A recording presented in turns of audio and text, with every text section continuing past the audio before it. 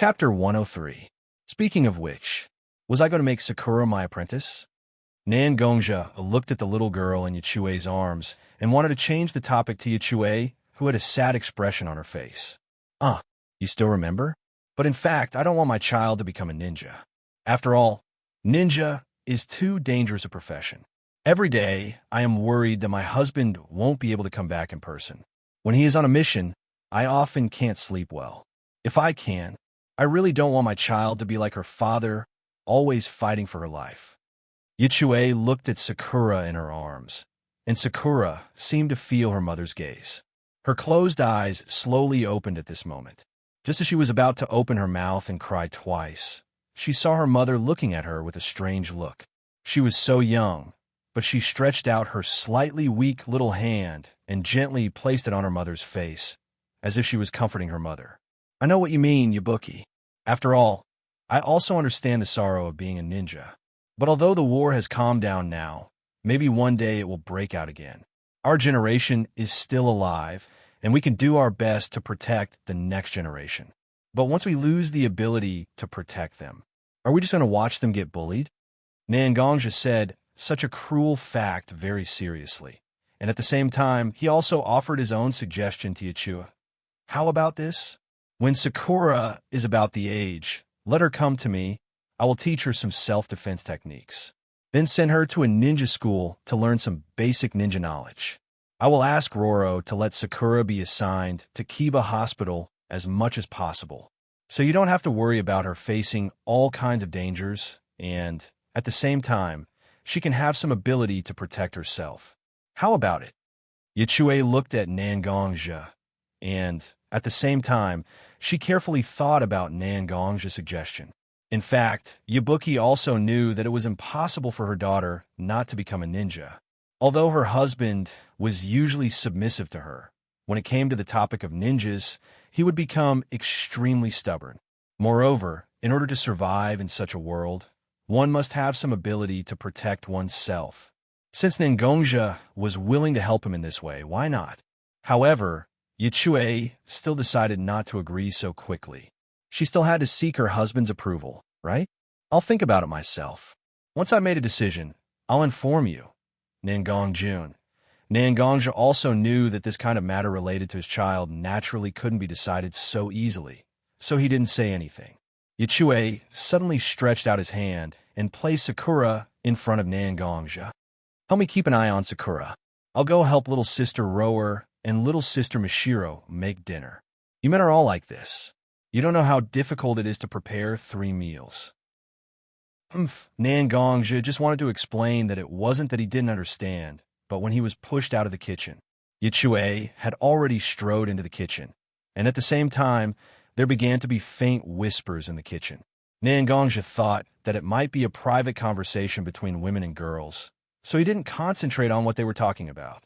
Instead, he lifted Xiaoying, who was in his arms, and looked at her carefully.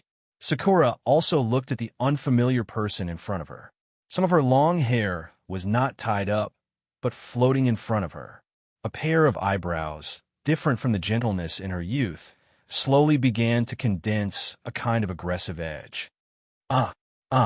Sakura, who was still a little vague, reached out her small hand again. She grabbed a strand of hair floating in front of Nangongja's forehead and pulled it, as if she wanted to see why this person's hair was so different from her own. It was so black. The young Sakura didn't have much strength, so she didn't hurt Nangongja. Instead, it made Nangongja feel that the child in front of him was very cute. You like to torment people at such a young age. When you grow up, I don't know how many people will be tormented by you. Although the words were not pleasant to hear, Nangongja still had a smile on his face. He directly sat in the courtyard's corridor and put Sakura on his lap. He slowly teased the child. Time passed just like that. Nangongja played with Sakura on his lap. The child's unique laughter echoed in the somewhat empty courtyard. It seemed that everything was infected by the child's laughter. A gentle breeze blew gently. Little Birdie also kept showing off her singing voice. Suddenly, Nangongja felt that someone was standing next to him, so he turned his head and saw that his sister was already standing next to him. I thought that you were the kind of person who didn't like children. I didn't expect you to have so much fun with Sakura. Nangong-ro pouted her small mouth and pointed at Sakura's forehead as if she was complaining, "Every time I carry this child, she will make a lot of noise. But in the end, she has so much fun with you. You're so young, but you already know the difference between a boy and a girl." Nangongja knew that his sister was deliberately teasing, but he still played along with his sister's words. "Maybe that's true. After all, I'm quite handsome. Don't you think so, Sakura?" As he spoke, Nangongja carried Sakura, who was sitting on his lap, and Sakura was very cooperative. Yeah. As if answering Nangongja's question, she waved her small hands happily. Nangongja raised his eyebrows and looked at his sister standing next to him. It was as if he was saying, "See if I'm right." Nangong-ro didn't care about Nangongja's teasing at the moment. She just silently sat next to Nangongja.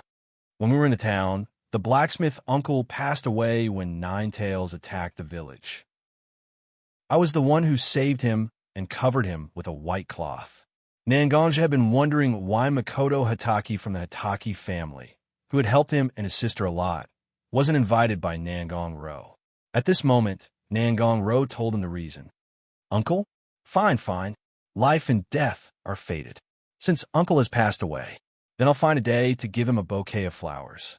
It's a blessing to leave this world as soon as possible. I only hope that Uncle can be reincarnated in a more peaceful world." Chapter 104. Let's go.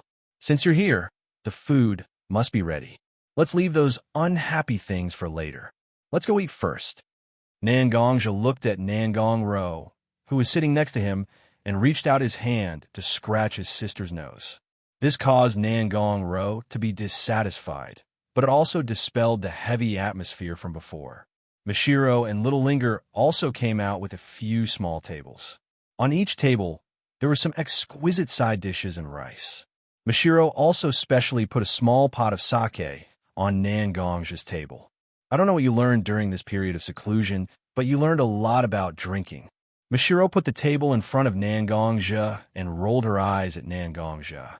Mishiro was the first person to know Nangongja after he came out of seclusion, so she naturally knew about Nangongja's drinking problem. Although she didn't like Nangongja drinking, she still prepared a small pot of sake for Nangongja. "Brother Nangong, guess which dish was made by Little Linger?" Little Linger just came out of the kitchen and saw Nangongja, so she clung to Nangongja. At this time, when she saw the dishes in front of Nangongja, she also wanted Nangongja to guess which dish was made by her. Little Linger's pair of small eyes stared at Nangongja, making him a little scared. Okay, let brother see." Nangongja looked at the side dishes on his table. There was a sori, stir-fried vegetables, miso soup, and a bowl of rice. None of them were particularly difficult to make. Nangongja really didn't know which one was made by Little Linger, so he pointed at the miso soup. "This one?" Nangongja looked at Little Linger, but Little Linger didn't seem to be in a good mood. After she snorted, she pouted, which made Nangongja feel a little embarrassed. Okay, brother is just teasing you. You made this stir-fried vegetables, right?" Xiao Ling still had a look of indifference on her face. That little mouth of hers that was curled up even higher at this moment. If it wasn't the miso soup or stir-fried vegetables, then could it be that this sori was made by Little Linger? Nangongja could only quickly point at the sori and say, "Little Linger, this should be made by you, right?" However, Little Linger got even angrier. There were only these few dishes. In the end, her brother Nangong still didn't get it right. She reached out a pair of small hands, grabbed Nangongja's ears, and pulled. "Brother, you idiot! You can't even guess it?" Nangongja was really helpless. There were only 3 dishes on the table. Didn't he already guess it? If even this was wrong, Nangongja felt helpless. Okay, Little Linger made the rice in front of you. It was Yichue who saw Nangongja being tortured by Little Linger, so she laughed and said. However, Nangongja didn't take the bait.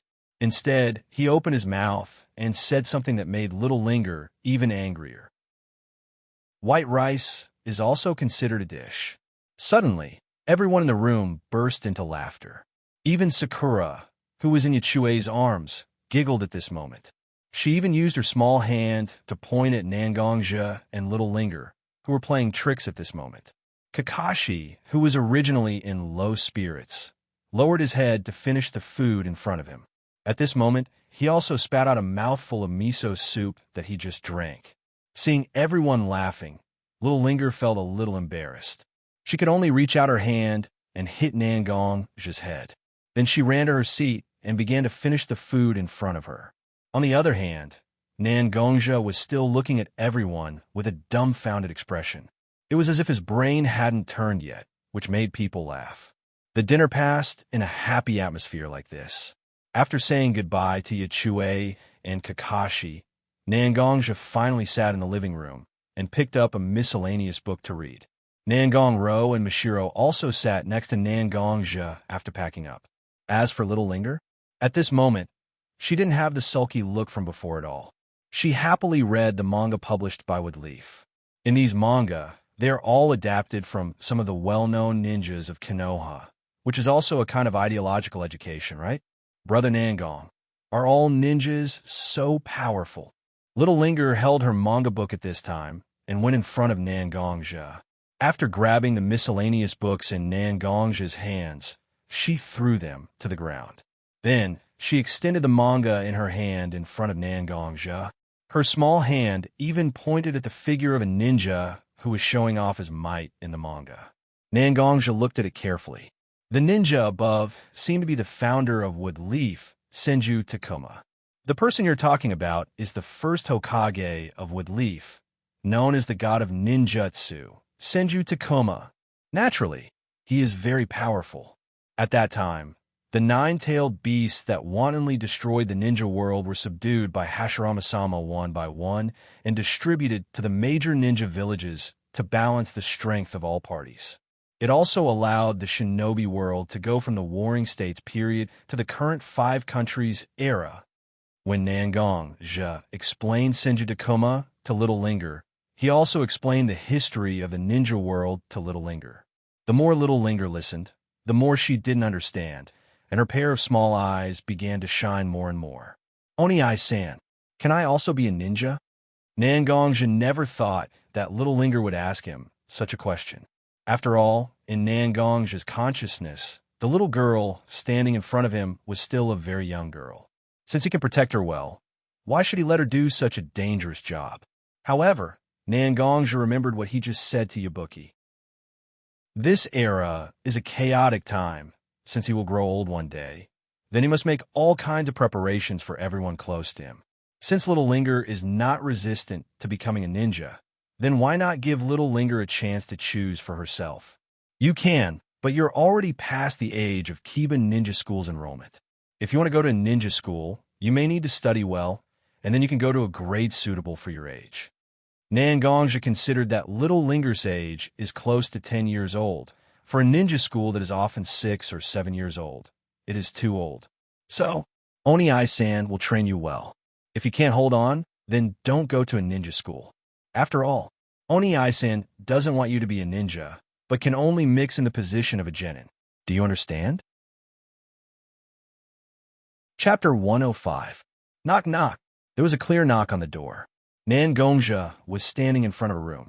This is the residence of Yondaime Hokage, and also the residence of Shinakushina and her son Naruto. Who is it? A familiar voice sounded from behind the door, and the door slowly opened a crack. Sinai Q, it's me, Nangongja. Nangongja poked his head out of the door and looked at Shinakushina inside. Nangongja, I'm sorry. The house is a bit messy. I don't know why you are here.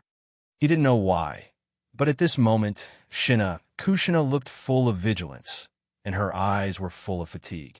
I recently asked for a long leave from the 3 generations, and during this time, the 3 generations asked me to take care of you and Naruto Komatsu. Nangongja tried to make the smile on his face softer, and Shinakushina seemed to realize that it was inappropriate to let Nangongja stand at the door, so she opened the door wider and let Nangongja enter the room and talk. Nangongja walked into the door and saw the inside of the house. The floor was full of debris, and obviously it hasn't been cleaned up for a long time. I'm sorry, I'm a bit tired these days. I didn't tidy up the house properly, I'm sorry. Xianxia seemed to feel that she didn't tidy up the house properly, and it was a bit disrespectful to Nangongja. So she quickly explained. It seems that after Yandame left, your life wasn't so good. Nangongja guessed, and Xianxia could only pull the hair on her forehead with her hand and sighed heavily. Since Watergate left with Leaf, there have been many people hiding in the dark, trying to investigate the situation of Naruto and me. Although I have some strength, I'm still worried that Naruto will be affected by these people. These days, the 3 generations sent us some necessities and food. Nangongja also knew that Xianxia's situation wasn't good. It's only been half a year since the Nine Tails attacked the village, and as the former Nine Tails column force, Xianxia, although her identity is confidential, as long as one is interested, one can always find clues. What's more, Yandame sealed the Nine Tails in the body of a newborn in front of everyone, and it's not difficult to associate it with Yandame's newborn child. What's more, Naruto is a person with the Uzumaki clan's physique, which makes people think that the new Nine Tails column force is Naruto's head. For the major ninja villages, tailed beasts are a strategic weapon. As long as they can figure out the situation of Wood Leaf's tailed beasts, any sacrifice is worth it. Even if the 3 generations sent a large number of direct Umbu to be responsible for the safety of Xianxia and Naruto, it's still not enough. In the end, it's still a drop in the bucket. Even if many spies of hostile forces are eliminated every day, there are still some powerful spies that the Umbu can't guard against. This is also one of the reasons why the 3 generations wanted Nangongja to protect Xianxia and her son. I know, Sinai Q. If you don't mind, I will take care of you. I can take you and Naruto Komatsu to my place and protect you. 3 generations will arrange a stand-in here to continue to confuse some people with ulterior motives.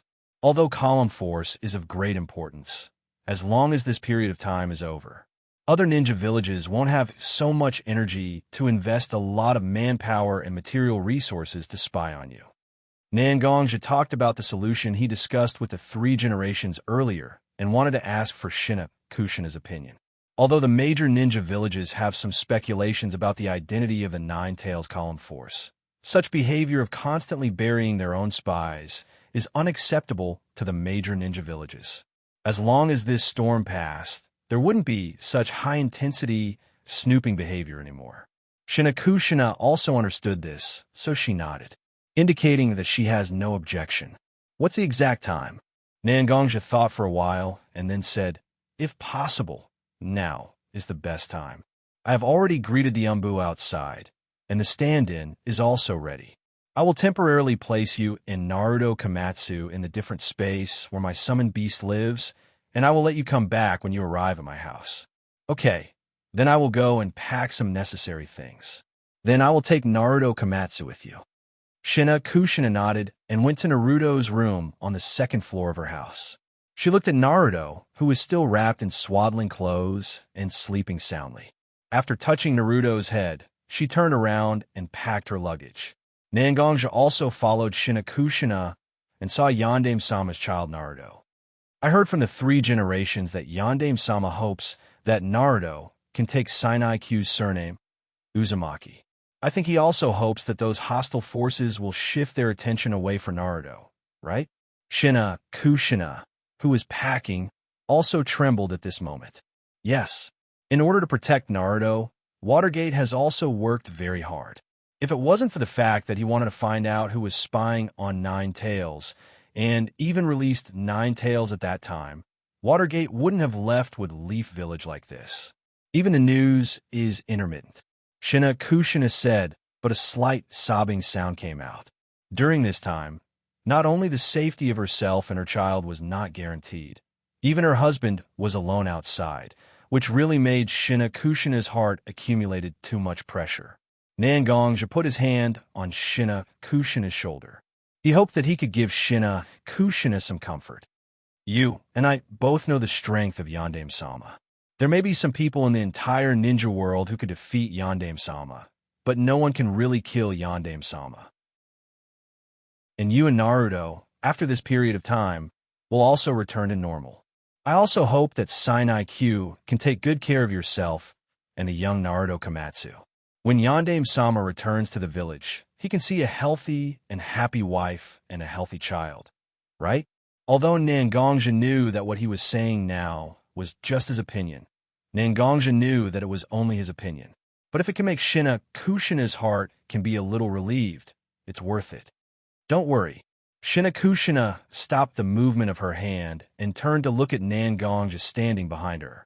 After wiping the little tears from the corner of her eyes with her hand, she showed a strong smile. I am Yandame-sama's wife, and I am also a qualified ninja. As long as there is hope in the future, I will never give up easily. Even if the future is dark, I believe that Watergate will find a bright path with me. Chapter 106. Come on. Nangongja looked at the girl in front of him who had become bruised and still looked at him with a pair of cold eyes.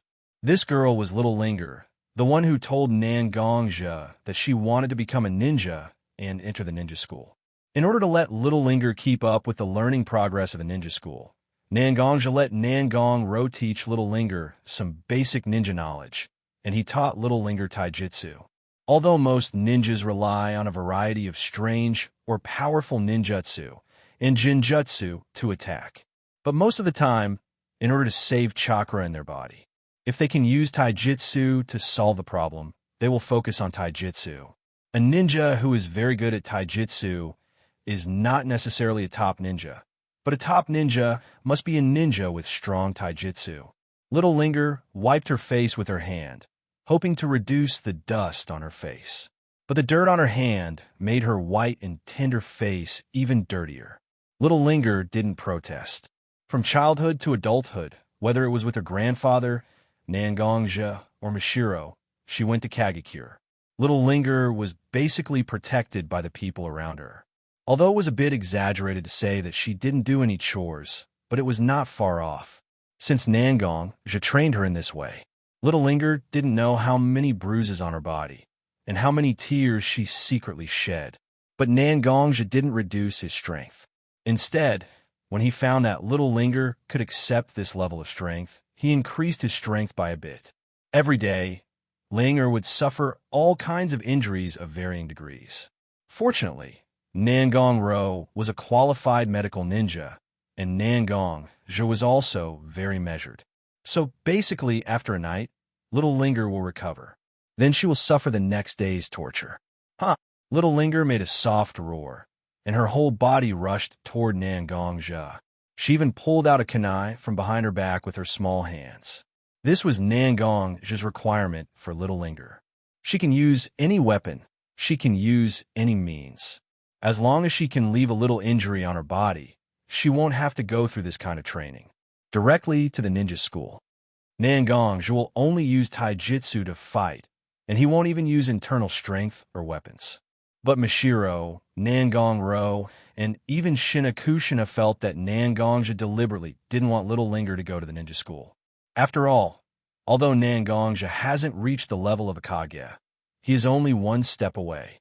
Moreover, Nangongja is good at swordsmanship, and his taijutsu is naturally very strong. To let a little girl who hasn't trained for a long time attack Nangongja, and even leave a wound on Nangongja's body, it is simply too difficult a challenge. But Nangongja insisted that Little Linger must be trained like this, and the girls had no way to stop Nangongja. Yabuki, who occasionally came here, saw Nangongja's training method, and from time to time, she muttered in her heart whether to let her daughter come to Nangongja to learn. After all, Nangongja didn't go easy on Little Linger, and for her daughter, Yabuki was very distressed. How could she be willing to let Nangongja train like this? After this period of training, Little Linger's speed, strength, flexibility, and other aspects have improved greatly. Soon, she arrived in front of Nangongja. Obviously, she was holding a kunai in one hand, but she still used a skillful fist technique to practice with Nangongja. Not bad. This set of fist technique was originally summarized by me for Rower. But Rower doesn't like boxing, so it has been idle. I thought that you might be very suitable for this set of fist technique, so I taught it to you. I didn't expect that in such a short time, You have already learned 3 of it. Both of their fists and feet were clearly clashing, but Nangongja looked like he was handling a butcher's cleaver with ease. He even leisurely to the point where he started to evaluate Little Linger's fist technique. Little Linger is a very proud person. Such behavior is no different from the highest degree of provocation. What's more, these words were said by her favorite brother Nangong, which made Little Linger's heart more angry.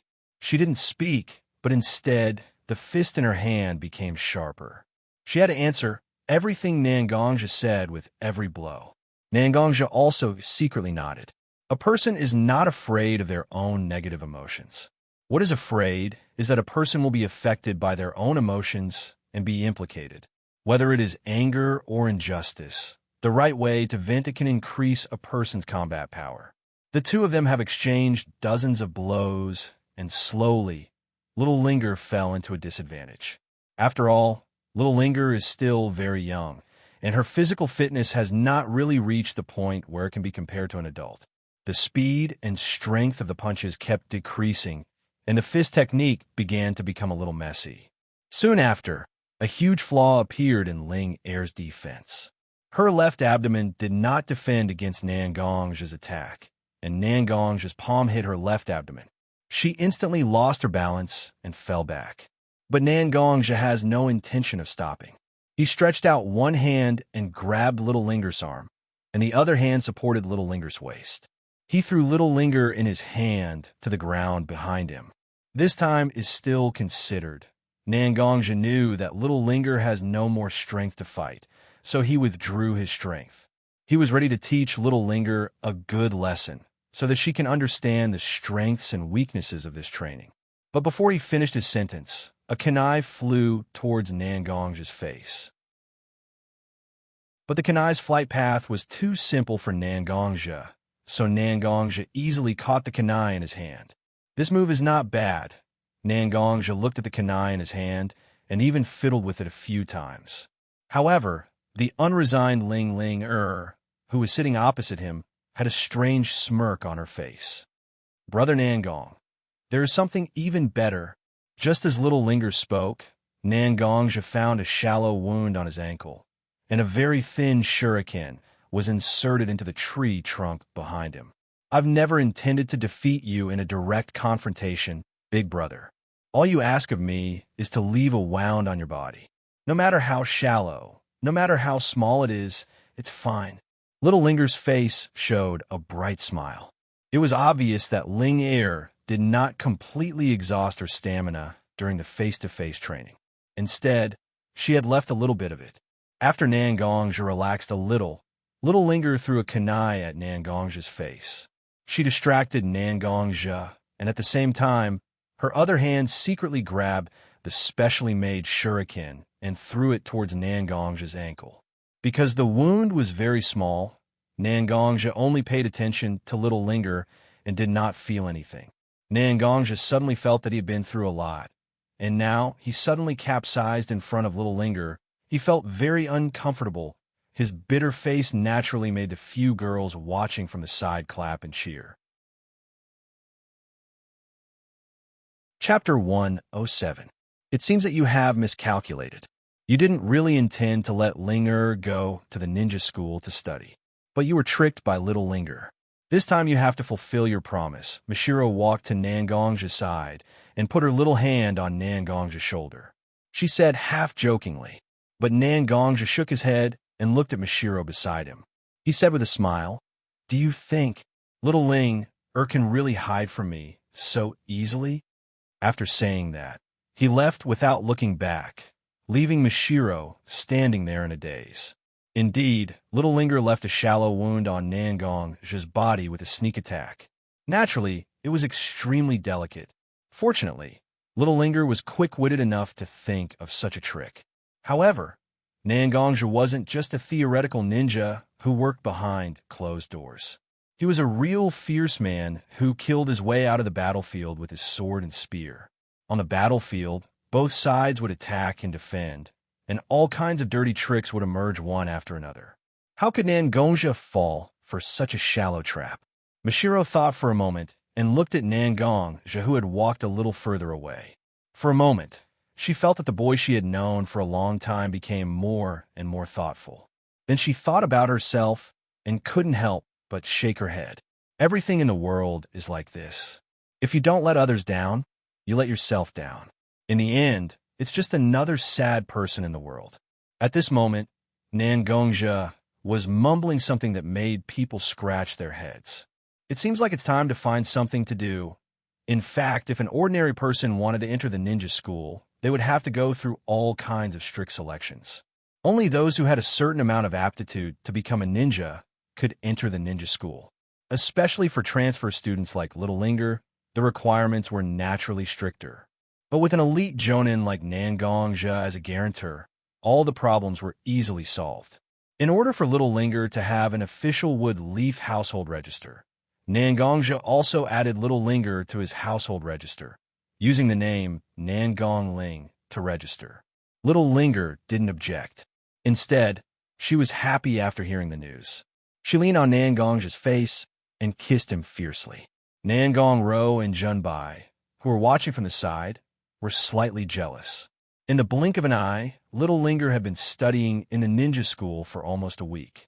Little Linger thought that everyone in the ninja school should be a qualified ninja. At least, they wouldn't be inferior to her after being trained by Xianxia. As a result, Little Linger quickly discovered the truth of the matter. Looking around at his class, there were 7 or 8 students lying on their desks and sleeping soundly.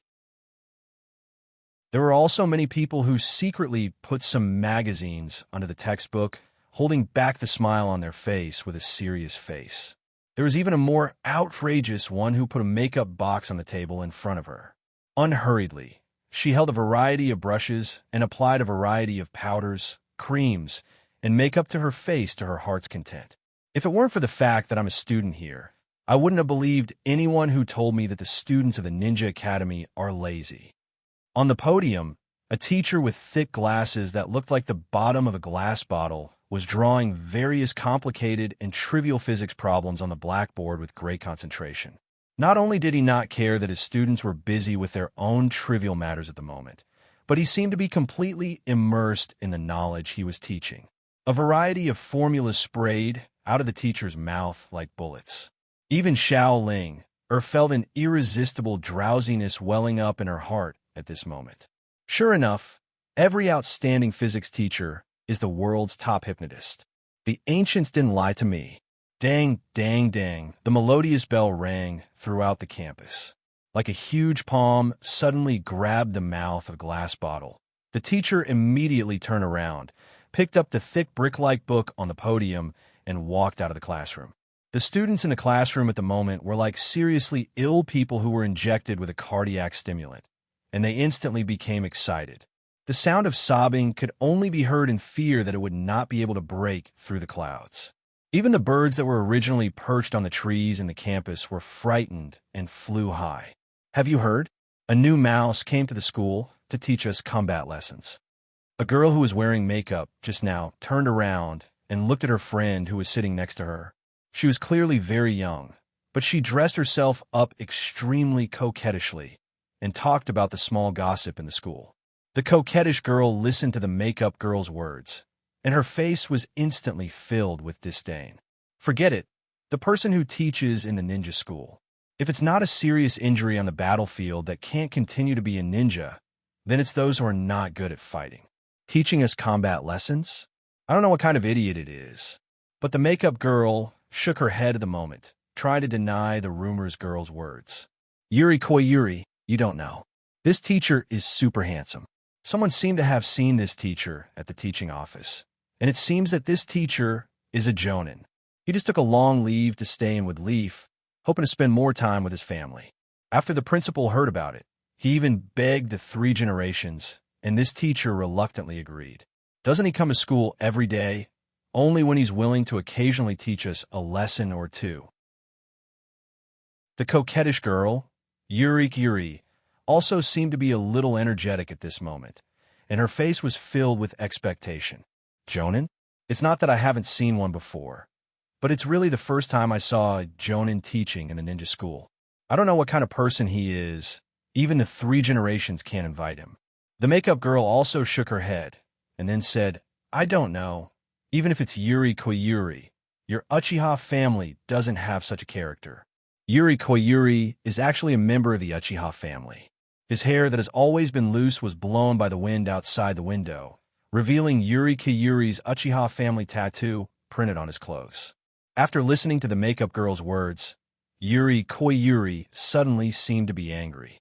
A pair of narrow phoenix eyes stared at the girl who has a good relationship with him and said with a serious and oppressive tone, Some words can't be said casually. Our Uchiha family, is it something a small family like yours can casually comment on? The girl looked at Yuri Koyuri beside her in a daze, and suddenly felt that this person and the Yuri Koyuri she knows are not the same person at all. Even her body was trembling with fear. As for Little Linger, naturally, she has no interest in the feelings between these two girls, but the content of their conversation, Little Linger faintly guessed. Chapter 108. Not long after, it was the turn of Little Linger's class to go to the actual combat class. The actual combat class was often held in the open space of the ninja school, and Little Linger's class was no exception. At this moment, the youngsters were also extremely excited. Perhaps a new and powerful teacher would be a rare and interesting topic for the children. Although the little ones didn't do anything serious during the theory class, every time during the actual combat class, they would give 120% of their energy. For a ninja, you cannot do well in the exam, you cannot do well in theory, but if your actual combat is bad, then it's really shameful. The actual combat class of the ninja school generally doesn't involve ninjutsu. After all, how much chakra can a group of children who are still in the ninja school? It's just a few low-level D-class ninjutsu, and it's enough to drain their chakra. The future ninjas also stood in line at the moment. Of course, there were all kinds of voices. It was so noisy that people's ears were buzzing. Dang, dang, dang, when the bell rang, the little ones lowered their voices a little. At the same time, a person wearing a white bamboo hat with the word fire written on it appeared in front of everyone in a cloud of smoke. Although the little people were lawless, when they saw the leader of the Wood Leaf Village, the 3 generations Hokage still respectfully shouted together, Greetings, 3 generations Hokage. In fact, the little people also knew that the 3 generations Hokage had to go to such a place. After all, a Jonin who can be regarded as a high-end combat power in the Wood Leaf Village came to teach in the ninja school, and it was worthy of the attention of the Hokage. The appearance of the Hokage was also a kind of respect for Xianxia. Seeing a group of little people respectfully saluting at the moment, the 3 generations Hokage couldn't help but have a lot of smiles on his face. These days, he has dealt with a lot of troublesome things, whether it's light or dark. Indeed, he was a little tired after all. He was old, and this kind of intrigue really made him a little weak. This time, coming to the Ninja Academy to meet and chat with this group of little people is also a rare opportunity for the 3 generations to relax. Thus, he extended his hands and gestured downwards as a response to the group of little people's greetings. I think the elders in your family have already informed you that today is the first time the ninja school will have an elite Jonin class. This was a creative step for Wood Leaf. Every child was the future hope of Wood Leaf Village. You are far more important than an old man like me. We will also slowly give more and more excellent resources to Kiba Ninja School and Wood Leaf Ninja Hospital. Not only will those who have contributed to the Wood Leaf Academy and can no longer go to the battlefield teach in the Wood Leaf Academy, but more and more fresh and powerful ninjas will come to Kiba Ninja School to teach you. I believe that in the long run, Konoha will become stronger and stronger, and the tree of Konoha will grow even stronger. This is not only the responsibility of our group of adults, but also the common goal of every child who attends Konoha's Ninja Academy. Looking at the 3 generations Hokage standing on a short podium, the little people below were also sleepy. On the contrary, a group of newspaper and magazine reporters who heard that the 3 generations Hokage was going to speak at the Ninja Academy were standing below at the moment, taking notes and taking photos. There is no way The speech of a person in a high position has a symbolic meaning for everyone. It's not a dispensable speech, not to mention that the Sandaime-sama's goal of supporting Konoha's Ninja Academy and Konoha's Ninja Hospital is indeed a great thing. If it is really implemented, it will also let every ninja family living in Woodleaf enjoy a lot of practical benefits. It is very conducive to stabilizing the situation in Woodleaf, so that the originally turbulent lake will once again return to its original calm. So we believe this pioneering effort would definitely allow every child to receive the best education. Let every villager get a practical benefit. We will continue to persist. Thank you. The three generations finally finished the long speech and bowed to the audience below. Naturally, everyone warmly applauded. The group of young children also lost their sleepiness when they heard the excited applause from the teachers and reporters next to them. At the same time, they also didn't know why the three generations Hokage enthusiastically applauded with this group of people. Although they didn't understand what the three generations Hokage said for a long time, they didn't say a word about the new teacher. The three generations also slowly walked down the stage in this noisy applause. A young man came over to greet the three generations Hokage. The three generations Hokage shook hands for a while and walked to the stage. Everyone standing below the stage was observing the young man who had just stepped onto the stage. A slightly long hair was casually tied behind the young man's head. A few strands of hair were playfully not tied up, but hanging in front of the forehead, from time to time swayed by the wind. The young man's face was a little thin, but it didn't look weak at all. Instead, it was like a knife. There was a particularly cold feeling emitting from it. And the most embodiment of a young man's temperament that no one can ignore is naturally the young man's pair of eyes. Under the contrast of the sword-like eyebrows, a pair of dark eyes were so obvious. Everyone who was looked at by the young man would subconsciously feel something invading their bodies. An inexplicable chill rose from the bottom of their hearts, causing goosebumps to rise all over their bodies. The tall and thin body stood there. The black robe was blown by the wind from time to time, revealing the bright red lining. On the left arm was a somewhat hollowed-out full-arm armor that has become a little black. In some places that are difficult to wash, some scarlet residue can be seen faintly. On the back of the young man, there was a black sword. Although it was swallowed by the scabbard, a wisp of cold air was emitted from the long sword from time to time. I am Xianxia, Woodleaf Elite Jonin. In the 3 World Wars, I participated in the Sand War, Kyumo Shinobu War, and the Mist War. Completed 23 D-level missions, 56 C-level missions, 64 B-level missions, 132 A-level missions, 13 S-level missions, 7 SS-level missions, and 4 SSS-level missions. When I was in the Sand War, I was called Yama by the Sand Ninjas, and since then I have such a nickname. This time, at the invitation of the 3 generations Hokage, I am temporarily guiding the students of the ninja school. That's all. After that, Xianxia bowed and walked down stage. Little Ling who was standing below, couldn't help but have a pair of sparkling eyes. Such a person is her family, her brother Xianxia. Some other reporters and ninjas heard Xianxia's amazing record and couldn't help but slightly look sideways. This time, is the 3 generations Hokage showing their muscles in disguise? Although the 3 generations Hokage left, there's still such people who listen to the orders of the 3 generations Hokage. Some people who had ulterior motives couldn't help but retract their thoughts. Chapter 109. After all, this is just an introduction meeting for the new teachers of the ninja school. Although Xianxia's amazing resume has indeed dazzled a group of people, in the end, the most important role is still the 3 generations Hokage as the leader of the Woodleaf village. When the 3 generations Hokage left, the bustling crowd became sparse. In addition to the students and teachers who came out of the ninja school, all the unrelated personnel were quickly asked to leave the ninja school. A group of children below is also talking about the 3 generations Hokage and their young, but extraordinarily powerful teacher. Hey, sensei, do you like a girl? It has to be said that the children of Woodleaf Village are precocious. In just a short time, many people have already crowded around Xianxia and asked a variety of questions. Some of the bolder ones have begun to ask a lot of private questions.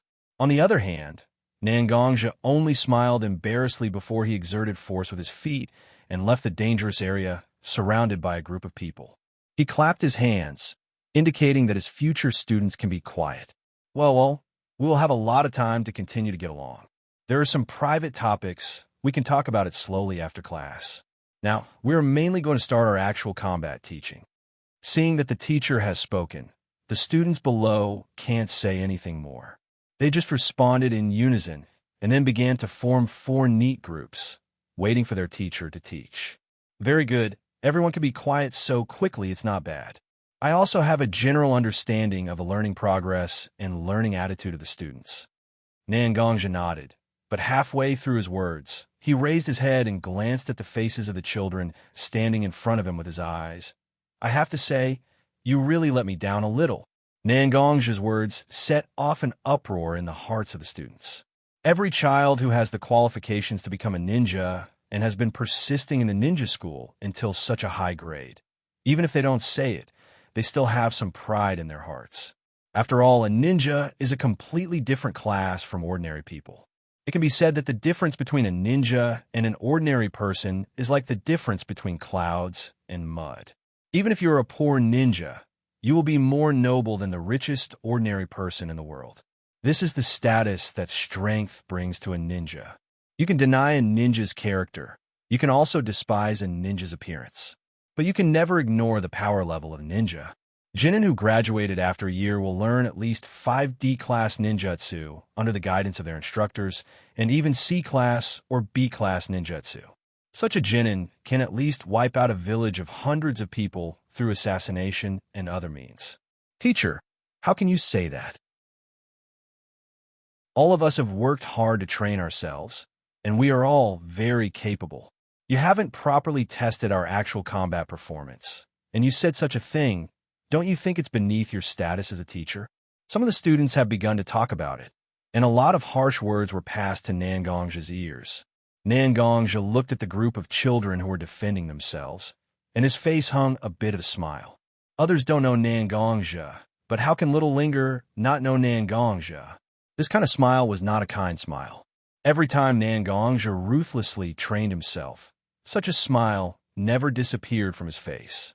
Sure enough, Xianxia quietly looked at the group of children who were talking about it.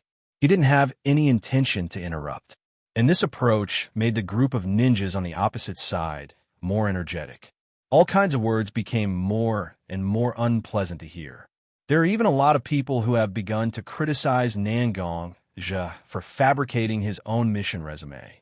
People are often like this. When they meet an existence that far surpasses them in all aspects, they will subconsciously devalue their own existence. Subconsciously, he began to belittle the other party's existence in his own consciousness. Perhaps this was the only way to give himself some psychological comfort and reduce the gap in his heart. If the one who is being belittled doesn't fight back, then it is simply wonderful. It was like pouring a bottle of turpentine on a bonfire. Ordinary things couldn't even extinguish the flames of envy and jealousy in his heart. And what is Xianxia's choice? A strong momentum swept through the entire combat activity area in an instant, as if a storm suddenly hit the land. Countless leaves, petals, and dust were stirred up. It even alarmed some of the students who were in class closer to here, and they opened the classroom window to look here. The group of children standing opposite Xianxia at this moment, the hair on their bodies stood up, and they didn't even dare to move. They all had a strange feeling at the same time, as if a blade was placed on their necks. A kind of coldness from the bottom of their hearts instantly swept through their whole body. Oh, you're talking so happily because you want to refute my point of view? Xianxia clearly stimulated such a strong momentum. But at this moment, he still looked relaxed.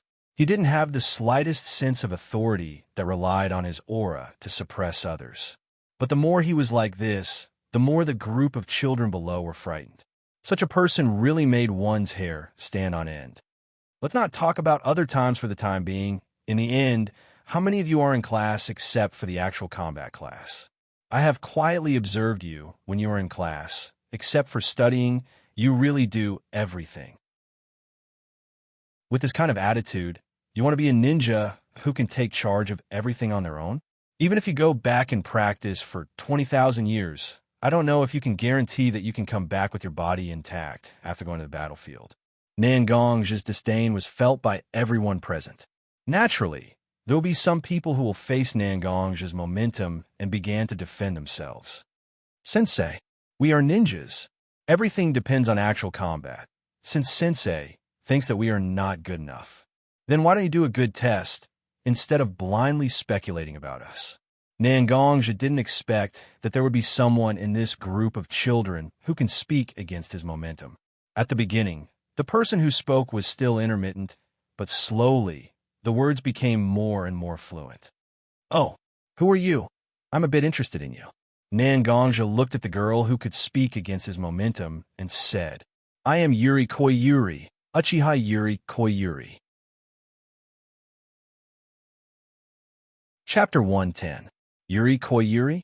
Indeed, the best way to measure a ninja is to look at his actual combat ability. However, actual combat ability is also a comprehensive product of various abilities, isn't it? Ninjutsu, taijutsu, and jinjutsu are the best embodiment of a ninja's chakra, physical fitness, and spiritual power. But these three are all painstaking efforts, and only by really spending a lot of time can these things be improved.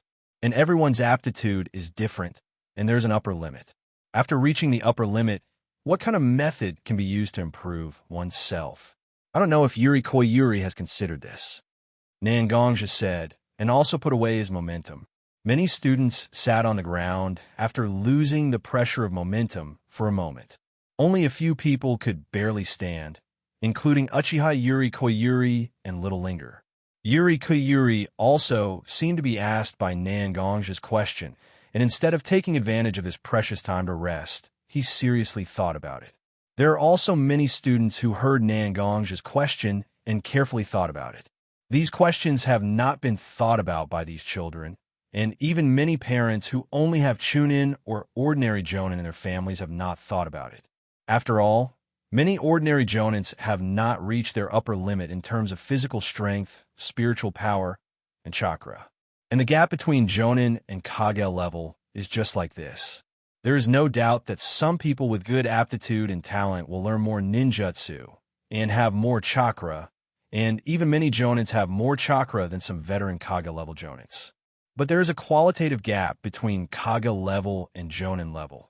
And as long as a kage level is given enough space and environment, ordinary jonins will not have a good result no matter how many of them come.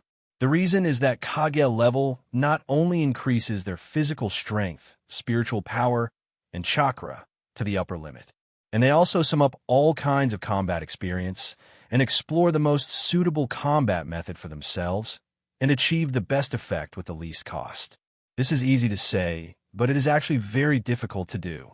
Because a jonin, whether it's ninjutsu or taijutsu, has an astronomical amount of reserves. But in a real battle, can you use the most suitable method in a fleeting opportunity? Not to mention others. At least Nangongja can't guarantee that he can fight without making mistakes. After thinking for a long time, Yuri Koyuri said hesitantly, Sensei, you should be referring to experience?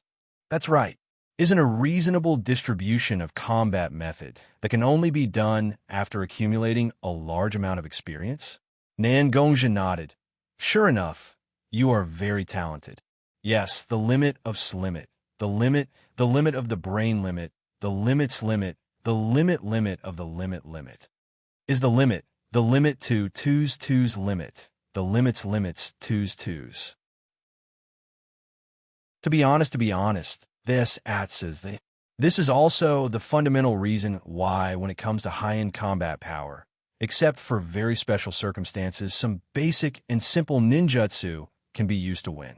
At this moment, all the students below also lowered their heads and fell into deep thought, because no one had said these words to them before. Although these words are simple, It is nothing more than pointing out the future path for this group of children. I said that you are disqualified as a ninja. Why is that? Because the easiest experience to learn is the truth in the textbooks in your hands. This is a lesson that countless seniors have written for you, a lesson that has been summarized through countless bloody experiences. But how many of you have really attended these classes and listened to the painstaking efforts of many seniors? How can you not be disqualified? The children lowered their heads, and their eyes were a little confused. They began to slowly reflect on their own actions. Nangongzhi didn't rush them to start the class, because it is more important to understand the truth than the previous class. Since he came here to be a teacher for these children, in Nangongzhi's heart, these children can be regarded as half of his disciples. The most important thing to teach a person is not to teach him skills, but to teach him how to deal with things. The time passed in the meditation of the crowd. Different from the days in other classes, this time they are really thinking seriously. Every person who has the opportunity to become a ninja will never be a stupid person who doesn't know how to be reasonable. Dang, dang, dang. The class is not long. It will be over soon, right? The children also came back to their senses under the urging of the bell and struggled out of their meditation. Well, if there is anything you want to think about it slowly. No matter what the problem is, you can go to the teacher's office to find the teacher. If you can't find a teacher, ask Nangong Ling, go to the teacher's house to find a teacher. And Yuri Koi Yuri, Nangongzhi said. And by the way, he called the little girl who dared to refute his pressure. Yes, teacher. Obviously, Nangongzhi's words have slightly convinced the little girl. After Yuri Koi Yuri bowed slightly, she looked up at her teacher. There's a touch of respect in her eyes that can't be ignored. You will be the class representative of the combat class in the future. I will look for you if there is anything. Nangongzhi thought about it. This girl is still a moldable talent, so he gave the position of the class representative to this little girl. Yes, thank you, teacher. Yuri Koi Yuri responded and turned away. Nangongzhi looked at his group of students, shook his head slightly, and disappeared. No one knows where he went. Nangong Ling. Yuri Koi Yuri suddenly walked to Little Linger and called Little Linger. Oh, what is it, Uchiha? Little Linger didn't quite understand what Yuri Koi Yuri wanted to do, but she still responded out of politeness. In fact, Little Linger admired this girl who dared to talk back to her brother Nangong. After all, Nangongzhi's aura was too terrifying. Even Little Linger, who was so close to Nangongzhi, was faintly afraid. Teacher Nangong, and you are? Yuri Koi Yuri asked. This is normal. After all, Nangong is not a very popular surname. It can even be said to be a rare surname in Woodleaf. In addition, before Nangongzhi left, he specifically mentioned Little Linger's name. Doesn't this show that Nangong Ling and I are very close? Brother Nangong is my sworn brother. I also live in Brother Nangong's house. Anyway, it wasn't a secret, so Xiao Linger told him the truth. If Nangong teacher doesn't have a disciple, can I be his disciple? Chapter 111. Disciple. Little Linger heard Yuri Koi Yuri's words, and she was a little confused for a while. After all, Nangongzhi was actually a person who didn't like to deal with people. Otherwise, he wouldn't invite acquaintances to his house for dinner, and there were only a few people. If it was another ninja with Nangongzhi's strength, he would have various entanglements with various forces or exchange for an extraordinary status. Unlike Nangongzhi, who just wanted to get away from all kinds of trouble and didn't want to do anything and just stayed at home. I think brother won't accept disciples, right? After all, brother doesn't like troublesome things. Xiao Linger could only smile awkwardly as she spoke with a somewhat complicated mood. Yuri Koi Yuri looked at Little Linger's appearance, and for a while, he didn't know what to say and just nodded gently. He said, and there was nothing else to say. Nangongzhi didn't agree to the request of the ninja school to take a few more classes, and he said that he wanted to leave enough time to perfect his own practice. Whether it was the 3 generations or the ninja school's higher-ups, there was no way to find a suitable reason to persuade Nangongzhi. After all, whether it was the 3 generations or the ninja school, they didn't have any requirements for how many students Nangongzhi could take. All they wanted was an attitude and a face. It was enough to let everyone see that the 3 generations and the ninja school's higher-ups could invest a lot of resources and energy to cultivate the next generation, and a ninja like Nan Gongzhi was just right. So when the class was over, Nan Gongzhi went home.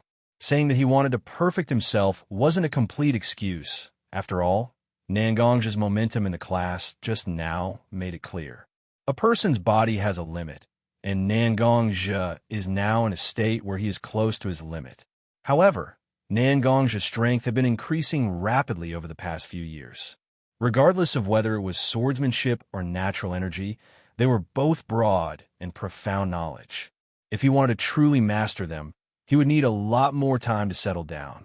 Nan Gongzhi is also ready to use this long vacation to calm down and sort out his various fighting skills.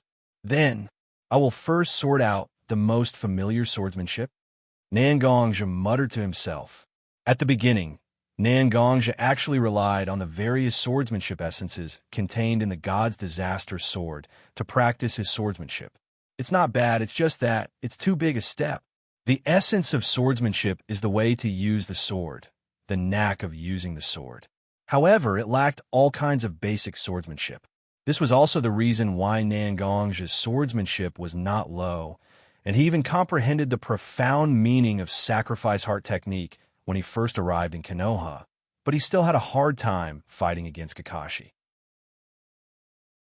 Even under the pressure of White Fang's momentum, he was so embarrassed. After that, under the joint teaching of Liang and White Fang, Nan Gongzhi began to slowly come into contact with some of the basics of swordsmanship, but the basics are best learned when a person is a blank piece of paper, because only at that time, a person won't have any strange habits to form flaws.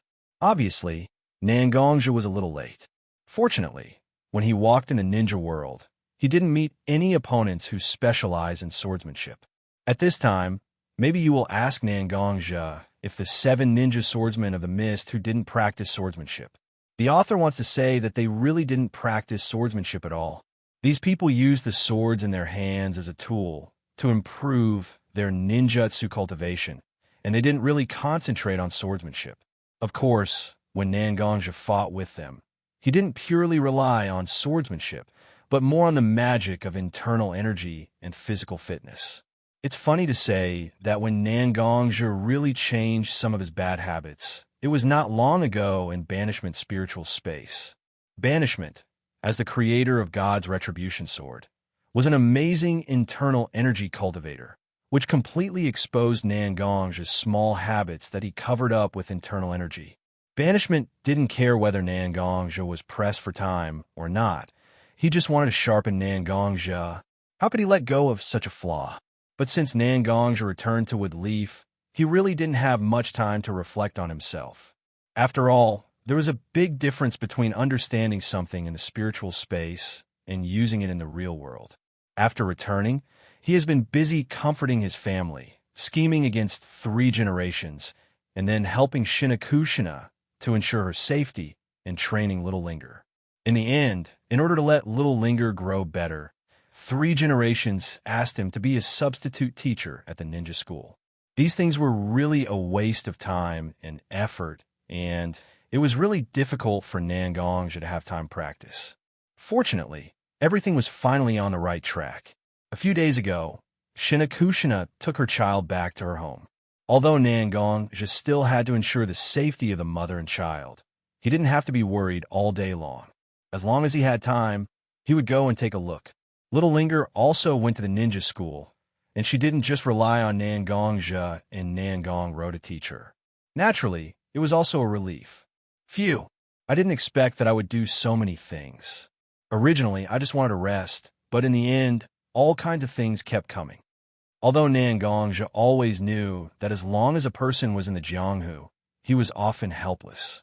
But at this moment, he still felt very tired. And he didn't know why, but Nan Gongzhi always felt that something was going to happen, and he felt a little uneasy. Forget it, forget it. When the time comes, there will be a way. No matter what is going to happen, I just need to protect my family and friends. As for the rest, I don't care. So Nangongzhi began to slowly practice his various swordsmanship in his mind. From the simplest stabbing, poking, picking, cutting, and breaking, it slowly became more and more complicated, with some of the meaning of the fatal 13 swords. All kinds of swordsmanship instantly became murderous. Then Nangongzhi began to slowly integrate some of the subtleties of the Hitaki family's swordsmanship that he learned from White Fang into his swordsmanship. Swordsmanship and swordsmanship were somewhat interconnected. Integrating White Fang's swordsmanship into his swordsmanship also provided an overbearing feeling to his swordsmanship. In addition, after Nangongzhi learned various light and agile swordsmanship and banishment, Nangongzhi also extracted the essence of it and integrated it into his swordsmanship.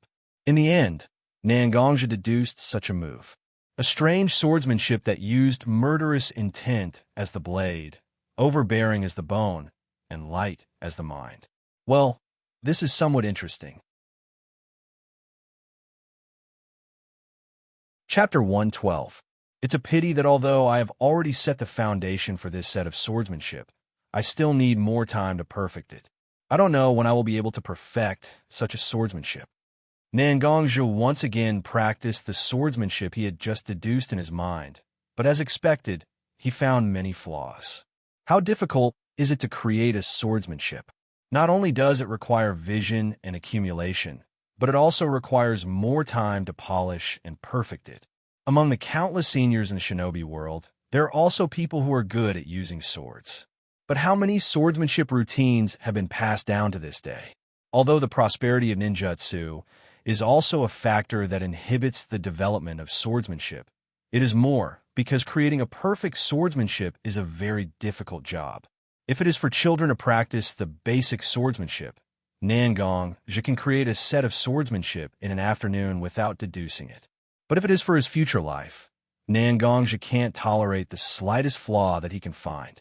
Deducing the swordsmanship is extremely exhausting, so he only practiced it twice in his mind. Nangongzhi felt a dull pain in his temple, and his head became a little dizzy, so he didn't continue to deduce it. He took out the green jade wine pot entrusted to him by the banishment and sat down in the corridor, looking at the flowers and trees in the garden, drinking alone. Time always passes by without giving people time to react. No one can stop the passing of summer and winter. 3 years have passed in a hurry. In the past 3 years, Nangongzhi has been deducing his swordsmanship. But in recent days, the progress is getting slower and slower. His experience and skills are not enough for Nangongzhi to find more flaws in his swordsmanship. But Nangongzhi still faintly feels that his swordsmanship is not perfect enough and needs to continue to deduce. But Nangongzhi can no longer continue. Not to mention Nangongzhi, the acquaintances around him have also changed a lot. Miyabuki and Xianxia have also sent the 3-year-old Naruto and Sakura to Nangongzhi, hoping that Nangongzhi can guide these children in taijutsu. Although 3-year-old children can't receive any high-intensity training, they can't extract chakra without restraint. But they can still learn some basic taijutsu and practice hand seals. Even because the children of the ninja world generally develop faster, the children of this period can already use the advantage of young age to train their body's flexibility. As the substitute teacher of the ninja school's actual combat class, Nangongzhi's educational level is naturally not to be underestimated. Shaoling Er's batch of students has successfully graduated this year, and it's time for the final exam, which is the Genin assessment. The class taught by Nangongzhi performed exceptionally well. Whether it's the actual combat results or the theoretical results, they're a lot better than the other classes. Xianxia and Miyabuki are naturally very relieved to let Nangongzhi train their children. In the afternoon, the door of Nangongzhi's house was knocked on by 2 children. "Uncle Nangong, we're here." The children's voices also came at the same time. Naturally, it was the 2 children, Naruto and Sakura. "Uncle Nangong, where did Sister Ling go?" The young Sakura and little Linger have a very good relationship, and little Linger is very happy because she has 2 children who are similar to her younger brother and sister. So she has always spoiled these 2 children. So when Sakura comes to Nangongzhi's house, she always subconsciously looks for Little Linger. Little Linger? It seems that she followed their guidance to go out of the village to perform tasks, but it's just cleaning up the garbage or helping to plow the fields. I think she'll be back soon. Nangongja touched Sakura's head, and Sakura also threw herself into Nangongja's arms, with a look of enjoyment. Sakura has always had this kind of attachment to Nangongja, and sometimes she likes to act coquettishly to Nangongja. However, Sakura's parents have a lot of Nangongja. After all, she is their daughter. Being so close to Nangongja is still very jealous. Uncle, what are we going to learn today? Unlike Sakura, Naruto is very carefree to talk to Nangongja. Although Yandame-sama has been investigating all kinds of things outside the village, there are still letters sent to Wood Leaf from time to time. Naruto naturally knows that his father is Wood Leaf's Yandame-sama, but he doesn't seem to like his father very much. After all, Nangongja has been taking care of Xianxia and her son all these years, and Nangongja also helped with some physical work. During the holidays, Nangongja will also go to Xianxia's house to visit. Although Naruto has never said it, in his heart, Nangongja is almost like a father. Xianxia can also see it, but she didn't stop it. A child without a father since childhood can let Nangongja make up for the lack of a father, which is good for Naruto. And the 3 generations want the relationship between Nangongja and Naruto to be closer. Naruto is 9 Tails' column force, and some ordinary villagers and ninjas may not know about it, but for the Wood Leaf's higher-ups, it is not a secret at all. Who knows how many people have been secretly plotting against Naruto? With Nangongja, such a powerful existence in front of him, it also makes it difficult for more people in the dark to reach out. What does Naruto want to learn today? Nangongja smiled and looked at Naruto and asked, "How old is Naruto? How can he have a plan for what he wants to learn?" Biting his finger and thinking for a long time, he didn't come up with anything. But then he saw the disaster sword that Nangongja has been putting in the hall, and he secretly had a plan in his heart. Nangongja is an existence who relies on swordsmanship to move the Wood Leaf.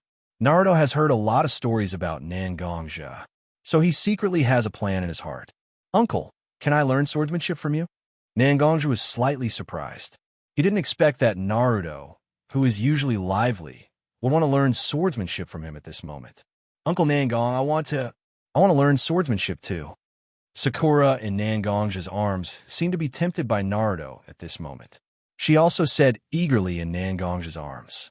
Looking at the 2 children, Nangongja was also thinking in his heart, "Although I'm learning internal strength, I can't let the 2 children learn from me. But swordsmanship can still be taught. Although I'm still very young, it's a good choice to find a successor, isn't it?" So Nangongja immediately said, "I've been training your hand seals and flexibility these days. I didn't think of teaching you swordsmanship, but since you want to try, it's not impossible. If you want to learn swordsmanship, you have to learn fist techniques first. Only when you know how to control your body's strength can you learn swordsmanship better. As the saying goes, a month with a staff, a year with a saber, a lifetime with a spear, and a treasure sword with you. If you want to learn swordsmanship well, there's still a long way to go." The 2 children were confused, but they felt that Nangongja's words were very reasonable, so they nodded. Nangongja also had a plan in his heart. Chapter 113. After Nangongja finished speaking, he looked at the confused Naruto and Sakura in front of him. For a moment, he felt that it was a little funny, so he shook his head and said, "Why am I telling you this? You won't understand anyway. Watch carefully. I'll show you a set of fist techniques. Watch carefully and try to remember as much as you can. After that, we'll be practicing the fist techniques in the future." As Nangongja spoke, he carried Sakura, who was in his arms, and put her to the side. Then he walked to the middle of the courtyard. After calming himself down for a while, Nangongja began to move. The fist technique was very simple. It was nothing more than a set of footwork and some basic fist techniques. However, as Nangongja fought, he gradually added more strength. Some of his understanding of the sword also slowly merged into the fist technique. For a moment, regardless of whether it was the sand on the ground or the leaves on the trees, They were all swept up by Nangong's fist wind. As Nangong increased his strength, the dust and leaves slowly formed the image of a tiger. Every time Nangong punched, it was accompanied by the roar of a tiger and the sound of thunder and lightning. It was the image of the tiger and leopard thunder that was formed when Nangong's physical strength was exerted. Although it was full of sword intent that shrouded the fist technique, it didn't look like a sword. Instead, it looked like a sword embryo.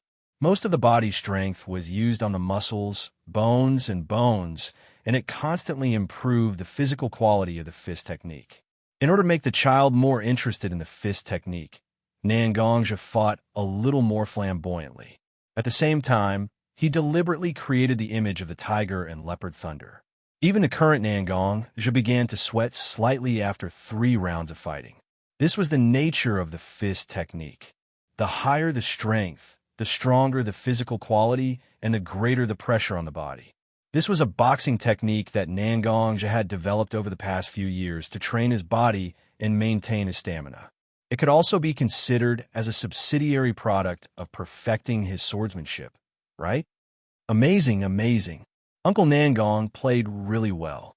When Sakura saw that Nangong was done, she clapped and praised Nangong. Children couldn't understand the essence of this fist technique, but Nangong's vigorous movements just now were quite a performance. Although Naruto did not speak, his pair of beady eyes were fixed on Nangong. Needless to say, this kid was eyeing Nangong's skills. You only know how to make Uncle happy. Nangong walked to Sakura's side, squatted down, and rubbed Sakura's baby fat face. The little girl didn't feel anything. Instead, she was still smiling and even enjoyed Nangong rubbing her face like this. She was like a kitten being stroked on the head, with a face full of satisfaction. I'll tell you this first. Although this set of fist technique has a certain attack power, it is very limited. Its greatest function is to temper the muscles and bones. If you really fight with someone and use this set of fist technique, you may suffer a few more hits. Nangong said, and looked at Naruto's face standing next to him. This little guy is a devil incarnate. Although he doesn't bully other children because he is the child of Yondaime Hokage, he also pulled a large group of children to be the king of children. Wood leaf was often tossed by these children all day long. Not only Shinakushina was often asked to talk to the patrolling ninjas, but sometimes even Nangong was complained about by the ninjas. Now, he warned Naruto in advance. It can be regarded as a little less trouble in the future. As expected by Nangong, Naruto, the little guy's face became a little uncomfortable when he heard that this set of fist technique can't be used in actual combat. But children are also simple-minded. Just now Nangong's fist technique looked so powerful. Even if this set of fist technique can't be used, at least it can scare the opponent, right? Seeing that the 2 children had no other opinions, Nangong patted Sakura and Naruto's small head. Then he said, "Okay, you 2 go to the yard and show me." The 2 children were also obedient and soon went to the middle of the yard to practice. Sakura has always been very smart. After Nangong practiced 3 times, although some details were not remembered, the general routine was very clear. From the beginning to the end, although he stumbled a bit, he still managed to finish a set of fist techniques that had a beginning and an end. And Naruto? How to say it? If you put it nicely, he is not very skilled, but if you put it bluntly, he is really a dog's fart.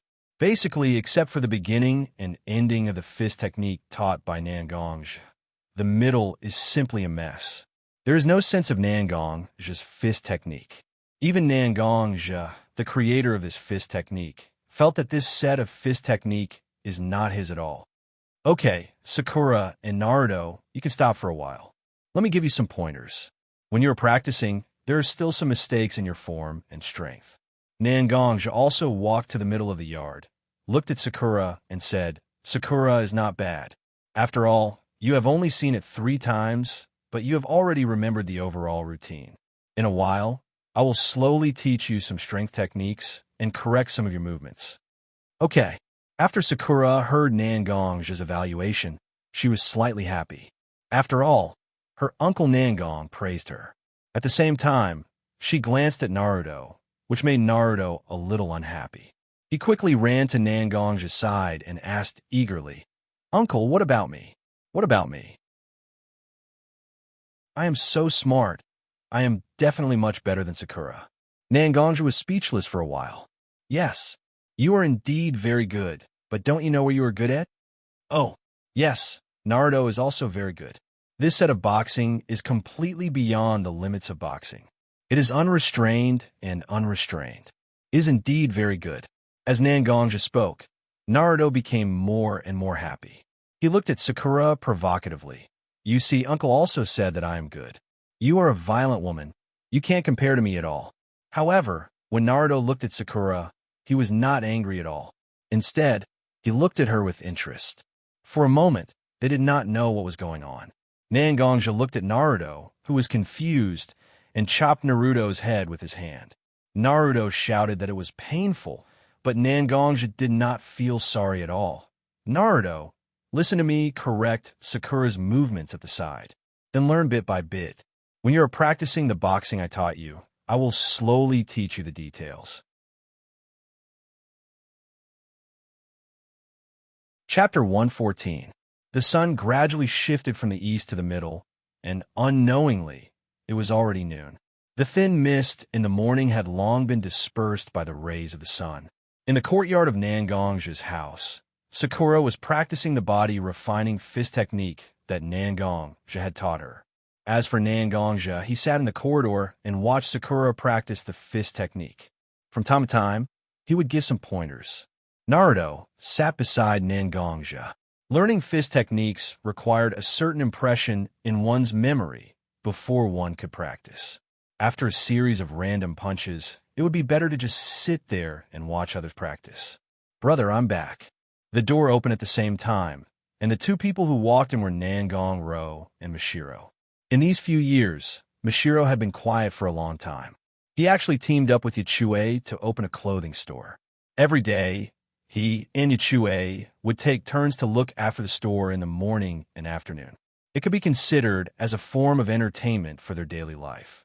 Today was the day that Mashiro went to look after the store. It seemed that Nangong had gone to look for Mashiro after returning from the hospital. "Oh, you two little guys are here too." Coincidentally, Sister bought a lot of fruits, vegetables, meat, and fish. "Today, Sister will show you her skills." Nangong saw the few children and was very happy. She raised the stuff bag in her hand and said, "The happiness of children was so simple. One meal was enough, wasn't it? That's great. There's good food." Whether it was Sakura or Naruto, they stopped what they were doing and ran to Nangong's side. They surrounded Nangong and chattered about how they learned the fist technique from Nangongja. Nangong did not feel annoyed. Instead, she listened with great interest.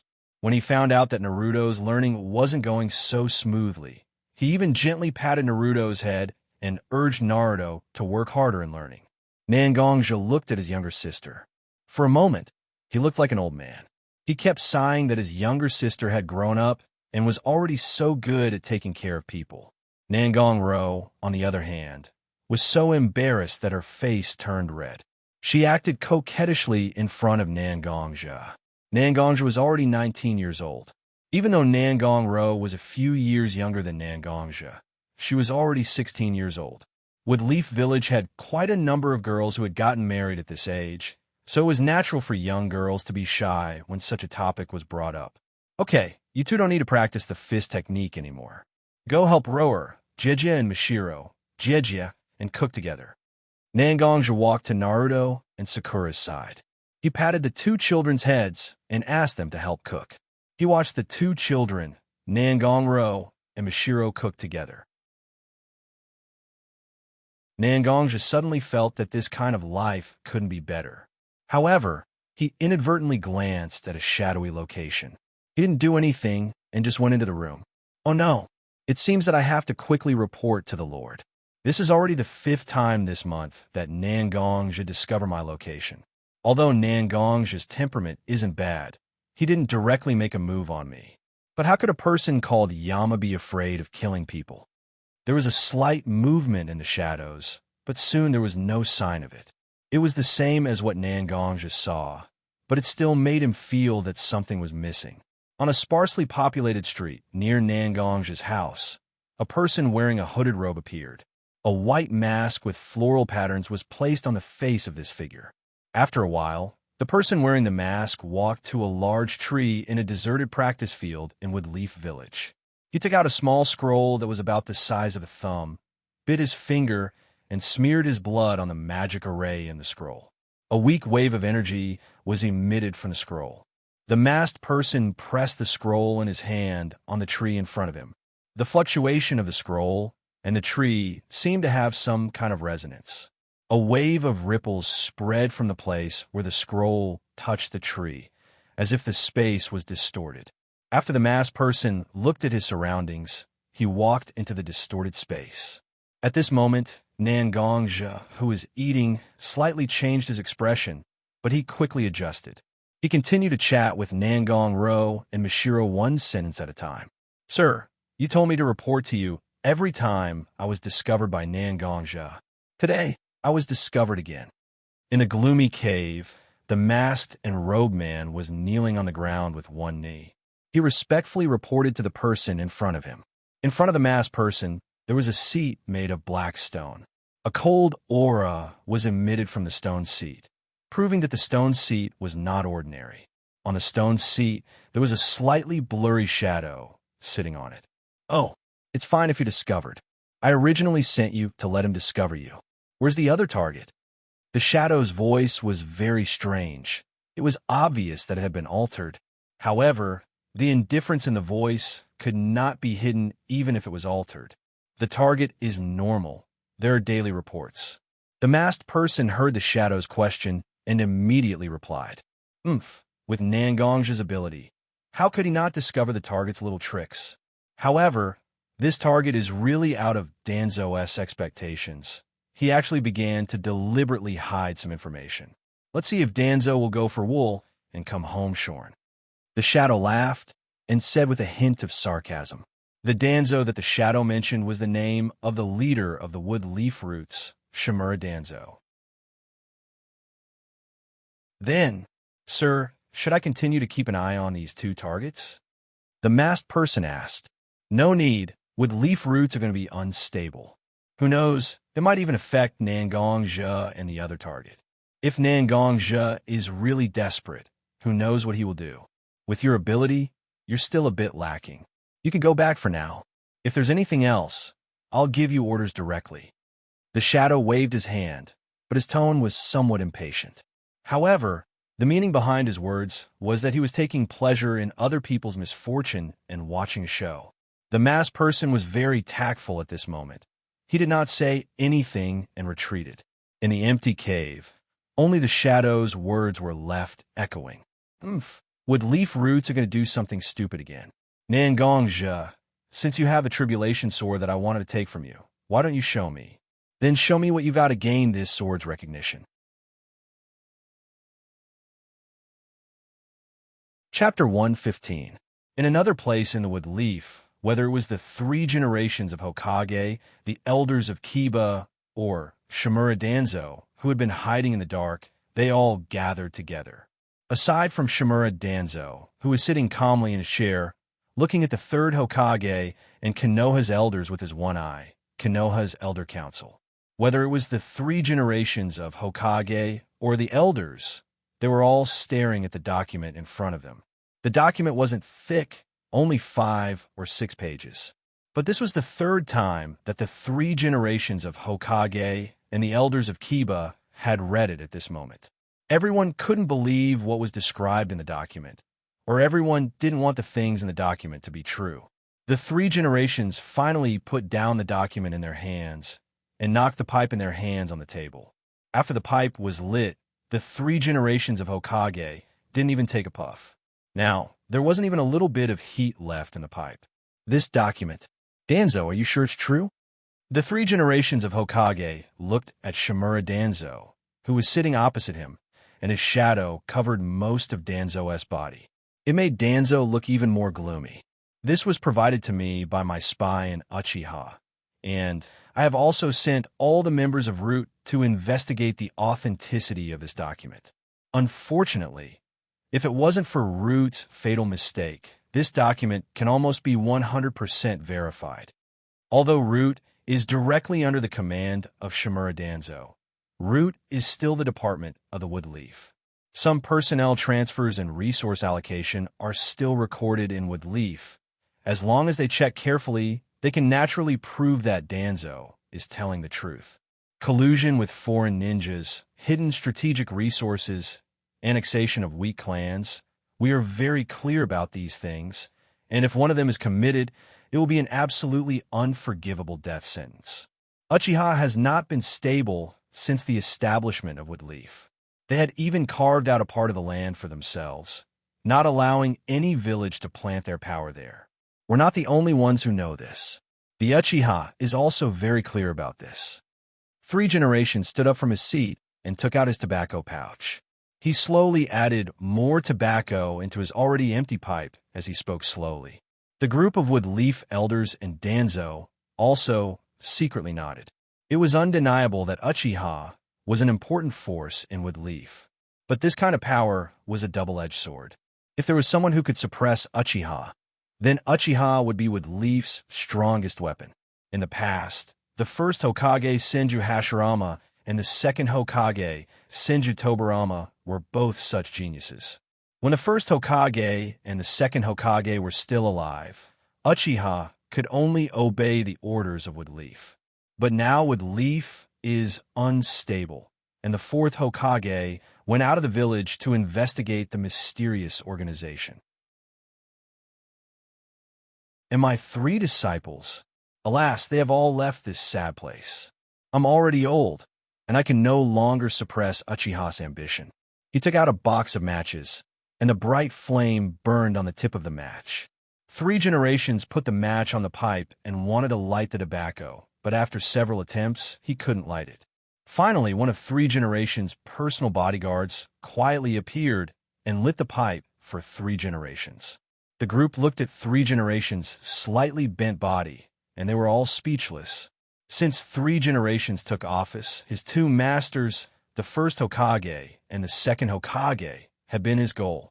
Whether it was fighting with other villages or dealing with other things, they were extremely diligent. But now 3 Generations is old, and some of the hidden wounds left when he was young have slowly emerged. His strength, which was once considered powerful among the Kage level, has slowly declined. But no one can underestimate 3 Generations, because the real strength of 3 Generations is his innumerable ninjutsu and grasp of the battle situation.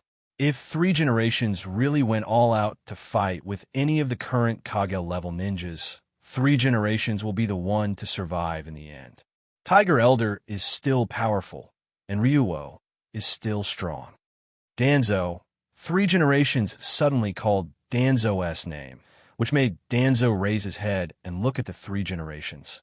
Looking at Danzo's murderous eyes, 3 Generations secretly sighed in his heart and said, Uchiha can't be moved, at least not for a while. Danzo was also a little surprised. After all, the file he handed in can be said to have pushed Uchiha to the edge of betrayal. Such a dangerous tumor that can erupt at any time. How could it be left in the Woodleaf? Yuan Fei, do you know what you're talking about? Even when we were young, the second Hokage always told us to use Uchiha if we can, and if we can't, we must eradicate it as soon as possible. Otherwise, it will be a disaster sooner or later. Now, you actually want to forgive this group of traitors? What's wrong with you? You're old, so you have no guts to this point? Danzo said, and his tone gradually became sharper. He directly began to say that 3 Generations is a coward. Some of the Umbu who were standing in the dark immediately stood in front of Sandaime and even pulled out their swords. A person who seemed to be the leader looked at Danzo and said, Danzo, show some respect to Hokage-sama. Some of Danzo's root ninjas also silently pulled out their swords and stood in front of the Umbu. Hokage, if I remember correctly, the current Woodleaf Hokage should be called Minato Watergate, right? As for Yuan Fei, isn't he just a member of the Elders of Kiba? Danzo didn't seem to intend to give 3 Generations face and directly said it bluntly. Three Generations Hokage was originally the result of the elders of Kiba's discussion without Danzo, and Danzo has always been dissatisfied. But no one thought that Danzo would remove the last layer of cloth between them at this time. How dare you? The sound of swords being unsheathed sounded. Whether it was the Umbu or the Root ninjas at this moment, they all pointed their swords at each other. As long as one person gave the order, they would kill each other. Enough! Haven't you made a fool of yourselves enough? Put away your swords for me. Three Generations shouted, and a burst of pressure came, making everyone feel a little depressed. But the leader of the Umbu opened his mouth and said 2 words, but Three Generations stared at him. He could only slowly put away his ninja sword, and the Umbu of the Hokage also put away their ninja swords. Sandame's slightly cloudy eyes stared at Danzo, who was sitting behind many Root ninjas with swords in their hands.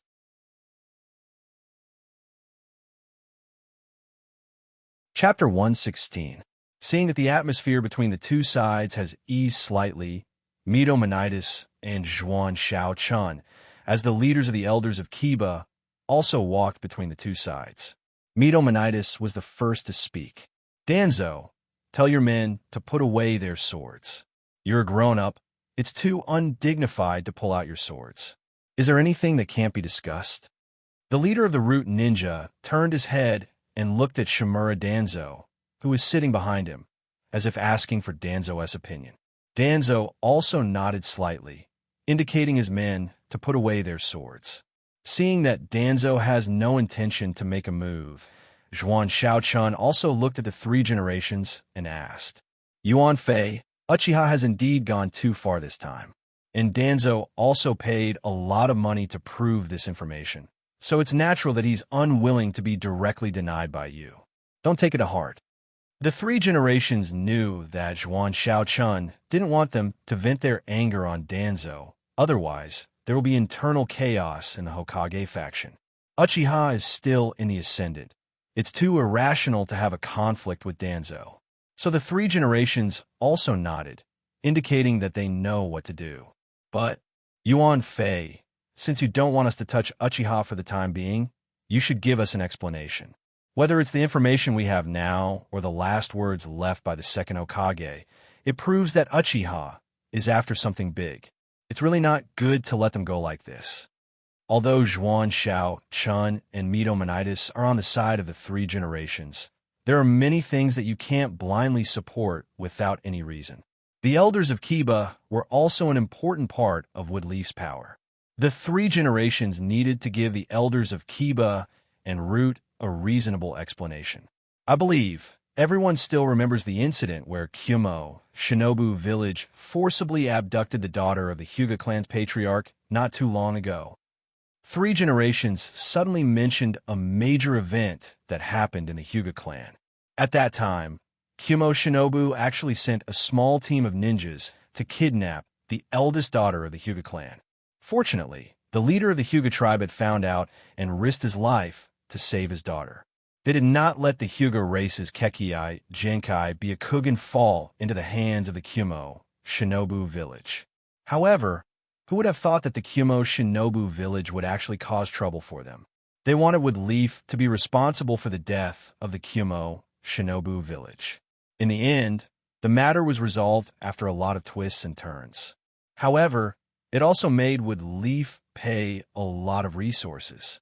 They even made contact with the leader of the Hyuga clan's branch family, Hyuga Hizashi. Woodleaf had never suffered such a big loss ever since Woodleaf established the village. A lot of people were angry because of this matter. If it wasn't for the Three Generations forcibly suppressing this matter, who knows how big of a mess it would have caused. Since Woodleaf established the village, Woodleaf has never lost a war. Woodleaf has always been the one taking advantage. When did it become Woodleaf's turn to lose? However, the incident with Hyuga was indeed a huge loss for Konoha, but I still tried my best to suppress this matter. A lot of people said that I'm old and have lost my fighting spirit. I don't dare to fight with those who want to take advantage of Woodleaf. Three Generations looked at Danzo, who was sitting in the shadows. Obviously, He was responding to Danzo's harsh words. Although I don't have many years left to live, as long as it's for Woodleaf. Even if I have to fight with the enemy now, I'm willing to give up my old life. When everyone heard the words of the Sandaime, they secretly nodded their heads. As the first Hokage and the second Hokage's disciple, who has the deepest feelings for Konoha, without a doubt, 3 generations was considered. This stubborn old man indeed had the courage and strength to fight for Woodleaf. But I can fight with my life. I can kill anyone who dares to invade Woodleaf. After that, 4th generation is not in the village right now. My 3 disciples are also not in the village for various reasons. Now, there are only a few people who can protect Konoha. We can't afford to gamble. We can't gamble.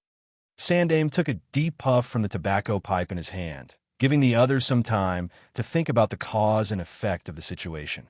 After a while, 3 generations continued. Woodleaf's main strength is actually the Naruto clan, Uchiha, Hyuga, and many small and medium-sized clans. The Hyuga have quietly withdrawn part of their strength because of Kumo Shinobu. It's not the Hyuga's fault. After all, as a member of Woodleaf, we didn't do our duty. It's normal for them to withdraw part of their strength to protect themselves. So now Woodleaf's main strength is only a few clans. Once we go to war with the Uchiha, let's not talk about whether we can completely destroy the Uchiha. How much of our strength will be consumed in the war? In the 3rd war, Woodleaf can be said to have a big advantage. The other 4 villages have suffered different degrees of losses. How can they not want to bite off a piece of meat from Woodleaf? We can destroy the Uchiha because of a moment of anger, but can we destroy Woodleaf's future because of a moment of anger? Finally, Sandaime-sama revealed his reasons. Everyone present is Woodleaf's top management. None of them are fools who could be cajoled at will. Woodleaf is now compared to the overall level of the ninja world. There's an old saying, the tallest tree in the forest. None of the other forces will give up any opportunity to weaken Konoha's power. Once Woodleaf has internal strife, they will even cut off their own arm to destroy the Uchiha clan. How can the other ninja villages not have the idea of Woodleaf? Indeed, Yuan Fei's words are reasonable. We can deal with the Uchiha clan, but if we really go to fight the Uchiha head-on, we can't afford the losses caused. After a long silence, Mito Monitis, as the representative of the elders of Kiba, expressed his opinion. Then a group of Woodleaf elders followed. Yes, Yuan Fei's words are reasonable. Indeed, the Uchiha can't make a move now. Danzo, you have to focus on the overall situation. A group of people began to talk like this. Danzo also looked at this group of Woodleaf elders with a dark face. Before this meeting began, Danzo had already bribed all the parties in advance. He roped in a lot of Woodleaf elders to support his proposal, and these people agreed one by one. But now they directly jumped to support the 3 generations camp. It's a bit too shameless. Yuan Fei, it's good that you know in your heart, don't raise a tiger in the end. It will cause more losses. After saying that, Danzo waved the sleeve of his good hand. He walked away with an angry face.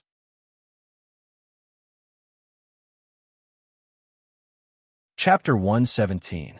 Thump, thump, thump. In the empty and deep tunnel, a group of people was walking slowly. The leader was the Woodleaf Root leader Shimura Danzo, who was struggling with the 3 generations just now. And this is the secret passage leading to the Woodleaf Root base. After walking for a long time, they finally saw the end of the dark passage. It was a huge underground space, and a road was circling the walls of the underground space. And every once in a while, a door would appear, and there was a nameplate on it to indicate where the door leads. Danzo didn't pay attention to the ninjas who occasionally passed by along the way and went straight to his office at the end of the road. Danzo put aside the crutch in his hand, and a follower very cleverly took off the white Haori coat on his body.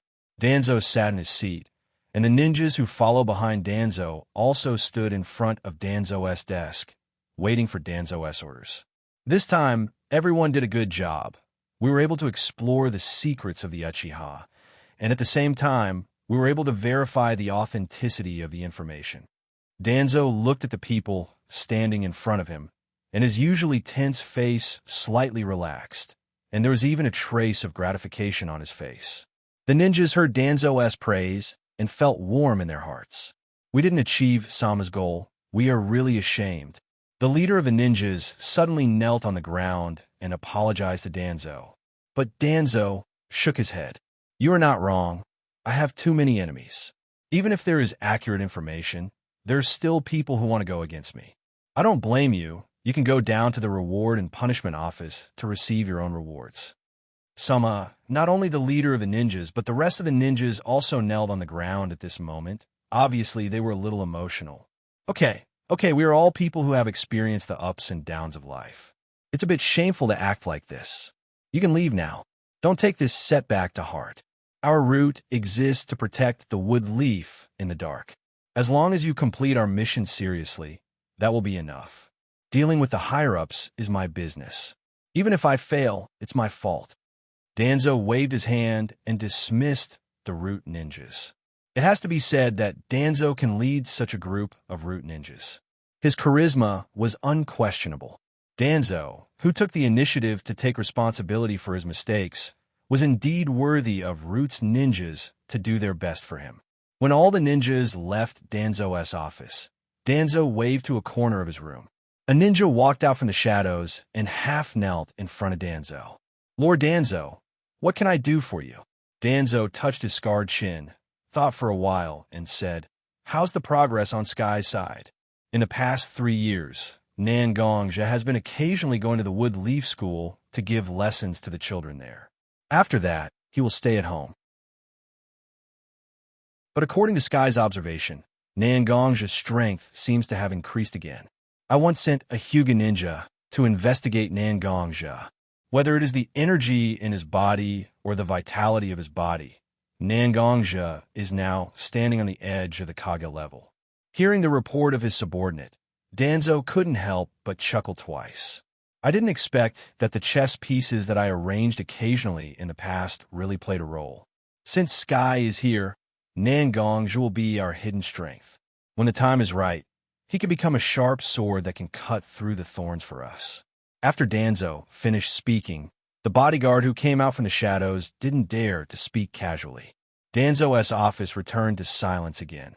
Only the sound of Danzo tapping his fingertips from time to time could be heard.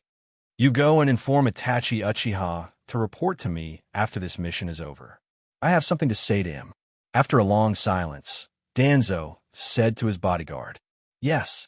After the bodyguard responded, he once again walked back to the shadows where he came out from. Only a few slight mechanical sounds proved that the bodyguard has left. Yuan Fei. Oh, Yuan Fei, you are really old. If you were young, whether it was the Uchiha's movement or the Hyuga's dissatisfaction, how could you care about it? Look at you now. You are so timid. Let me help you make a decision. If you can't make up your mind, then you should retire from the position of Hokage. In the empty office, only Danzo was left, silently talking to himself. Danzo's low and firm voice echoed in the office. In Xianxia's house, in Mishiro's room, Mishiro was holding a pen and writing something in a small book in front of him. Sigh. After stopping writing, Mishiro threw the pen in his hand to the side. He also let out a soft sigh, a little sad and helpless. What's more strange is that the words in front of Mishiro's book that were clearly visible just now quietly disappeared. Only a blank page was left under the light, reflecting a pale yellow light. Mishiro eat. Mishiro's door was suddenly knocked, followed by Xianxia's voice calling Mishiro to eat. Mishiro looked at the book in front of him, reached out to close it and put it in a box, then turned around and replied, I'm coming. Xianxia went to the living room. Ro and Little Linger, who just finished a mission, were all sitting at the dining table. But the food was not touched at all. Obviously, they were waiting for Mishiro to arrive to eat together. Okay, what are you waiting for me for? Let's just eat. Mishiro glanced at Xianxia. Naturally, he knew that Xianxia invited him to eat together, so he rolled his eyes at Xianxia. Xianxia noticed Mishiro rolling his eyes at him, so he awkwardly scratched the back of his head. Then he hurriedly changed the topic, looked at Little Linger, and said, Little Ling, did the mission go smoothly this time? Little Linger looked at Nangongja, then looked at Mishiro and couldn't help but laugh. Brother Nangong, your ability to change the topic is really bad. I'm in the same team as Uchiha Yuri Koyuri, who is the top student in our class. It's just a simple mission like clearing a river. Yuri Koyuri and I can already walk on water, so naturally it wasn't difficult. After being criticized by Little Linger, Nangongja felt even more embarrassed. He could only smile embarrassedly. Okay. I knew our Little Linger is the best. Then he reached out his hand and slowly stroked Little Linger's head. Little Linger turned her head away in disdain, but her eyes revealed unconcealable happiness. Chapter 118. Itachi Uchiha was very puzzled. He was obviously an Umbu subordinate of Hokage, but when he finished the task of leaving the village and handed over some procedures, suddenly a Root Umbu came to him and said that the leader of Root, Shimura Danzo, wanted to see him. Itachi Uchiha really couldn't figure out the reason. But Danzo is also one of the most respected leaders of Woodleaf. As a ninja subordinate of Woodleaf, Itachi felt that he should go and see Danzo. So Itachi Uchiha also took a piece of black cloth, and under the leadership of the Root Ninja, he went to the underground base of Root. After Itachi's blindfold was removed, he slightly adapted to it. Itachi saw a figure sitting opposite him. Half of his face was covered with bandages, and one of his hands was also wrapped in bandages hanging around his neck. Itachi recognized this person at a glance. He is the leader of Woodleaf Root, Shimura Danzo. As a ninja from a big family, Itachi is naturally very polite. Half kneeling on the ground, he slightly lowered his head and said to Danzo, sitting opposite him, "I don't know why Danzo-sama summoned me, a ninja of Hokage's Umbu." Although his attitude was respectful and his tone was soft, but these words were a bit sarcastic. In particular, the words Umbu under Hokage's direct command were heavily emphasized. "Why are you looking for you? Don't you know what your own family has done?" When Danzo heard Itachi's words, he coldly snorted, and a powerful momentum instantly suppressed Itachi's body. In the momentum, there was a strong, murderous aura that can't be ignored, which directly put Itachi under great pressure. Family? I don't know what my Uchiha family has done. Although under great pressure, Itachi gritted his teeth and said such a sentence from his mouth. As a member of the Uchiha clan, Itachi valued his identity as an Uchiha very much. Someone insulted the Uchiha family in front of him. Even if that person was the leader of the Woodleaf Roots, Shimura Danzo, Itachi would not give in so easily. "You are the eldest son of the Uchiha clan's patriarch, Uchiha Fugaku. Don't you know what your family has done?" Danzo said as he grabbed a document from his desk and threw it in front of Itachi Uchiha. At the same time, Itachi Uchiha withdrew his aura a little so that he could move his body a little and read the documents in front of him. Itachi Uchiha glared fiercely at Shimura Danzo in front of him, but only received a cold snort from Danzo. He picked up the documents in front of him and flipped through a few pages with slight anger. But after flipping through them, Itachi Uchiha's eyes widened as if they were about to open. He could only close the documents in his hand and carefully read from the first page. "Danzo-sama, this kind of document. Do you want my Uchiha clan to end our lives in the Woodleaf Roots?" Itachi Uchiha said as he released his aura. It was as if he wanted to compete with Danzo. Whether the things in these documents are true or false, you will know when you go home. Why are you worried that I am lying to you? Just go home. If this document says that your Uchiha clan has colluded with foreign enemies and attempted to rebel, you can come and find me. It's not impossible for you to take my head. Danzo looked at Itachi, who was half kneeling in front of him. He actually said that if Itachi found out that he was suspicious, he could take his head. This made Itachi a little shocked. Could it be that his family really did such a thing? Itachi couldn't help but ask himself in his heart. In the end, he realized that his father, Uchiha Fugaku, would sometimes do some strange things. After he found out and asked, Uchiha Fugaku didn't say anything and just casually found a reason to send him away. Since that is the case, I will take my leave. Danzo-sama. Itachi Uchiha stood up and bowed slightly to Danzo. Danzo waved his hand and ordered his subordinates to put a mask on Itachi Uchiha's face. Then, it led him out of Root's base. Ha ha! This nail has been planted. The document I gave you is not fake at all. Yuan Fei always told me how loyal Itachi Uchiha is to Woodleaf. Then let me see how trustworthy he is. Danzo wasn't afraid that Itachi Uchiha would bring this document back home and report to Woodleaf about the Uchiha clan's rebellion. This was because the things mentioned in this document were just some random things that were purposely speculated about the Uchiha clan's rebellion. However, after Itachi Uchiha saw this document, Itachi Uchiha obviously wouldn't just investigate these random things. These things were hidden in the shadows. As a member of the Black Ops, Itachi Uchiha naturally had the ability to follow this trail to find the truth. Moreover, with the Uchiha clan's temperament, even if they were suspicious of Woodleaf because of this document, they wouldn't do anything. In Danzo's opinion, among the current high-ranking members of the Uchiha clan, other than Uchiha Fugaku, who was a bit scheming, the rest? Haha, a bunch of idiots whose muscles had grown into their brains. Compared to a sly old fox like Danzo, the difference was huge.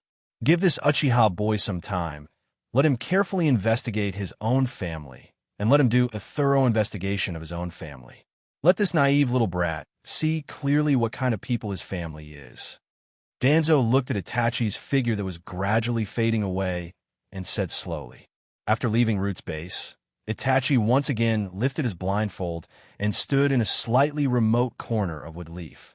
Looking around slightly, Itachi identified the direction and walked towards his own home.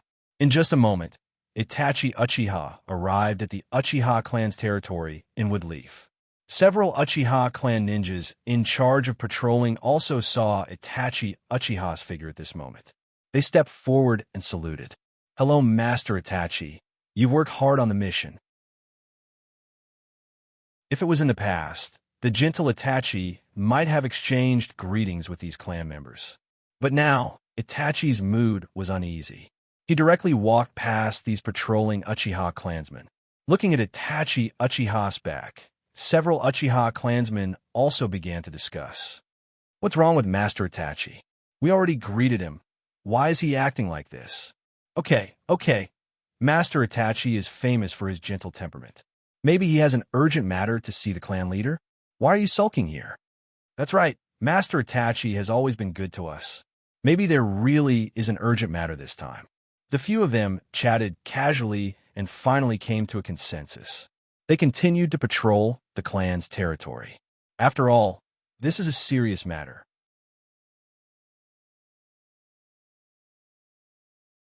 Chapter 119. Itachi strode to the courtyard of his home and met many clansmen along the way.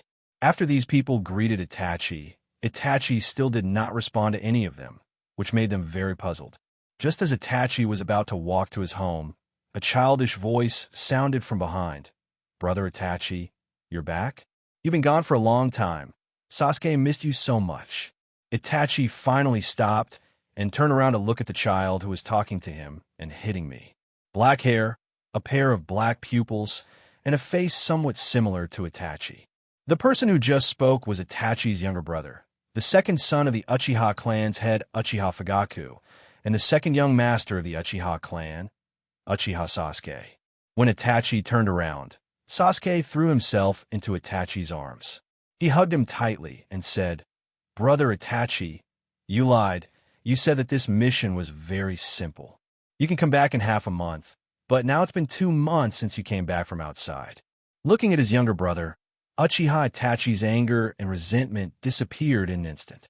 He lowered his voice and squatted down so that his eyes were on the same level as Uchiha Sasuke's, and said, Uchiha Sasuke, it's brother's fault. The mission is a little troublesome.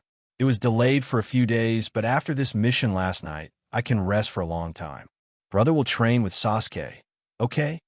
Sasuke heard his brother's words, but he didn't pay attention to the training part behind, but asked anxiously, brother, your mission is very troublesome. Do you have it?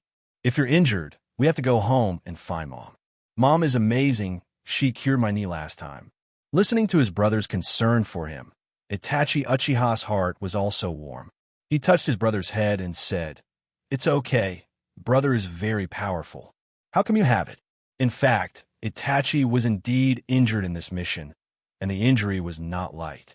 Now, he relied on the Sharingan to gain the strength of a special Jonin. This time, Itachi went to assassinate a person who was protected by a Jonin team. Although he finally completed the mission successfully, he also paid a big price. It was also because of the injury that affected the journey. He rested outside the village for nearly a month before returning to the ninja village. But how could Itachi say that he was injured to his brother, which made Sasuke more worried? That's right. I know that brother is the best. The mission can be completed easily. Little Sasuke nodded vigorously, as if he was trying to increase the credibility of his words. Itachi looked at his little brother and carried him on his back. "Let's go. Brother hasn't carried you for a long time. This time, I'll carry you home." Hearing Itachi's words, Sasuke also leaned over Itachi's back with a satisfied look. Looking at Sasuke's smiling face, Itachi's heart sank. Although the information Danzo showed him didn't have conclusive evidence to prove that Uchiha clan colluded with foreign enemies in an attempt to subvert Woodleaf's rule. But Itachi was also a person who had seen the wind and waves, although these clues weren't obvious. But combined together, it can still be seen that Uchiha clan's plan was not small, which has threatened Woodleaf's rule. As a member of the Umbu, Itachi naturally knew that Woodleaf has the power that Uchiha clan can't stop. As long as Woodleaf is willing to pay the price, it's not impossible to destroy Uchiha clan, who now has no peak power like Hokage. "Father, how can you be so greedy? How long after the war? You want to plot the entire foundation of Woodleaf?" Sasuke, who was born after the war, Itachi really didn't want them to go through such a cruel baptism of blood and fire. I will protect you well." Itachi's mouth whispered softly. His voice was so low that even Sasuke, who was lying on his sad side, didn't hear it. But the promise was very serious. For this promise, Itachi can do anything, as long as he can protect his brother. Even if Itachi had already walked to his house, even if he was carrying his brother, Itachi still quickly arrived at the door of his house. After gently knocking on the door, Itachi opened the door.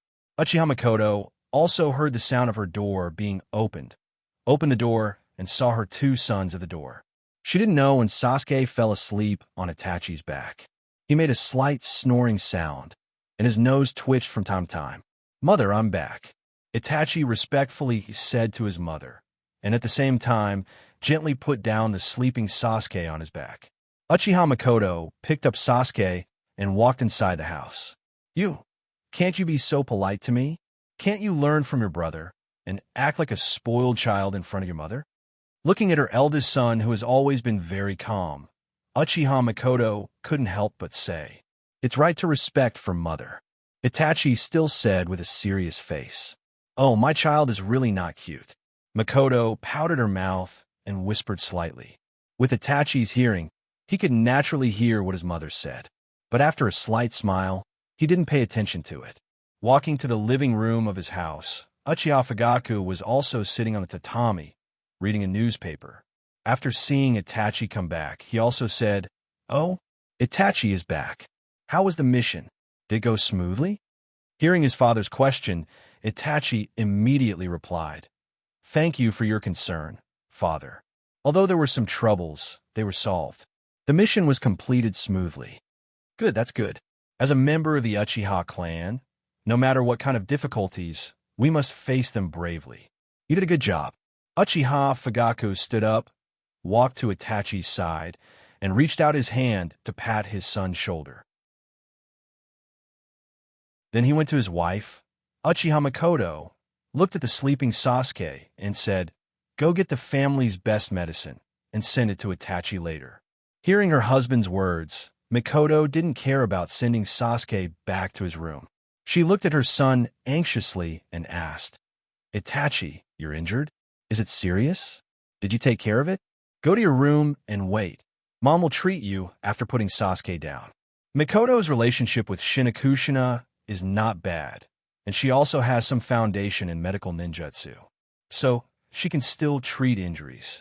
Hearing that Itachi was injured, she was eager to treat her child. Just a moment ago, she said that her child wasn't cute enough, but now she cared more about her child than anyone else.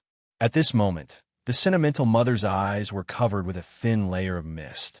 Itachi's heart was touched, and at the same time, he took a deep look at Uchiha Fugaku, who was standing next to his mother.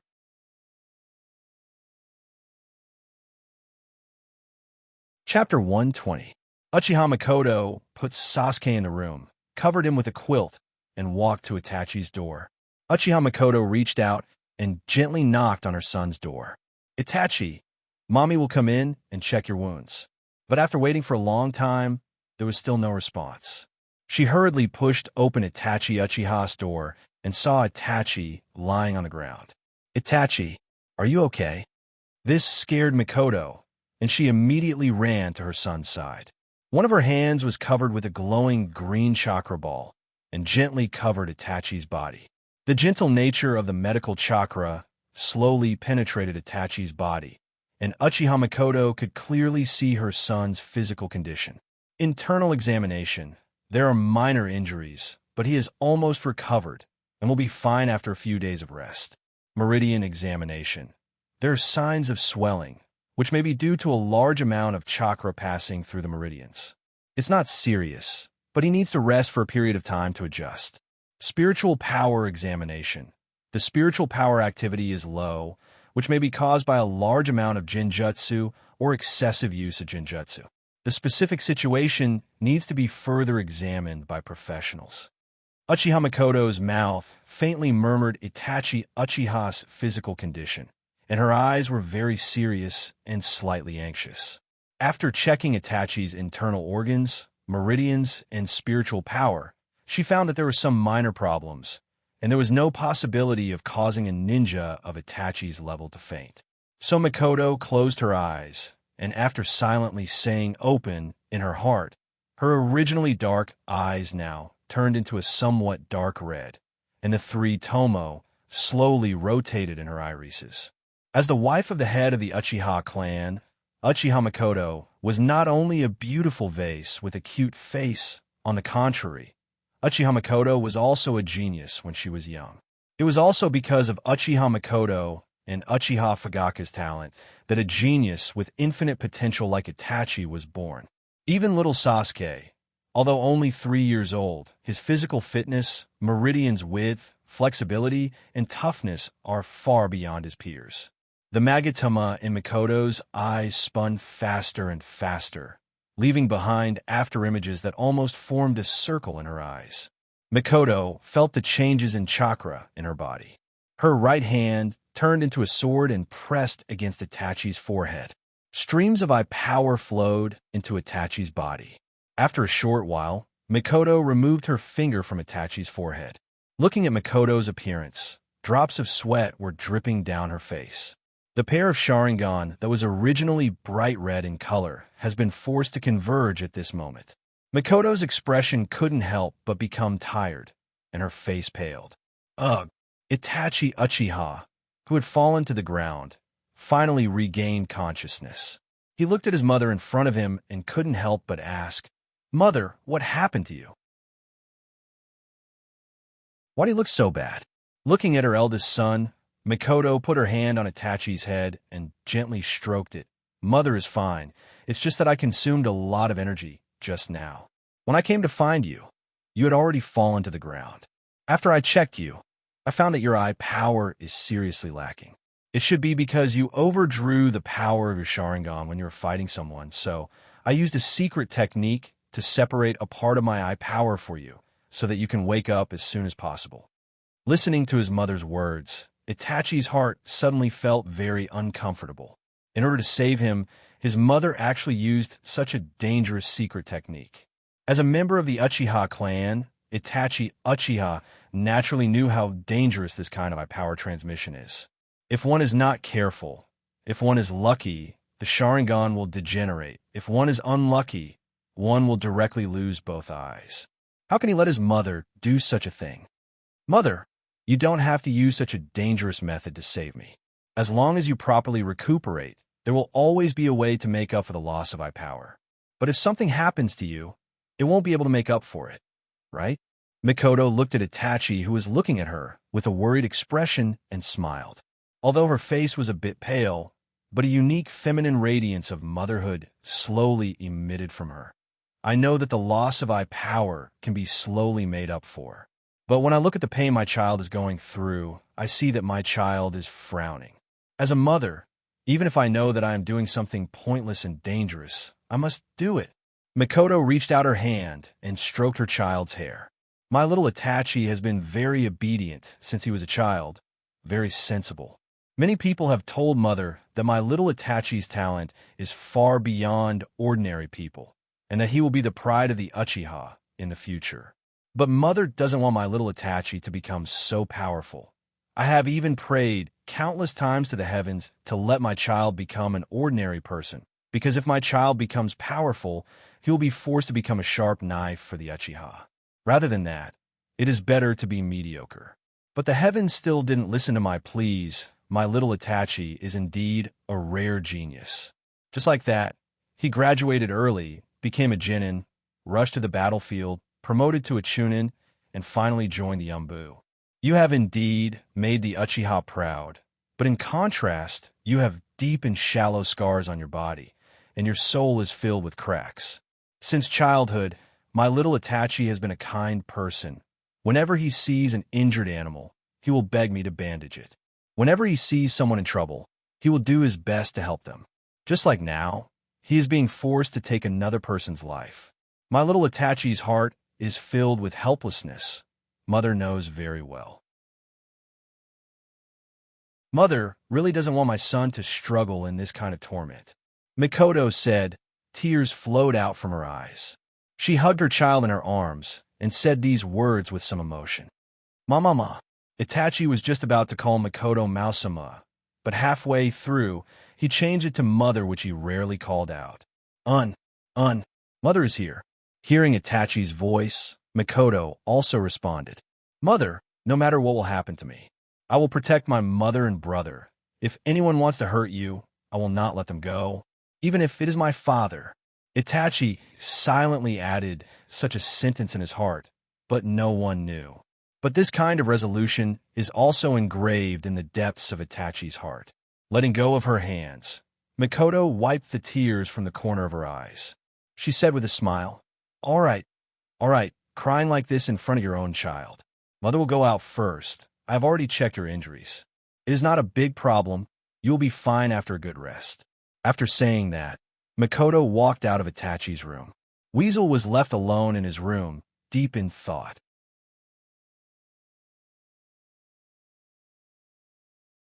Chapter 121. In the Uchiha family's territory, Itachi was strolling alone.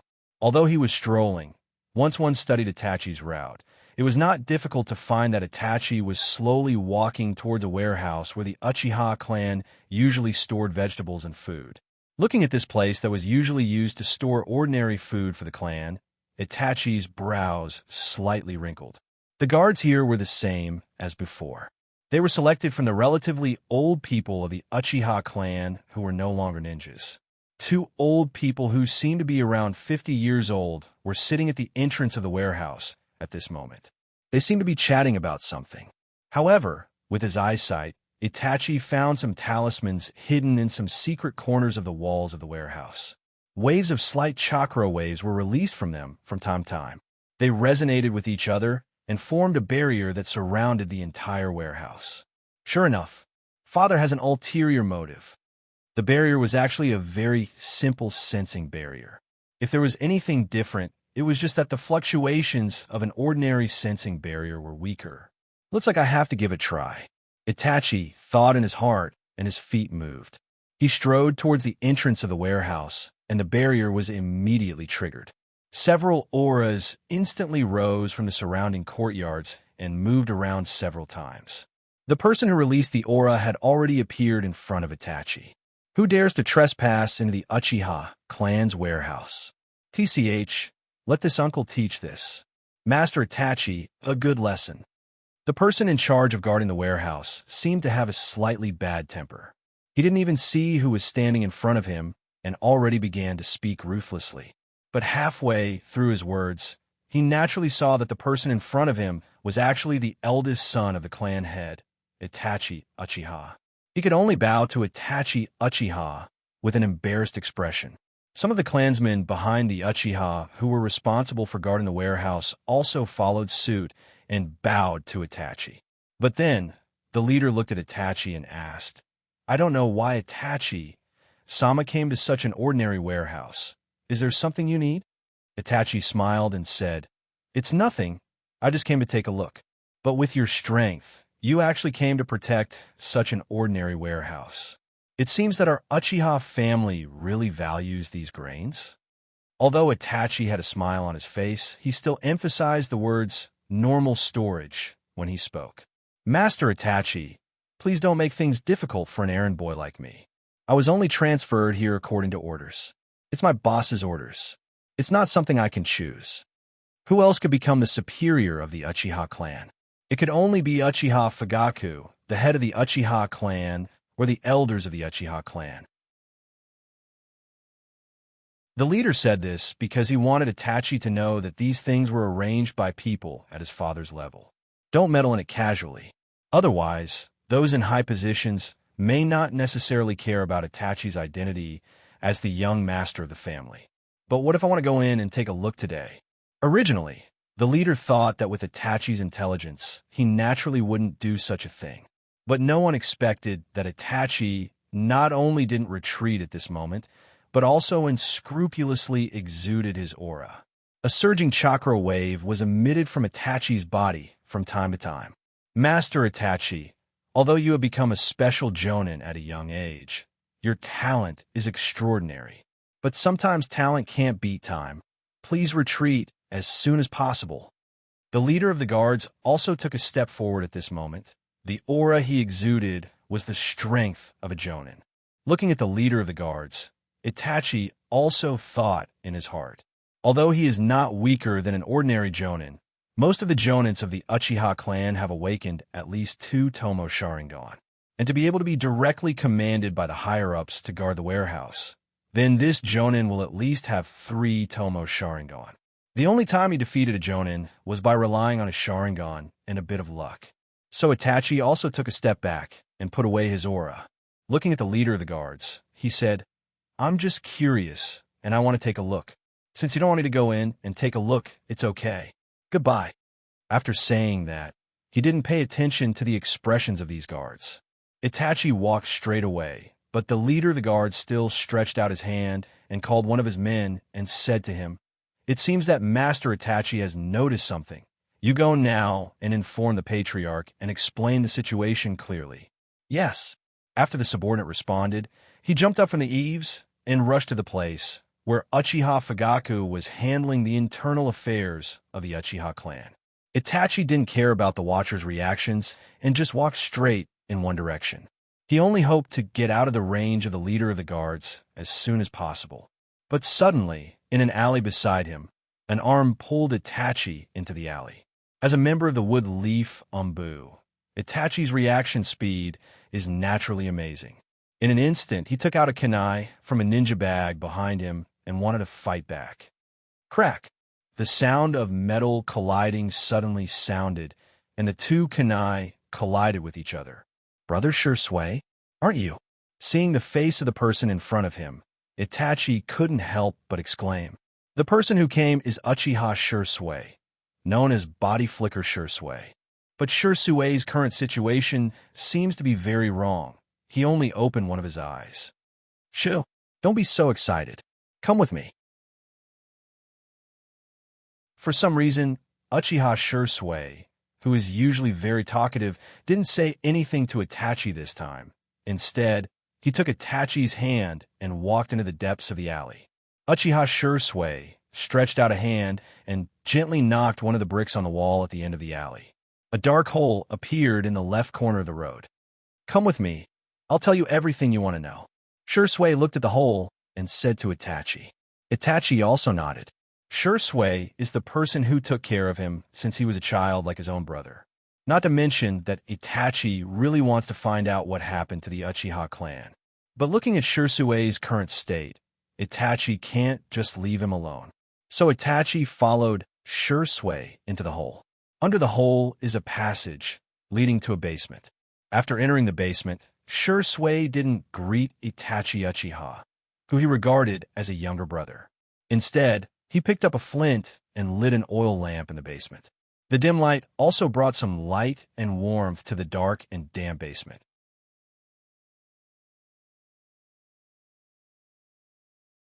Chapter 122. Brother Shui. Looking at Shui sitting quietly in front of him, Itachi couldn't help but say, "Danzo found you, didn't he?" Itachi was surprised. He didn't tell anyone that he met Danzo. And when he returned to the village, he was taken away by Danzo's men after going through the formalities. With the quality of root ninjas, they would never leave any clues for anyone to find them. How did Shui know? "Brother Shui, don't talk nonsense. I just returned to Woodleaf." "How could I?" Itachi wanted to say something to cover up the fact that Danzo found him. After all, it involves the Uchiha clan's rebellion. It's not clear whether Uchiha Shui is on Woodleaf's side or Uchiha's side. It's irrational to say the truth rashly. But halfway through, Itachi's words were abruptly swallowed back by Shui's gaze. "I know. Danzo should have given you a document that suspected the Uchiha clan's rebellion and then began to instigate you to work for Woodleaf, right?" Shui put away his gaze that was full of coercion and smiled a little self-deprecatingly. "Why would you?" Itachi couldn't help but ask. But he thought that he should have discovered the source of Danzo's document. This document, even if you didn't send it to Root, at least you verified the authenticity of the document for Root, right? Hearing Itachi's words, the smile on Shui's face became wider and more self-deprecating. "Yes, this document was given to me by Danzo. He told me a lot, although I didn't waver at that time. But little by little, I couldn't help but investigate." Speaking of this, Shui took a deep look at Itachi, as if he was looking at himself when he was investigating the truth. "The warehouse you just went to is actually above this basement. I secretly built this basement with earth release, and then used some talismans to make the guards above unable to perceive the existence of this basement. Do you know what I found when I sneaked in during the investigation?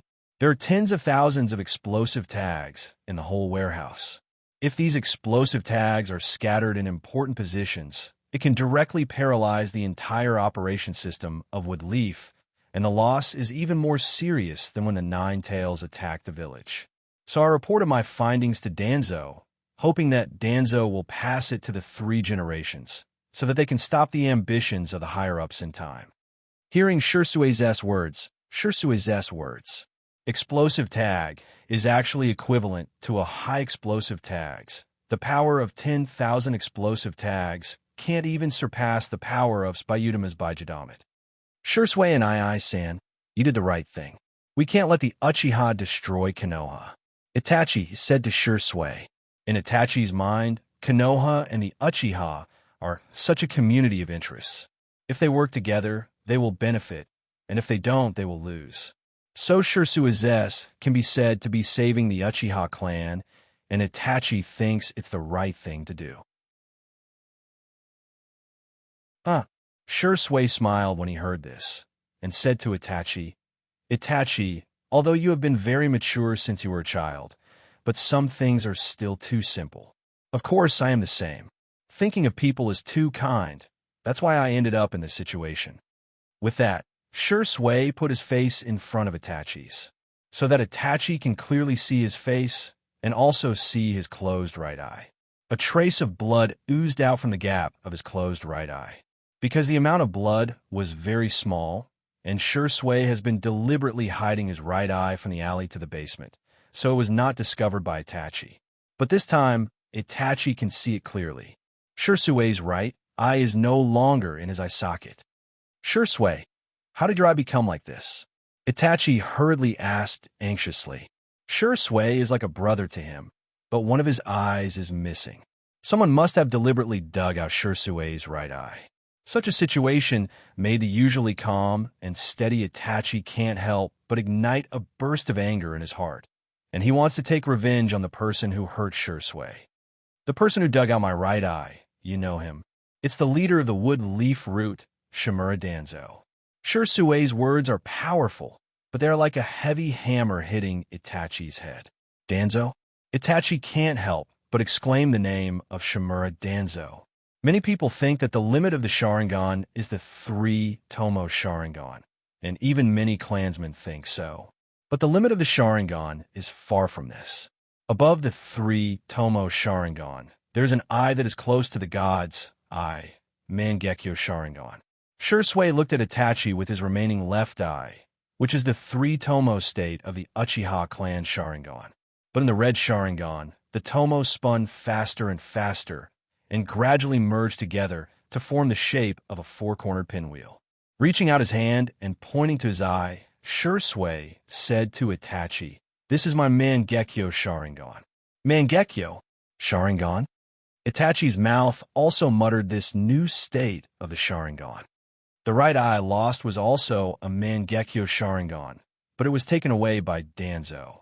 When Danzo took out my right eye, although my mind was fuzzy, I still vaguely heard some news.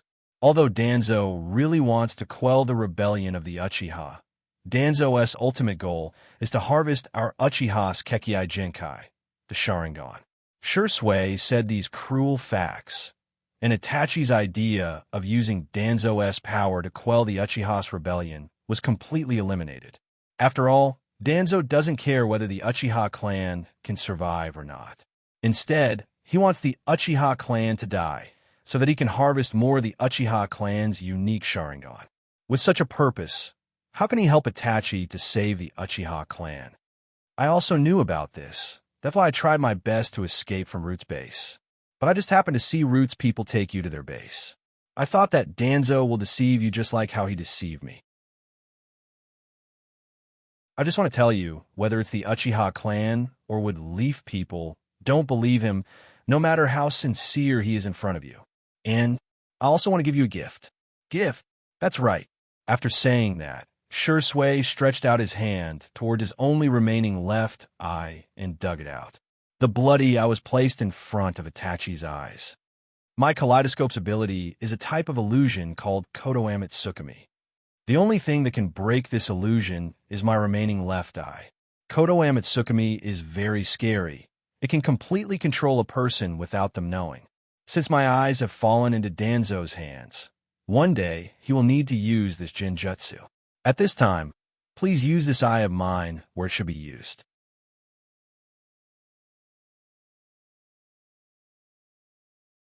Chapter 123. Brother Shui. Itachi looked at Shui, who was standing in front of him, with a bloody scar on his handsome face. Where his eyes used to be, there were only 2 empty bone grooves left. If you really want to save the Uchiha clan, this is where we belong. In that case, you should keep this eye properly. Danzo will never let go of our Uchiha clan so easily. No matter what, no matter how bloody it is, no matter how hard it is for you to accept. You must keep the Uchiha bloodline alive with this eye of mine and with yourself. Shui said very seriously, and Itachi also kept all these words in his heart. Shui naturally saw the determination of his companion, who grew up with him, so he put his hand on Itachi's shoulder and said, "Promise me, stay strong and live. As long as you're alive, there's still hope. I entrusted my eyes to you, so I can't stay in with Leaf anymore. Danzo will never give up on capturing me, so I have to leave temporarily. Brother Shui, you have to take care of yourself. There's only hope if you're alive." Hearing Itachi's words, Shui couldn't help but smile. This Itachi actually went back on his words. "Do you still need to worry about this kind of thing?" Shui said to Itachi. But he still secretly asked himself in his heart, can he escape from Danzo's pursuit? He has lost his eyes, and the difficulty of escaping is too high. Shui knew this, and Itachi naturally also knew this. But neither of them pointed it out. Whether it was Shui, who was being chased by Danzo, or Itachi, who stayed in the Uchiha clan, neither of them was 100% safe, and the two of them also faced all kinds of dangers. Now the two of them were just cheering each other on. Okay, I'm leaving. Shui didn't look at Itachi. Instead, he turned around and walked into the shadows. After a while, he disappeared, and Itachi still stood in the same place, looking at the direction Shui left. Brother Shui, if possible, you must live well. You must live well, Itachi said softly, then turned and left the basement. The light that was lit by Shui just now quietly went out. Lord, 3 generations. I hope to assist with Leaf in quelling the Uchiha clan's rebellion. In the Hokage's office, Itachi was kneeling in front of the 3 generations of Hokage. Did Danzo tell you about this? 3 generations asked Itachi. Yes, Danzo-sama gave me some documents. And after my own investigation, the contents of these documents are all true. Itachi didn't hide anything from the 3 generations. He directly told them about his conversation with Danzo. Looking at Itachi's face, Sandaime fell silent for a while. The Uchiha clan's intention to rebel was indeed a tricky matter because it involved a lot of wood leaf interests. And how to appease it was also a problem. If only the main culprit was killed, it's hard to guarantee that some of the Uchiha clan's clansmen would hate it and breed a new rebellion. But if there was a massacre, it would lead to a counterattack by the Uchiha clan, which would greatly weaken the power of Woodleaf. This was also the reason why the 3 generations opposed to directly attacking the Uchiha clan. You go out first. I already know about the matter. If there is anything, I will look for you. 3 generations took a puff from the pipe in his hand and exhaled the smoke. He sighed and said to Itachi, "That's right. This was Itachi's choice to deal with Danzo. Since Danzo wanted to kill the Uchiha clan, then the 3 generations of Hokage who was equal or even stronger than Danzo was also dragged into the water. Once Danzo wanted to directly exterminate the Uchiha clan, then the 3 generations would be the biggest obstacle to stop Danzo from committing such an evil act. Just yesterday, the Uchiha clan received the information that the Uchiha clan's genius Uchiha Shui was dead and his eyes were dug out. It was this news that made Itachi determined to have a showdown with the 3 generations of Hokage. Danzo, what do you want? After Itachi left, the 3 generations sat alone in his office, feeling a little irritable, because Danzo actually carried out such a plan behind his back that involved the Uchiha clan. Although the Uchiha clan did such a thing, the 3 generations felt that Danzo was too eager, as if he was longing for something. I just hope you don't do anything to endanger the safety of the wood leaf. Otherwise, I will have to personally suppress you. The 3 generations said. He couldn't help but think of his disciple Orochimaru and his 2 disciples Jiraiya and Tsunade, who also escaped from the wood leaf. If you were still here, I wouldn't have to work so hard. Looking at the large pile of documents in front of him and all kinds of annoying things. The 3 generations couldn't help but sigh. He could only take a deep breath of his pipe and bury himself in these documents and complicated things again. Just as the 3 generations suffered from all kinds of annoying things, Itachi was immersed in the complicated situation of Shusui's death and the Uchiha clan's rebellion. Nangong's house also ushered in an unexpected guest. A figure wearing a mask and a short black cloak suddenly appeared in the courtyard of his house opposite Nangongja. Nangongja? The figure said to Nangongja. His tone was very low, like an emotionless machine. Umbu? Looking at the figure's dress and the mask on his face, Nangongja had a faint guess in his heart. And this kind of mechanical way of action is very similar to the root ninja that Nangongja once encountered when he cooperated with him on a mission. Would you please come with me? The figure did not care about Nangongja's guess and continued talking. Sorry, I have temporarily given up my identity as a ninja, so I won't go with you. If there's nothing else, please go back. Although Nangongja is not a root ninja, he knows very well in his heart. Anything that had to do with root was bound to involve bloody massacres and all sorts of conspiracies. And this kind of thing is exactly what Nangongja wants to avoid. It's better to avoid trouble. Nangongja bluntly refused the request of the root ninja and asked him to leave. Oh, I didn't expect Nangong Jonin to have such a temper, directly ignoring the request of my root ninja. In that case, I don't know if Nangong Jonin is ready to go against my root ninja's consciousness. A voice came from behind the root ninja, slightly old, but with an extremely strong, majestic aura.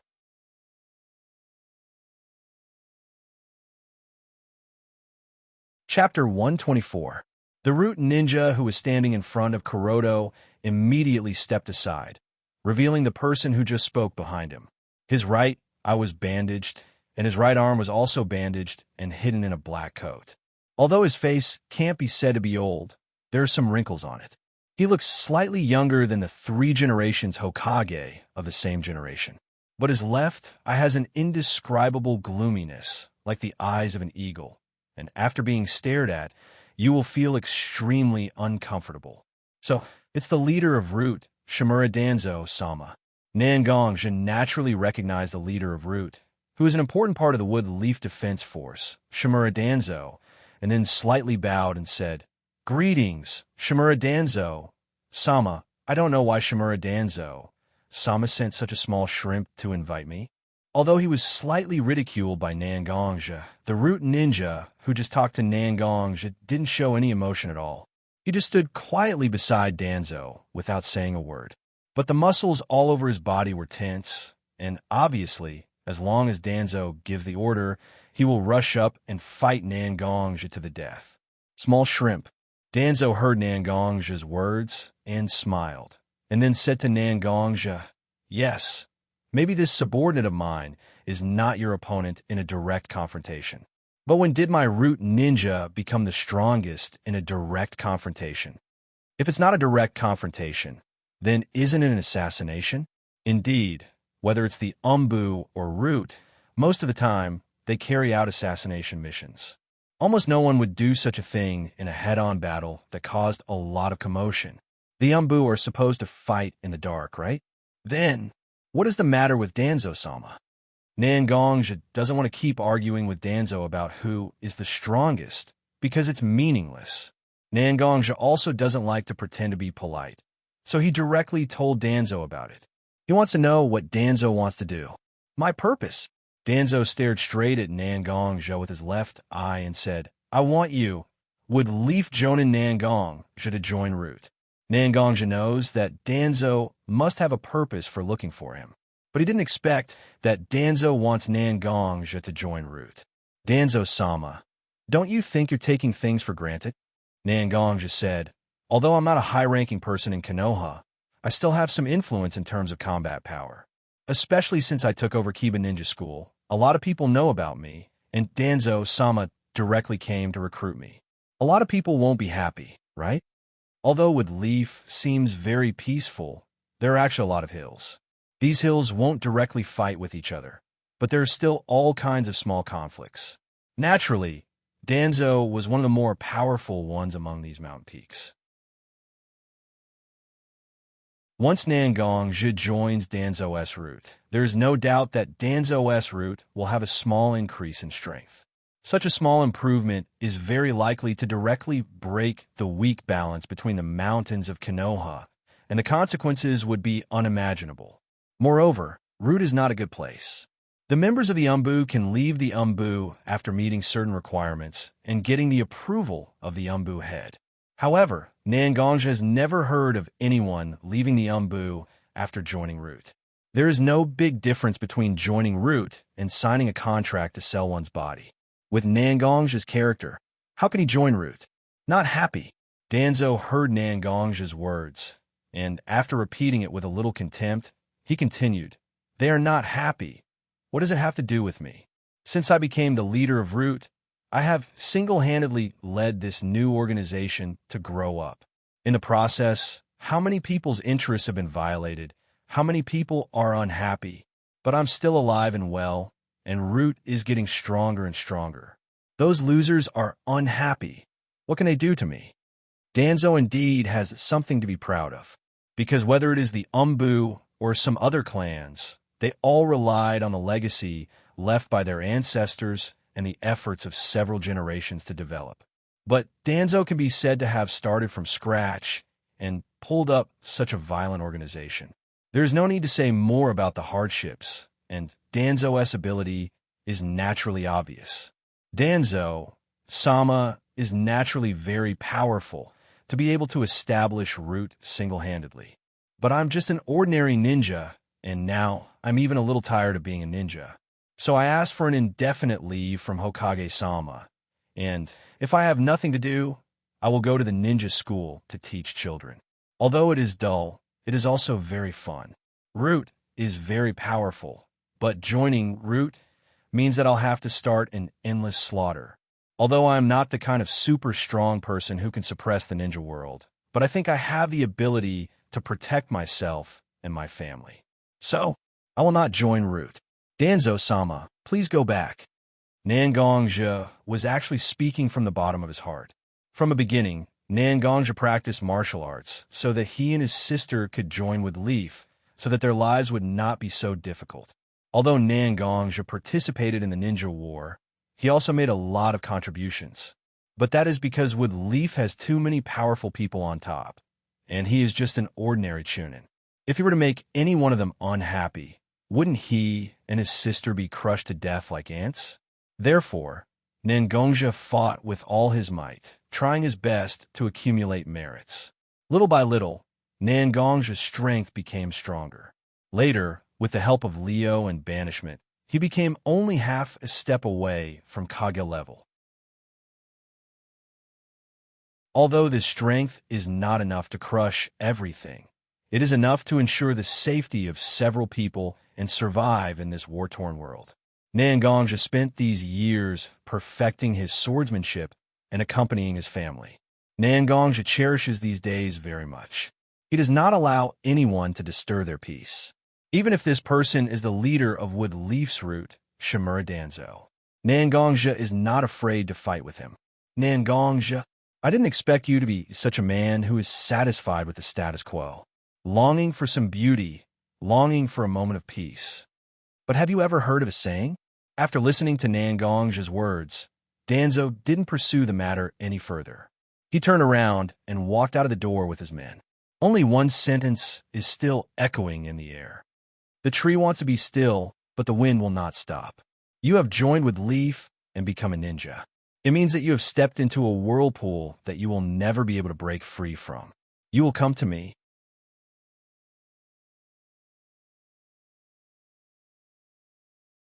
Chapter 125. Danzo left, but his words left a great shock in Nangongja's heart. Because Danzo's words were not without reason.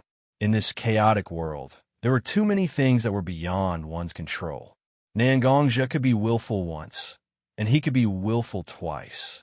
But there would always be times when he could not solve it with his own strength. What should he do at that time? Should he continue to be so stubborn and willful? Nangongja did not know, and could only ponder at this moment. Suddenly, it was as if a light had suddenly appeared. Nangongja saw the Heaven's Tribulation Sword that he had placed on the tribute platform.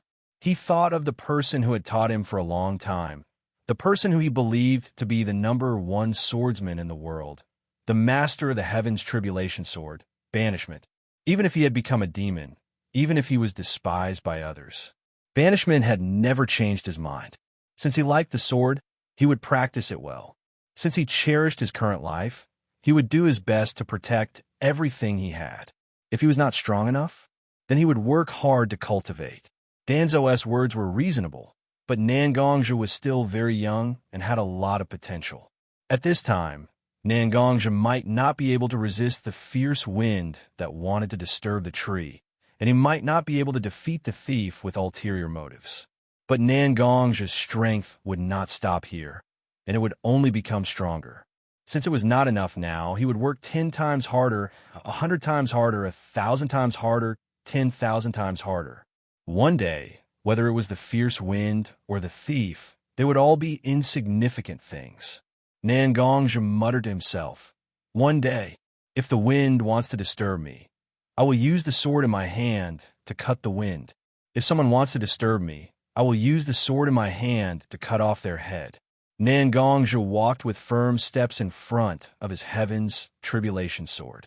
Banishment Senior, one day, I will make myself worthy of being the master of the heaven's tribulation sword. Whether it is me or the heaven's tribulation sword, I will make their names resound throughout the heavens. Clang, Nangongja pulled out the heaven's tribulation sword from its scabbard. The sword's resonating sound was like a dragon's roar, and its aura soared to the heavens. Clouds. The sword light illuminated Nangongja's face, and Nangongja's face was also illuminated by sword light. In the Uchiha clan's land, Patriarch Uchiha Fugaku and the elders of the Uchiha clan were gathered here.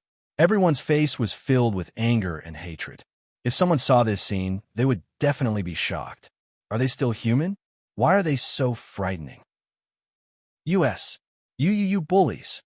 Hinksu S uses his new. S the desk let out an ear-piercing squeak. Uchiha Fugaku was burning with rage at this moment. Naturally, an ordinary desk would not be able to withstand the power that he had unleashed. A moment later, it collapsed with a loud crash. The books, papers, brushes, and ink on the desk were scattered on the ground at this moment. It was a complete mess. Just like the mood of the Uchiha clan, it was chaotic and irritable. Uchiha Shursui is a rare genius of our generation, and he has made a name for himself in the shinobi world. However, such a genius had actually died. His eyes were dug out and thrown into the river. If it weren't for the fact that part of our clan's land is bordered by this river, the clan guards would have found Shursue's body. We still don't know about this yet. But what about the Woodleaf? Woodleaf didn't say anything at all. The elders of Kiba, the 3 generations, and Danzo, those 2 bastards, are probably laughing at our genius's premature death. Uchiha Fugaku's words were somewhat inappropriate. One must know that the Uchiha clan's elders, the elders of Kiba, the 3 generations, and Danzo, can be said to be people of the same era. Since the elders of Kiba are all old bastards, then, is the Uchiha clan's elders also a member of the old bastards? Fugaku, calm down. You are the patriarch of the Uchiha clan. If you lose your calm at this time, then how can we make the right choice? Although the great elder was also very angry at this moment, he was still old. After all, he was different from the hot-blooded Uchiha Fugaku. The great elder had seen many things and suffered many grievances. Therefore, he still knew how to control his emotions and timely reminded Uchiha Fugaku. After being reminded by the great elder, Fugaku calmed down a little. He stretched out his hand, and a follower beside him handed a cup of tea to Fugaku. Not sure if it was because Uchiha Fugaku was too engrossed in shouting just now, but his throat was a little dry. He wanted to use this cup of tea to moisten his throat. That's right. In fact, Fugaku wasn't that angry, at least he didn't show it. After all, although Shursui was a genius, he wasn't in the same camp as Fugaku. In most cases, Shursui's relationship with the Uchiha elders was closer. This was also why the elders were so angry at this moment. Only a living genius was called a genius, and a dead genius was just a corpse. Fugaku was very clear about this point, and the elders didn't necessarily feel sorry for a genius like Shursui falling. Maybe they felt sorry for the precious resources they had invested in Shursui, but these words couldn't be said openly. If they said it, wouldn't it be a deliberate fallout? But no one thought that in fact, Shursui's value was huge. Because Shursui's original 3 Tomo Sharingan had evolved into Mangekyo Sharingan. Not to mention that there was a powerful illusion like Kotoa Mitsukami that could unknowingly control others. If Uchiha Fugaku and the elders knew about this, who knows how sad they would be that such a pair of Mangekyo Sharingan was lost. After Fugaku put on a show just now, it could be regarded as a slight comfort to the elders. At this time, it was time to talk about serious matters. Elders, although Uchiha is not as strong as when Woodleaf first built the village, no one can bully us. Fugaku stood up and looked at the members of the Uchiha clan sitting below him. Ha ha ha! Fugaku stood up and looked at the Uchiha clan's members. With his hands behind his back, Fugaku's eyes were shining. We want to prove to the world that Uchiha is still strong. If it wasn't for Senju Takuma of the Senju clan, how could it be possible for a Senju clan ninja to take the power of Hokage? The pride of Uchiha doesn't allow us to bow down to others. This time, we will use the power of the whole clan. Overthrow the rule of the Senju clan over Woodleaf. Let Hyuga, Yuan Fei, Nara, Yamanaka, or Rimikai, and all the people who support Hokage know that they have chosen the wrong person. They chose the wrong party to be loyal to. We, the Uchiha, are the real strongest clan in Konoha. We are the real ruler of Woodleaf. Uchiha Fugaku said, and he began to imagine himself wearing Hokage's Haori and wearing Hokage's hat, accepting the worship of all the ninjas and civilians of Woodleaf. It's really easy, fast, people, hard.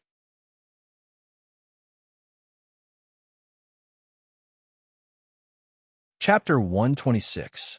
In the Hokage's office, the three generations were dealing with some daily documents, and from time to time, they would frown for a moment. This is really an eventful time. The three generations couldn't help but sigh. Originally, ever since Danzo brought the news of the Uchiha clan's movements, the three generations have been a little restless, and, at the same time, the Woodleaf defense team also found many changes in the barrier. After investigation, it has been confirmed that ninjas from outside the village have sneaked into the village, but after searching for a while there was no trace of them, which made them very upset. Reporting to Hokage-sama. Suddenly, a black figure appeared in front of the desk of the three generations. It was a member of the Umbu, and at the moment he was half kneeling in front of the three generations. What's the matter? After seeing this Umbu, the three generations faintly felt that something was wrong. This Umbu was specially sent by the three generations to supervise the Uchiha clan. And since this person came, then there must be something wrong with the Uchiha clan. Just now, the Uchiha clan's ninjas who were proficient in barrier techniques were secretly mobilized. And according to the tracking of the Umbu, most of them are scattered in the Woodleaf defense team, led by the Uchiha clan to patrol the Woodleaf village. And the frequency is very high. It is very likely that they're trying to figure out the pillars of the Woodleaf village. After the Umbu finished, he lowered his head and waited for the instructions of the three generations. Uchiha, I have spared you again and again, but you're still not willing to extinguish your evil intentions? The three generations also became a little angry, and he stretched out a hand to express his indignation. But suddenly, as if thinking of something, he asked the Umbu kneeling in front of him, even if the Uchiha clan is really disloyal, it is impossible for them to act so early. After all, they're still far from being prepared. So, what is the reason that angered the Uchiha clan's brute? Although the three generations didn't slap the table, but under the anger, it was inevitable that his mouth would not spare the Uchiha clan. The Umbu kneeling in front of the three generations seemed to recall some things when he was monitoring the village. Finally, he remembered some of the Uchiha clan's chatter that he occasionally heard. So he said to the three generations, because the Uchiha clan had a lot of powerful ninjas guarding the village, we can't directly go in to inquire the news. But occasionally, we heard a few people who left the Uchiha clan's place to leave. But the Uchiha's sure sway to the Uchiha clan's death's sure sway. Uchiha sure sway, even with his eyes. After reporting it to Hokage-sama, they didn't get the result they wanted. So many elders and Uchiha Fugaku as the clan's patriarch are still brooding over this matter. The three generations' eyebrows were crooked with anger. Just because of a dead genius, this group of people would do such an irrational thing? If this was the case, Uchiha Fugaku wouldn't be the clan's patriarch, and a group of Uchiha elders wouldn't be able to hold the position of the clan's patriarch. Humph. Dissatisfied? Since when did Uchiha see himself as a member of the Woodleaf clan? Now that one of their own is dead, they want to push the blame on Woodleaf clan's head? Let Woodleaf clans take the blame? It's easy to think. The three generations couldn't help but snort coldly, and then said, all of this is just a show for outsiders to see. Perhaps that Uchiha clansman who let you hear the news did it on purpose. With such news, although the Uchiha clan's rebellion is still not justified, at least there will be a last layer of fig leaf. Geniuses can only be called geniuses when they are alive. Dead? That's just a corpse. He wondered how Uchiha Fugaku would react if he heard that the 3 generations actually held the same view as him. After all, the 3 generations had always presented with Leaf with an amiable side. Who would have thought that the 3 generations also had such a cold and ruthless side? However, if Tuwa hadn't been so cold-blooded in the 3 generations, he wouldn't have been able to get the position of Hokage. In the past, Danzo had great ambitions for the position of Hokage, but even a cautious and ruthless person like Danzo lost in the hands of the 3 generations. Go and tell Danzo and Itachi Uchiha to come to the Hokage's office, but remember to tell them not to reveal themselves. Come quietly. It's time to beat some people who dare to come out. If a big tree doesn't occasionally trim its branches and leaves, it can't become tall and towering. The Umbu under the seat bowed his head and softly answered, and then disappeared. Only the 3 generations were left standing in front of the huge, floor-to-ceiling window of the Hokage's office, looking at the Uchiha clan's land in the distance. Their eyes were deep, making people shudder with fear. Danzo, what are you planning? Nangongjia was sitting at home. He still didn't understand why Danzo came to recruit him this time. When Danzo appeared, in fact, Nangongjia was already prepared to have a good fight with Danzo and his men. But he didn't expect Danzo to leave after saying a few harsh words. Although Danzo's words were indeed very lethal, it also made Nangongjia very restless at that time. But it was limited to this. To use such a few words to move Nangongjia was too far away. Nangongjia always felt that when Danzo left, he felt like he had seen through him. His weakness? Nangongjia. Mashiro. Little linger. That's right, it must be like this. Rude always did things unscrupulously. Kidnapping and blackmailing was the lowest level of behavior. It seems like during this period of time, I can't let those annoying flies continue to fly around my house. Nangongj's eyes flashed with a trace of ruthlessness and even a trace of excitement. He had sealed his sword for 3 years and hadn't used it. 3 years of killing intent, 3 years of sword energy were all brewing in his chest. He was only waiting for the day when the killing intent would erupt and let the calamity sword show its power. As he spoke, Nangongjia had already picked up the calamity sword beside him. Today, it's time to let those people see how powerful I am, so that they won't disturb my life. Nangongjia exerted force with his ankle and shot up into the sky from his house's corridor. The huge force was clearly enough to make a person fly into the sky, but it didn't leave a single mark on the fragile wooden floor. There was an ancient saying, 3 years of silence, one amazing the world with a single brilliant feat, 3 years of silence. One soars to the heavens. Then, if he hadn't killed anyone for 3 years, would his killing intent be overflowing?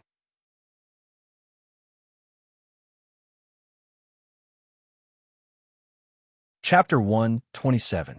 Chi. Fresh blood spurted out from the body of a man in black in front of Nangongjia, dyeing the ground red. The 18th one. Nangongjia swung the long sword in his hand.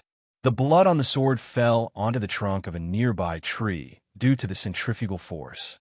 The blood flowed down the tree like the water of the Three Roads River, marking the loss of a life. This was the 18th person Nangongjia killed today for spying on his family.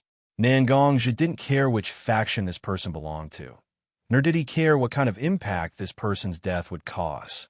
The reason was simple.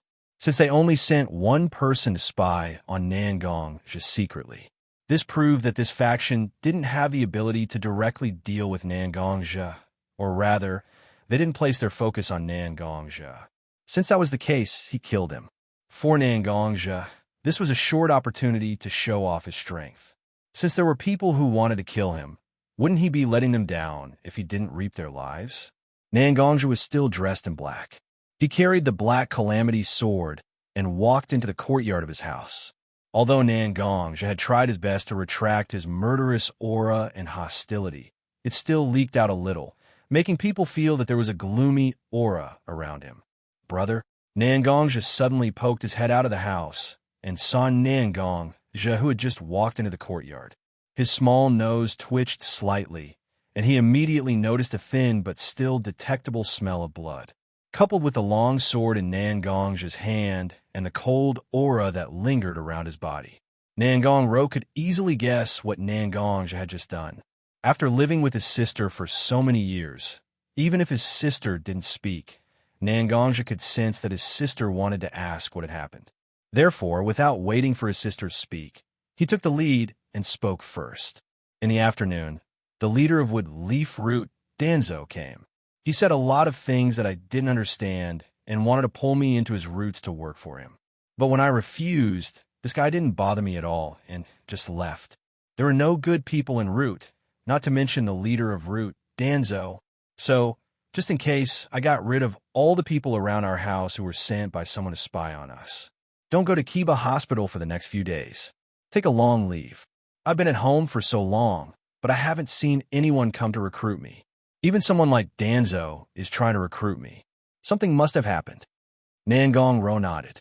She knew that what her brother said made sense. Therefore, he didn't say much. But at this moment, there was a knock on Nangongja's door. Nangongro opened the door and found that it was Yichue standing at the door. Yabuki, what's wrong? At this moment, Yichue was panting as she held onto Nangongja's door frame. Obviously, there was something urgent. Nangongro quickly asked, "It's Mishiro. Mishiro is missing." Yichue was panting, but she still said the reason why she rushed to Nangongja's house. "Yabuki, don't worry. Explain the situation to us first. What's going on?" Nangongja also knew that Yichue wouldn't say such things without any basis. Since Yabuki said that Mishiro was missing, then something must have happened to Mishiro. The more it was like this, the more he couldn't be anxious. Nangongja quickly welcomed Yichue into his living room. "It's like this. Originally, I was responsible for looking after the store in the afternoon. Mishiro's sister looked after the store in the morning. But because Sakura didn't seem to be feeling well, I discussed with Mishiro to look after the store for the day. Mishiro also agreed. But when I accompanied Sakura to the hospital and was about to bring Mishiro to my house for dinner, I found that Mishiro wasn't in the store. I asked the staff, and they said that Mishiro was called out by someone wearing an Umbu uniform not long ago. After that, he didn't come back. I knew that things were bad, so I came to tell you that something happened to Mishiro." Yichue seemed to be anxious, as she couldn't even speak smoothly. But Nangongja and Nangongro clearly understood what Yichue meant. That was, Mishiro was taken away by the Umbu, and there was no news of him until now. Only a few of those who were taken away by the Dark Group were able to return safely. So Yichue immediately came to find Nangongja, hoping that Nangongja would have a way to solve this matter. Umbu uniform, kidnap, close people, Root? Nangongja murmured. Such a way of doing things, and dressing up reminded him of the infamous Root Group's way of doing things. What's more, Danzo had previously tried to recruit Nangongja, but was rejected. It wasn't unreasonable for them to kidnap Mishiro. And Nangongro also knew that this matter might be related to Root. For a moment, he became a little anxious. "Brother, little Linger isn't home. Could it be?" Nangongro didn't continue, but Nangongja still understood what his sister meant. Since Root could kidnap Mishiro, then it was naturally possible for them to kidnap little Linger. Nangongro was probably working at Kiba Hospital today, so Danzo couldn't directly barge into the hospital to kidnap her.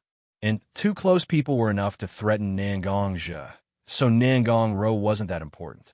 Nangongja's body instantly emitted a thick murderous aura. Today, Nangongja was already annoyed by Danzo and even killed 18 people who were spying on his house. However, he was still one step behind Danzo. Mishiro and Little Linger were most likely already captured. In this situation, even if Nangongja was kind-hearted, he couldn't resist the urge to kill. And Nangongja wasn't a particularly friendly person, right? "Ruru, go to Kakashi's house now." These few days, Kakashi didn't have any missions, so he stayed at home. With Kakashi's strength, he can still guarantee your safety. Nangongja looked at his sister and said calmly, "What about you, brother?" Nangong couldn't help but ask. But just as the words left her mouth, Nangong had already guessed her brother's answer. "I'm going to pick up Mishiro and Little Linger. No matter who it is, anyone who dares to threaten me and treat the people close to me like this cannot be forgiven." Although Nangong was still speaking very calmly, his anger was already burning fiercely. "Liang, protect me." Nangong finally shouted out these words. A layer of black armor slowly covered Nangong's body. "Ha, kid, it's already been 3 years. I haven't fought for 3 years, and I can't hold it in anymore. Today, I'll let those little guys see what we're capable of." Liang's voice sounded again. Her loud roar echoed in Nangong's mind, as if she had just been freed from her restraints. "I've sealed my sword for 3 years, and now I see blood. 18 lives, that's still far from enough. Since they came to provoke me, I'll let them know what it means to be filled with killing intent."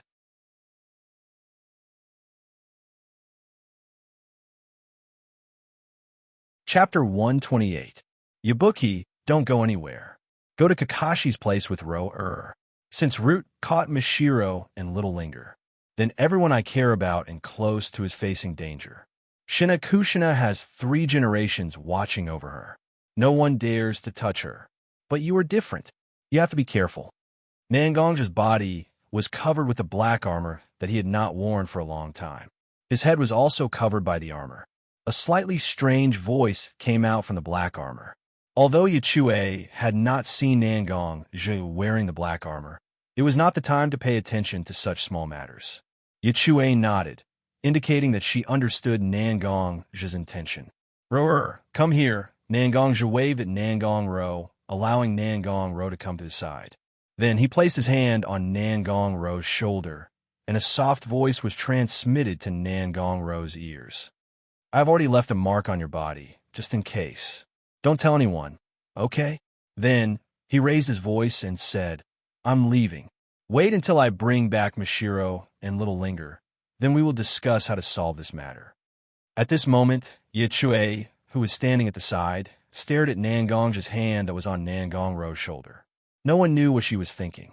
Nangong exerted strength in his legs and left his house at an extremely fast speed. In an instant, he had disappeared without a trace. "Kid, although I know that you're anxious to save them, do you know where their base is? Although I don't know how strong Root is, this kind of organization that specializes in dirty work is not easy to find, right?" Liang was very strange. Nangong's behavior was not like the Nangongja she knew. Although the Nangongja of the past knew that someone close to him was kidnapped, he would definitely be furious. However, he would never be so angry and irrational as he was now. However, Liang was a familiar beast that was connected to Nangong's life. Nangong's mental state was actually very calm, but there was definitely something wrong with acting so agitated. Liang did not know Nangong's plan, but she still cooperated with Nangong's act. "It's very simple, because the one who came to my house and told me that Mishiro is missing is not the real Yabuki." Nangong stopped running and looked around. He knew that he had run far away. Therefore, he stopped and said slowly, "Fake. Did she think that she could fool me just because she acted like Yabuki? When Yabuki panted in front of my house, I felt that something was wrong, because I was very clear about Yabuki's stamina, although she did not usually show it. But just the distance from the clothing store to my house was not enough for Yabuki to be panting like this. After that, Yabuki told me and Ruro about how she found out that Mishiro was kidnapped. Although it was logical, I still faintly felt that something was wrong. So I deliberately pretended to be angry in front of her. If it was the usual Yabuki, she would definitely try to calm me down. But this person seemed to want me to leave immediately and did not try to stop me.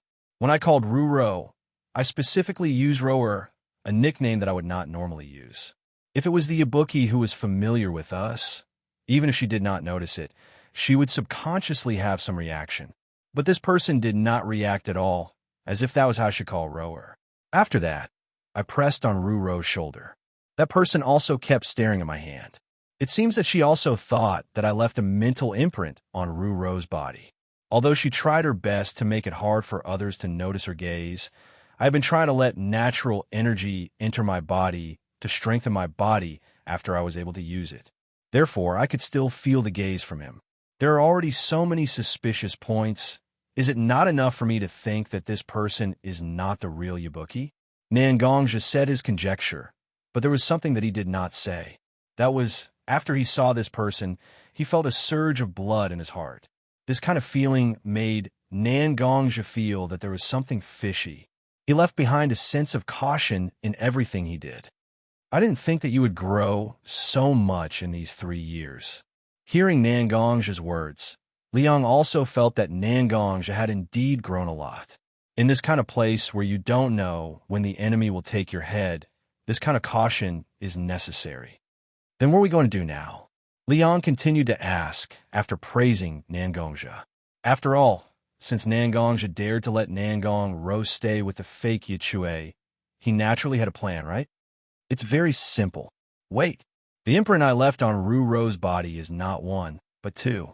The method to isolate the aura can only isolate the spiritual imprint on the surface. On the deeper imprint, I added a wisp of my own sword energy. No matter how I isolate it, it can't cut off the connection between me and my sword energy. Even if the fake Yichue endangers Ruro's life, the sword energy will explode. Let's directly kill that person, Nangongja said calmly, but in fact, he was still a little worried. If it wasn't for Mashiro and Little Linger being taken to God knows where by this group of root ninjas, he wouldn't take such a risk and do something that might harm his sister. Although he made thorough preparations, Nangongja still felt a little sorry for his sister.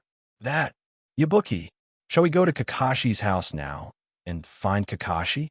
Nangong looked at Yichue, who was standing beside her, and asked. There was still some worry on her face. It was unknown whether she was worried about Mashiro and Little Linger or her brother. Kakashi's house? No, we don't need to go to Kakashi's house. A strange smile suddenly appeared on Yichue's face, making people feel very scared. Her hands suddenly formed a contact transformation technique, and smoke instantly rose from Yapui's body. Soon, the smoke dissipated, revealing a ninja wearing umbu attire and a chameleon mask. You should come with us directly to Root. Let's see how much your brother cares about you. Will he join Root for you? Several shadows jumped over the wall of Nangong's house and instantly surrounded Nangong. Several people came forward and tied Nangong tightly with ropes, and one of them took out a talisman and stuck it on Nangong's body. Every Root ninja was immersed in the joy of completing the mission, but no one noticed that Nangong's mouth had a trace of a smile.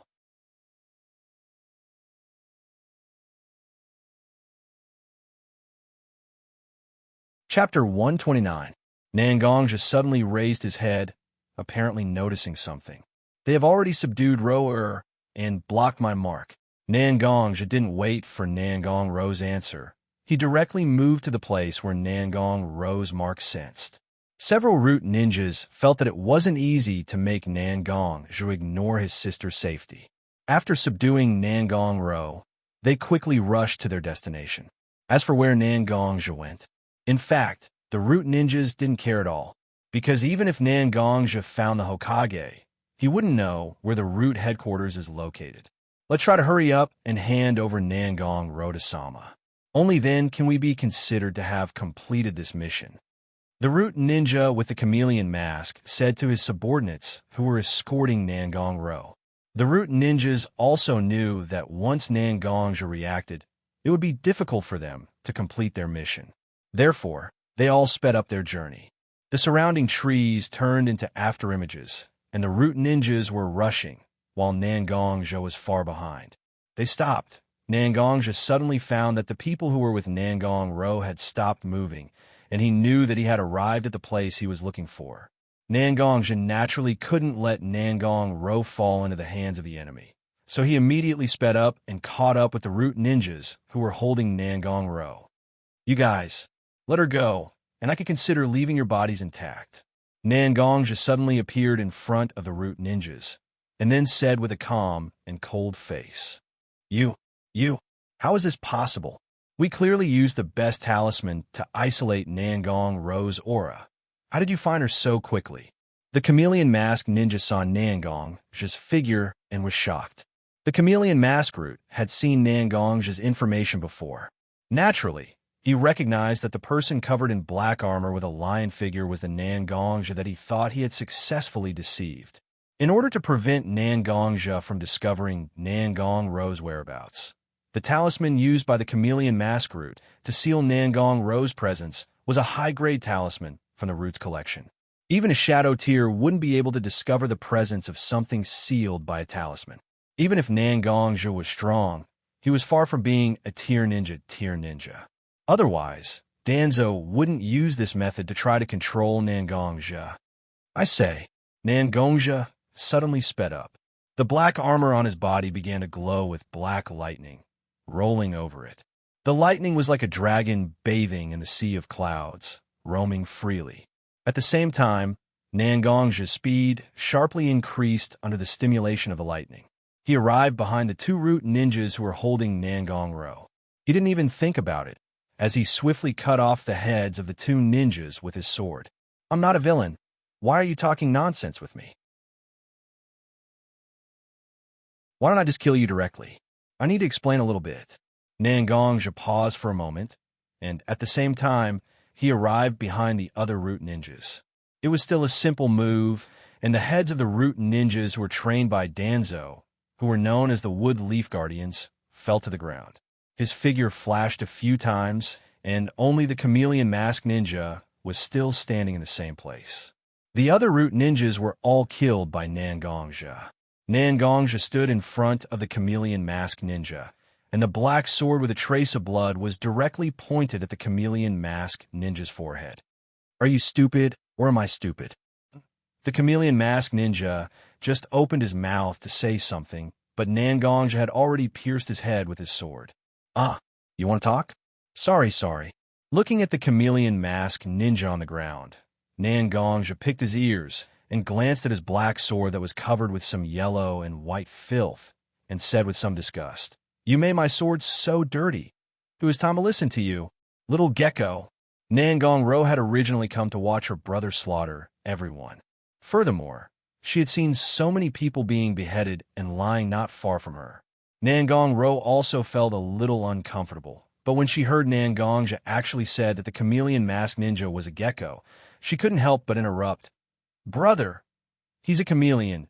Nangongja stared blankly at the mask of the root ninja that he had just pierced through with his sword. Chameleon? Gecko? Aren't they similar? They're both lizards. Brother, you gave me so many things to complain about. Do you want me to complain to my heart's content? I'm not a complaining slave, hey. Okay, it was certain that at this moment, Nangong Ro was slightly enraged. After saying so many strange things, Nangongja also knew that this was not a good time to talk to his sister. Thus, he hurriedly changed the topic and said, Okay, these things should wait until I rescue Mashiro and little linger before going back to talk about it.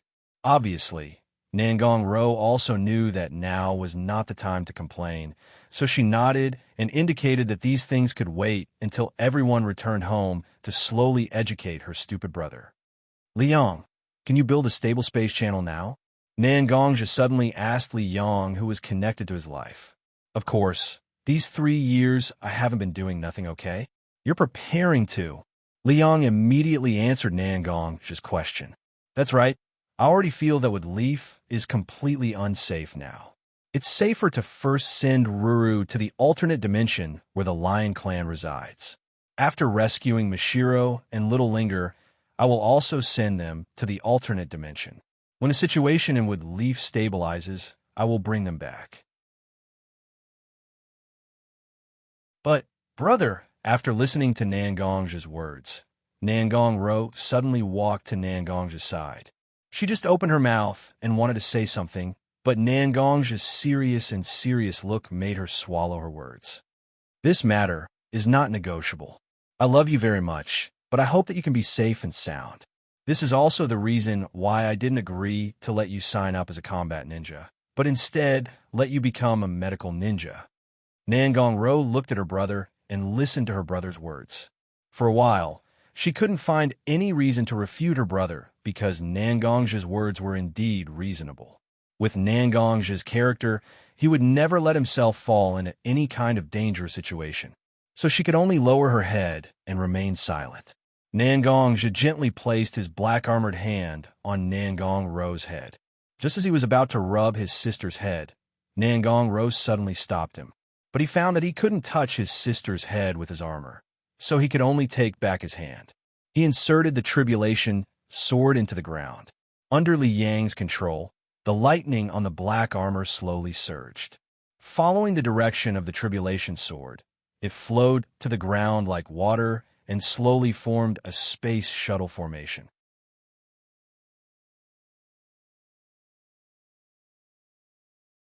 Chapter 130. Soon, the array composed of black lightning slowly stabilized. The light wasn't as dazzling as before, and it was engraved on the ground with a faint glow. Ro, go to the Lion Tribe's alternate dimension first. I've already told Li Yang to inform his descendant in the alternate dimension. It's a little lion called Arthur. He'll take good care of you. I'll quickly rescue Mishiro and Little Linger and meet you in the alternate dimension. Nangongja looked at his sister and said. Nangong Ro looked at her brother. She didn't want to leave her brother's side and let him face a colossus like Root alone. However, Nangong Ro knew that with her little strength, she couldn't help Nangongja much. She might even be a burden. Rather than that, she might as well go to a safe place and wait for Nangongja to find her. Although waiting was torturous, Nangong Ro would rather suffer than add trouble to her brother. Okay, Nangong Ro's voice was a little soft, as if she was trying her best to suppress her emotions. He wanted to make a rational decision, so he slowly walked into the magic array. However, the moment the formation was activated, Nangong Ro suddenly turned her head and looked at her brother. The faintly discernible voices were clearly transmitted into Nangongja's ears. You have to come back alive. Nangongja didn't know what to say, because when the words came out of Nangong Ro's mouth, Nangong Ro's eyes were also filled with hot tears.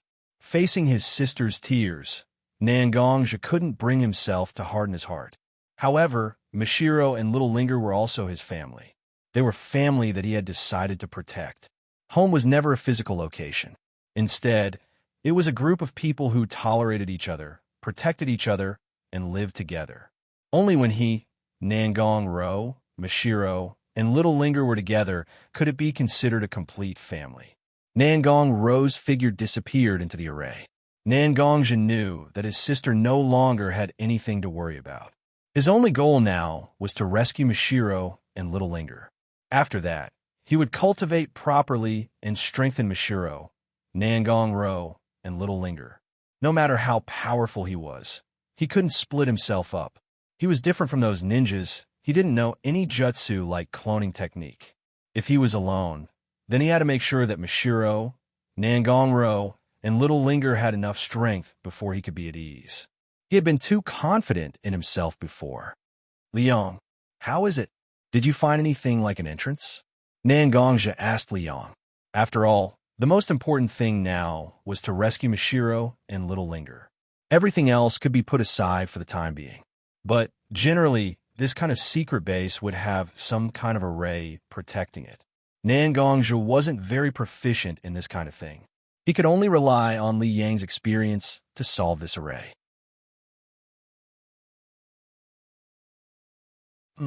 I think I know what kind of array this is. Li Yang snorted and then said her opinion and judgment.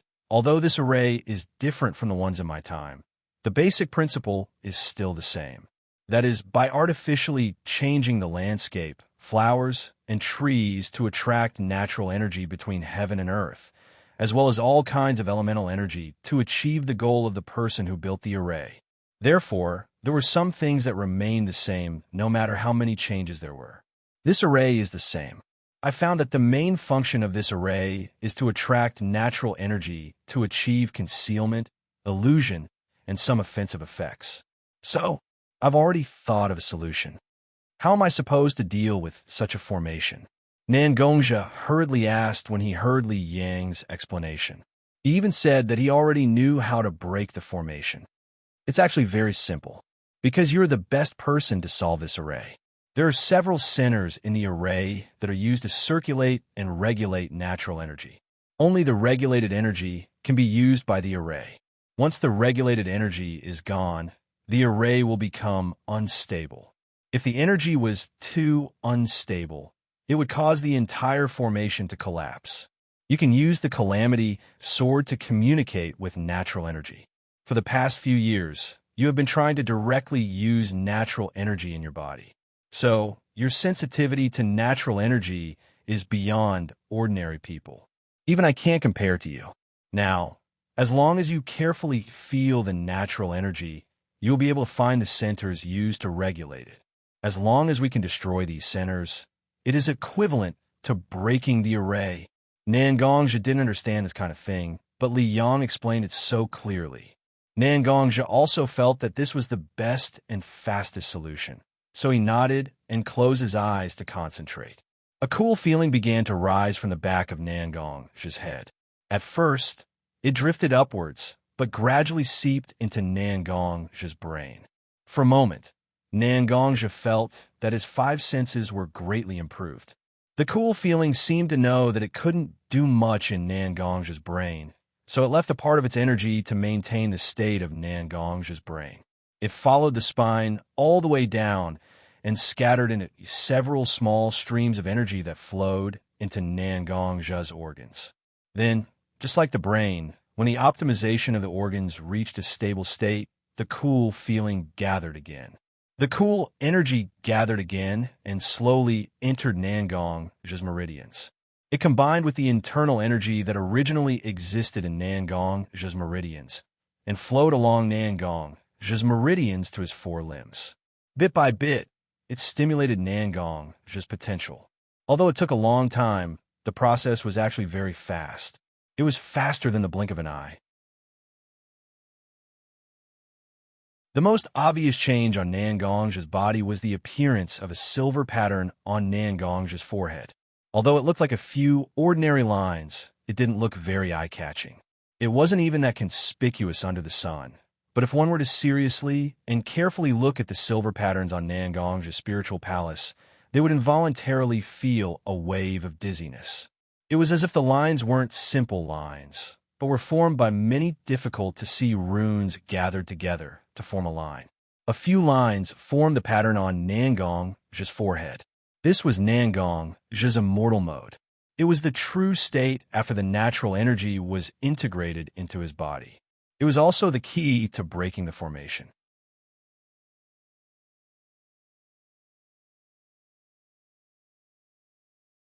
Chapter 131. Open. Nan Gongxia muttered in his heart, and the silver mark on his forehead emitted a faint light. A few simple lines contained countless runes that were slowly moving, indicating that the runes were being activated.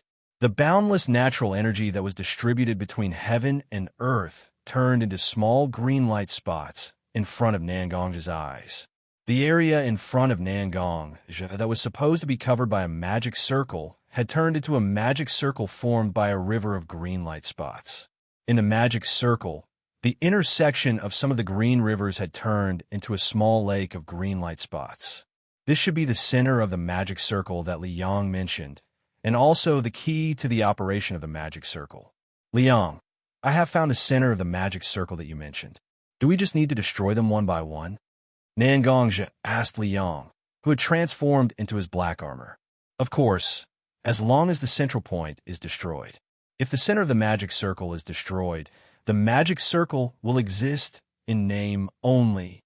Nan Gongxia nodded, and the black armor on his body began to surge with lightning. Slowly, the lightning energy became more and more active, and Nan Gongxia's body magically left the ground and floated up an inch. What are you doing? Li Yang saw Nan Gongxia's strange behavior and couldn't help but ask. Since we're destroying the nodes, why don't we just destroy them once in a while? Nan Gongxia said, as if it was a matter of fact. Shouldn't we destroy the nodes one by one, then sneak into Root's headquarters to rescue Mashiro and Little Linger? Although Liang had always been arrogant and violent, he was exceptionally meticulous when doing things. While achieving his goal, he had to pay the smallest price. Nangong's current behavior made Li Yang feel that it didn't conform to his standards. It's very simple. I will use the lightning energy on the black armor to float in the air temporarily and destroy the entire magic circle. Nangong just said matter-of-factly. Li Yang, who was in his black armor, was dumbfounded. Why? Won't this attract more enemies? It's not worth it, Li Yang said hurriedly, as if she wanted to stop Nangongja from doing such a dangerous thing. This time, the goal was obviously to rescue Mashiro and Little Linger, who were captured, so there was no need to mobilize a large number of root ninjas. However, Nangongja shook his head. He continued to stimulate the lightning energy on his black armor so that he could ascend even higher. You can't escape. I've worked with root ninjas before, so I know what kind of people they are. Each of them is a member of the huge machine that is Root. They don't care about the life or death of their fellow root ninjas. Previously, they had specially sent a small team to lure me away from Ruru's side and capture Ruru. Root must have given them a fixed time to carry out the mission. Once they exceed the time limit, Root will automatically think that their mission has failed. Moreover, they must make all preparations to prevent the enemy from invading. In order to not let Ruru fall into danger, I killed the root ninjas as soon as possible. During this time, it's very likely that they have exceeded the time limit set by root ninjas. We can't gamble with our own safety on the enemy's reaction speed. Since Root wants to use Mashiro and Little Linger's lives to threaten me, then at least they won't kill Mashiro and Ruru before I'm completely on the opposite side of Root and can't be controlled.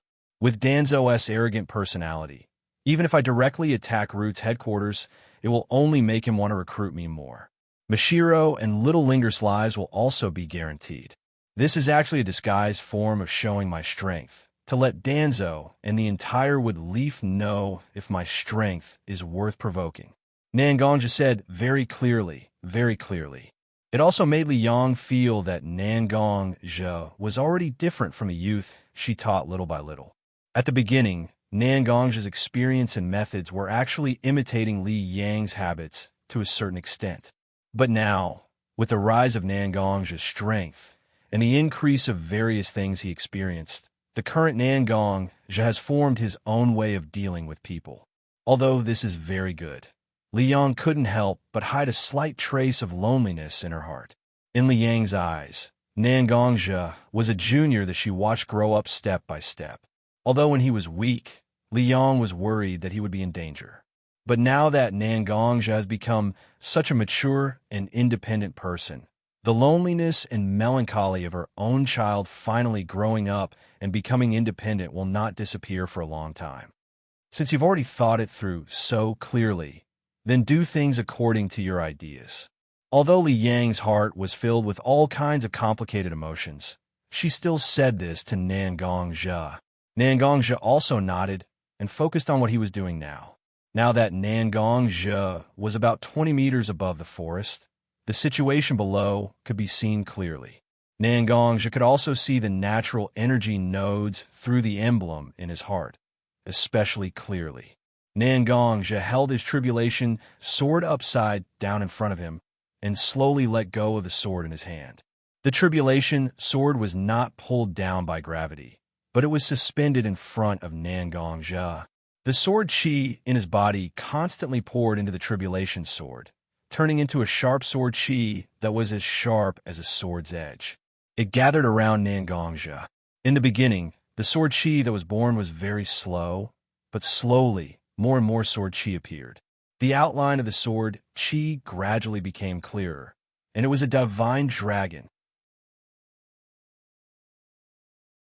Head like a camel, horns like a deer, eyes like a rabbit, ears like a cow, neck like a snake, belly like a snake, scales like a carp, claws like an eagle, and palms like a tiger. It was different from the sword chi dragon that Nangongja unconsciously formed when Nine Tails attacked the village.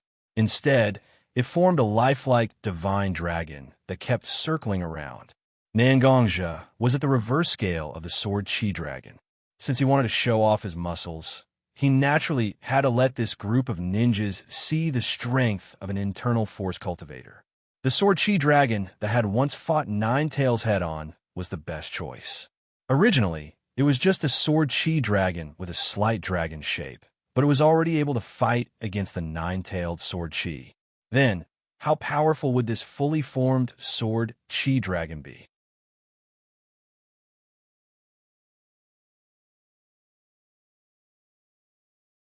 Chapter 132. Xianxia's sword chi dragon was now completely formed. At this moment, the sword chi dragon exuded a dragon's aura that was different from any other aura. Originally, in a dense forest, Xianxia could still hear the chirping of cicadas and birds from time to time. However, when the sword chi dragon was formed, the voices seemed to have been frightened. Not a single sound could be heard. The catastrophe sword, which was originally floating in front of Xianxia, began to slowly move up to the mouth of the sword chi dragon. Endless sword chi was emitted from the catastrophe sword, wrapping the catastrophe sword into a ball. It turned into a dragon pearl in the sword chi dragon's mouth. Very good. Xianxia sensed the state of the sword chi dragon that he had condensed. He felt that the sword chi dragon was now the most perfect he could do. If he wanted to strengthen the sword chi dragon even more, he might have to break through the threshold of the so-called shadow level. Xianxia, who was floating in the air above the forest, looked at the formation below. His eyes revealed a slight seriousness, and he shouted, "Go!" The dragon pearl formed by the catastrophe sword began to rush towards one of the central points, and the sword chi dragon followed closely behind. Although the sword chi dragon already had the shape of a dragon, Xianxia could not completely control it as he wished. Therefore, he relied on the dragon pearl formed by the catastrophe sword to aim and track the target. This was a big weakness of the sword chi dragon. The charging time was a little long, and the method to lock onto the enemy was a little complicated. This caused this move to not be able to play its greatest role in a one-on-one battle. This sword chi dragon was actually more suitable to be used on the battlefield as a strategic weapon. After all, there were many people on the battlefield. Even if the catastrophe sword was not used to guide the sword chi dragon, the sword chi dragon would still be able to display great power. The energy lake formed by the natural energy condensed through the central point was not a particularly strong existence. Instead, it was a little too weak. When the sword chi dragon rushed towards the natural energy lake under the guidance of the dragon pearl, the dragon pearl's head had just touched the lake when the lake was washed away. The natural energy that was washed away did not dissipate into the world. Instead, it turned into a fluorescent light that replenished the sword chi dragon and the catastrophe sword. That's right, the natural energy was absorbed by the sword chi dragon and the catastrophe sword that was released by Xianxia. This time, 80% of the energy was replenished by their sword chi dragons, while 20% flowed into the heavenly tribulation sword. This was the result after Xianxia's calculation. Because of the catastrophe sword chi dragons had a very close relationship with the natural energy. To the natural energy sword chi dragon sword, sword chi's own sword chi dragon pearl sword. To the sword chi's key to the sword to Tatuja's sword. Xianxia specifically chose this central point with the smallest natural energy lake among the 36 central points. In fact, it's to let the sword chi dragon absorb more natural energy and become more powerful. This time, the sword chi dragon absorbed the natural energy lake's energy and strengthened by almost 20%. The remaining natural energy lakes have more and more natural energy than the previous one. If all the natural energy lakes are absorbed, then the sword chi dragon pearl will be at least 5 times stronger than it is now. It can be said that this sword chi dragon pearl has already surpassed the strongest summoned beast in the world. Since I spent so much natural energy to build this sword chi dragon pearl, I naturally have to make it more valuable. Xianxia felt the strength of the sword chi dragon pearl, and began to calculate the strength of the Sword Chi Dragon Pearl after absorbing all the natural energy lakes. However, after the Sword Chi Dragon Pearl destroyed the natural energy lakes, it still inevitably hit the ground. As one of the guardian forces of the Wood Leaf, Root naturally discovered the abnormality outside their base and quickly sent people to check the situation. What the group of Root ninjas saw at this moment was a Sword Chi Dragon Pearl with a blue luster surging on the ground. If you want to describe it, there's a sentence that might be more appropriate. The heavens and earth turn, the earth dragon rises from the ground. The Sword Chi Dragon Pearl looked like it was surging in the waves, raging on the ground. From time to time, ear-piercing sounds like the clashing of swords could be heard. It made everyone's head dizzy. "Captain, isn't that the strange dragon pearl that appeared in the sky when the Nine Tails attacked the village?" A Root ninja saw the sword energy dragon and couldn't help but recall the time when the QB attacked the village. He fought with the QB for a long time and fought with the QB for a long time. Sword Chi Dragon Pearl. The captain muttered to himself. It seems that the squad really failed in their mission. Xianxia's already found them. I will go inside and inform Danzo, Sama. You guys keep an eye on this Xianxia. After saying this, the captain turned around and wanted to enter the Root base. But a figure suddenly appeared at the entrance of the Root base. It was a person with a wrapped right eye and a right hand wrapped in black clothes. The person who came is the leader of the Wood Leaf Root, Shimura Danzo. Looking at Xianxia's powerful appearance at the moment, Danzo's mouth actually showed a rare smile. Not bad, not bad. As expected of the person I took a fancy to, he really didn't let me down. Not only did he not take away his sister, but he also tracked us to our base. And now, he even used such a magical move. I don't know how much stronger he is compared to 3 years ago. Very good. I am more and more interested in pulling him into the Root base. After saying this, Danzo looked at the Root squad captain who was about to inform him. His eyes became cold as he said, "Is this how you patrol the perimeter of the base?" They only found out after such a big commotion. That's really something. The captain's legs began to tremble uncontrollably at this moment. Others may not know, but as a member of Root and a captain, the captain was very clear about Danzo's terror and power. Danzo, Sama, it's not that we didn't patrol properly. You also saw that Xianxia is so strong. Even if we wanted to stop him, the captain hurriedly defended himself. After all, the captain was just an elite Chunin. Xianxia's Sword Chi Dragon Pearl plowed a 3-meter deep hole in the ground just by brushing past it. If a small shrimp like the captain really rushed up, he would probably be ground to pieces in an instant.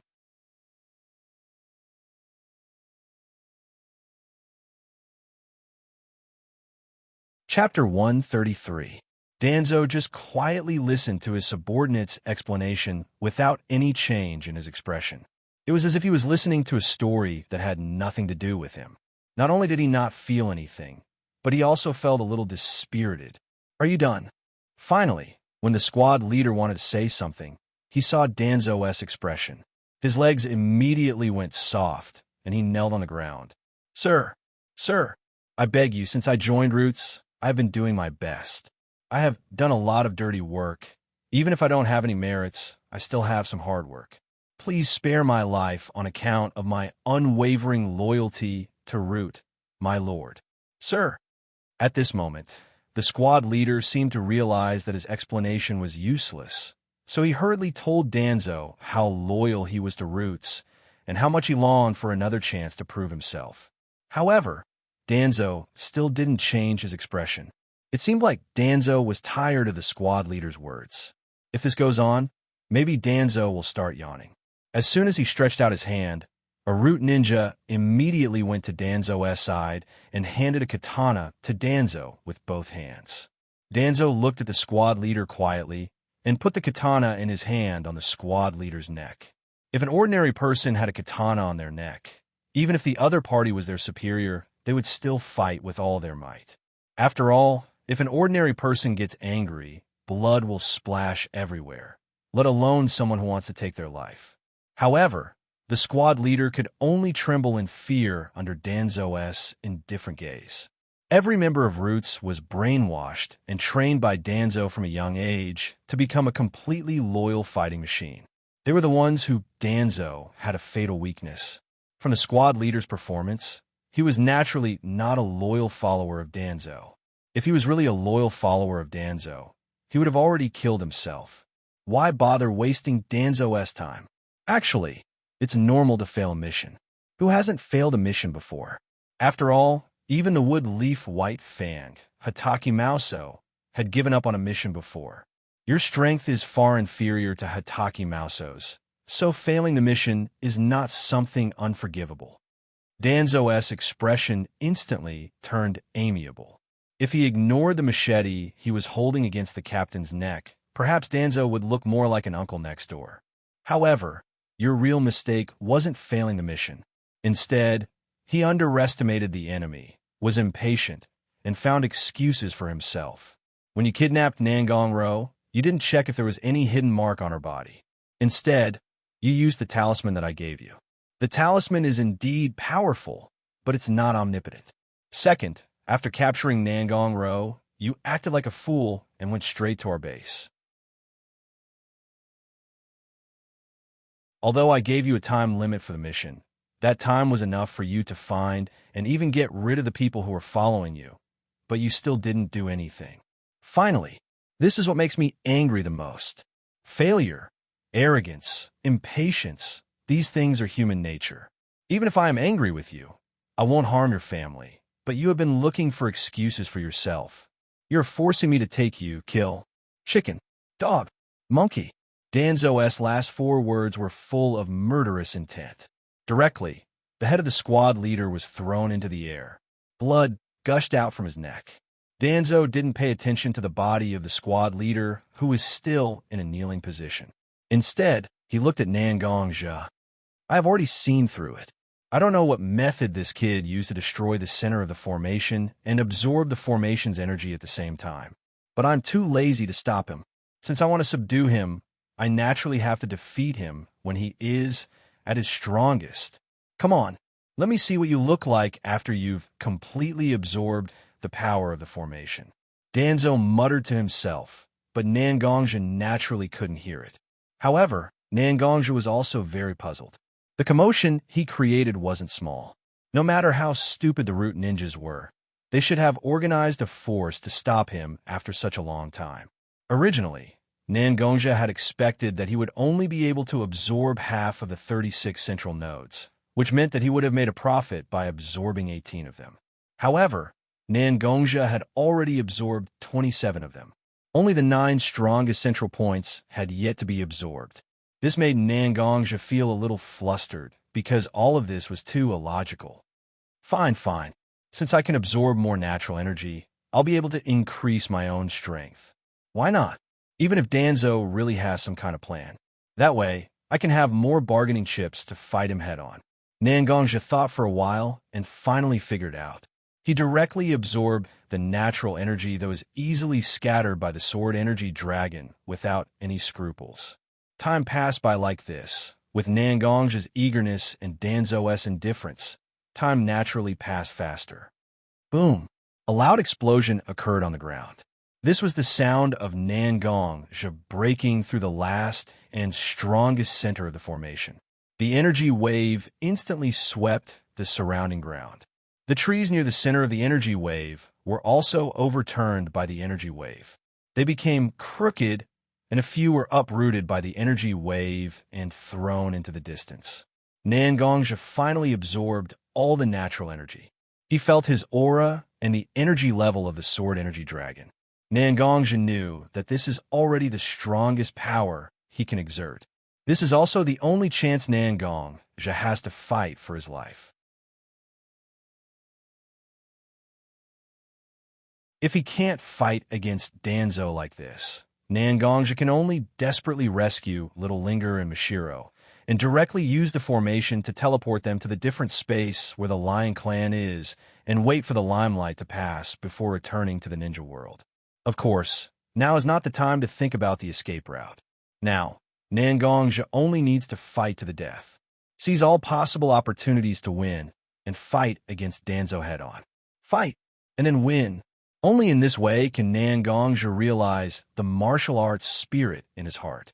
Maybe this is also the time when Nan Gongzhi breaks through the bottleneck and truly combines the three elements of heart, technique, and physique into one, breaking through to the so-called Kage level. This battle had to be fought.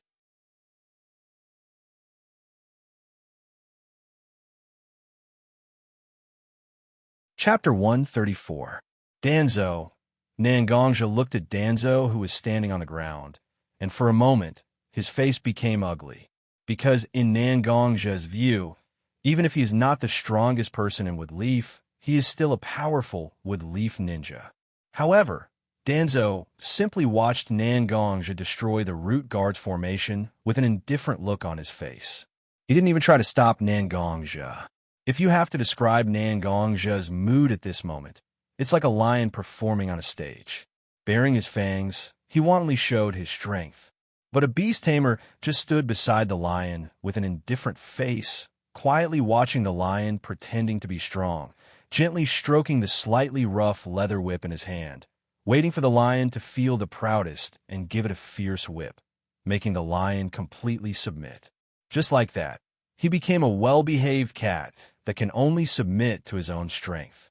Nan Gongzhi's sword energy dragon was staring at Danzo and the group of root ninjas behind Danzo. Originally, under the deterrence of Dragon's might, the legs of many root ninjas were slightly trembling due to fear. If one could see through the white masks painted with various patterns on their faces. If you look at the white mask on their faces, you can even see that most of their faces are slightly pale, and because of the pressure, their faces are unnaturally flushed. But Danzo just quietly looked at Nan Gongzhi's sword energy dragon without a trace of fear. He just had an indifferent expression, as if no matter how strong Nan Gongzhi is, no matter how powerful the sword energy dragon is, it can't affect Danzo's heart at all. Hero? Dragon? Danzo didn't care about any of this. It seems that as long as Danzo wants, the dragon can turn into an ordinary snake in an instant, and the so-called hero can turn into a corpse lying at Danzo's feet. Nan Gongzhi? Sword energy dragon? Not bad. Danzo nodded, as if he was praising a junior. His tone was somewhat gratified and emotional. Actually, from the first step you took in with Leaf, I saw the battle between you and Kakashi. A person from a poor background, relying on an ancient training method that has been eliminated by the times, can actually compete with Wood Leaf's genius Hitaki Kakashi. This is really rare. So, when Sandaime-sama proposed to directly upgrade you to a Chunin, I voted in favor of it.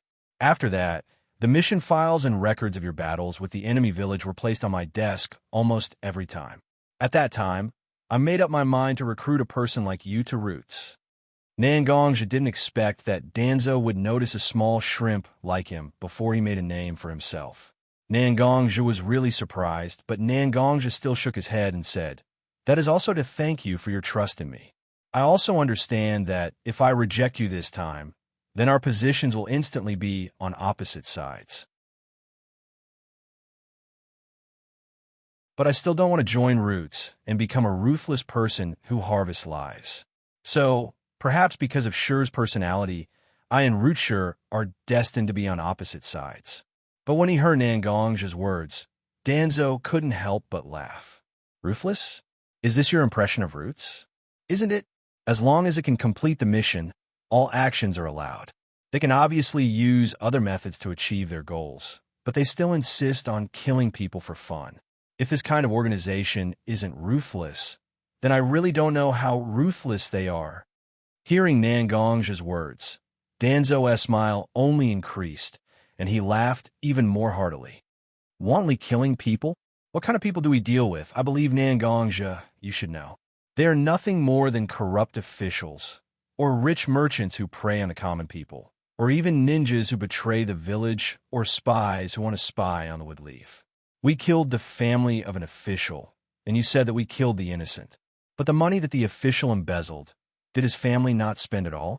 We killed the servants and family of the rich merchants, and the family naturally enjoyed the ointment that the rich merchants took from the common people's bones. Aren't those servants also accomplices of the rich merchants who prey on the common people? There are also the ninjas who betray the village and the spies from other ninja villages. You don't need me to tell you. The main thing is that the people who dare to hide them are also spies planted by the D people. Now, do you still think that the ninjas of Roots are a group of emotionless machines? Every Root ninja is not emotionless, but they are a group of people who display their love to the extreme and their feelings to the extreme. I believe that every ninja of Roots can proudly say that they are a hero who abandoned their personal honor and disgrace and dedicated everything to the wood leaf.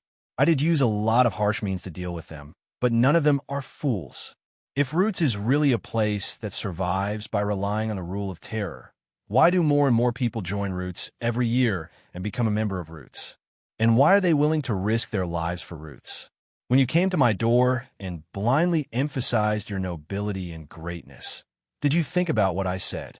Danzo said calmly, although his tone was still indifferent. But there was a kind of high-spirited will contained in it. Every ninja who stood behind Danzo, who originally had some fear in their hearts, extinguished the fear in their hearts at this moment. Instead, they straightened their backs and proudly held their heads high. For a moment, their momentum was incomparably high. There was indeed a reason why Root was able to grow into such a behemoth, and even be able to compete with the Dark Group and even suppress them. Whether it is Danzo or the Root's ninjas, they're full of confidence in themselves. They firmly believe that everything they do is beneficial to Konoha, and they're all things that are worthy of their hearts. Oh! Nangongja was slightly shocked after hearing Danzo's words. But Nangongja quickly recovered his consciousness and said, I have to say, Danzo, Sama's grasp of human nature and the skill of using words is extremely profound. At least, even people like me feel that what you're doing is right. But, so what if it's right? And so what if it's wrong? You have neglected an important thing, and that is, I don't care whether the wood leaf becomes stronger or more rotten. Wood leaf has never been my home. I just regard it as a place for me to stay. You kidnapped Mishiro and Little Linger, and that is enough for me to stand on the opposite side of you.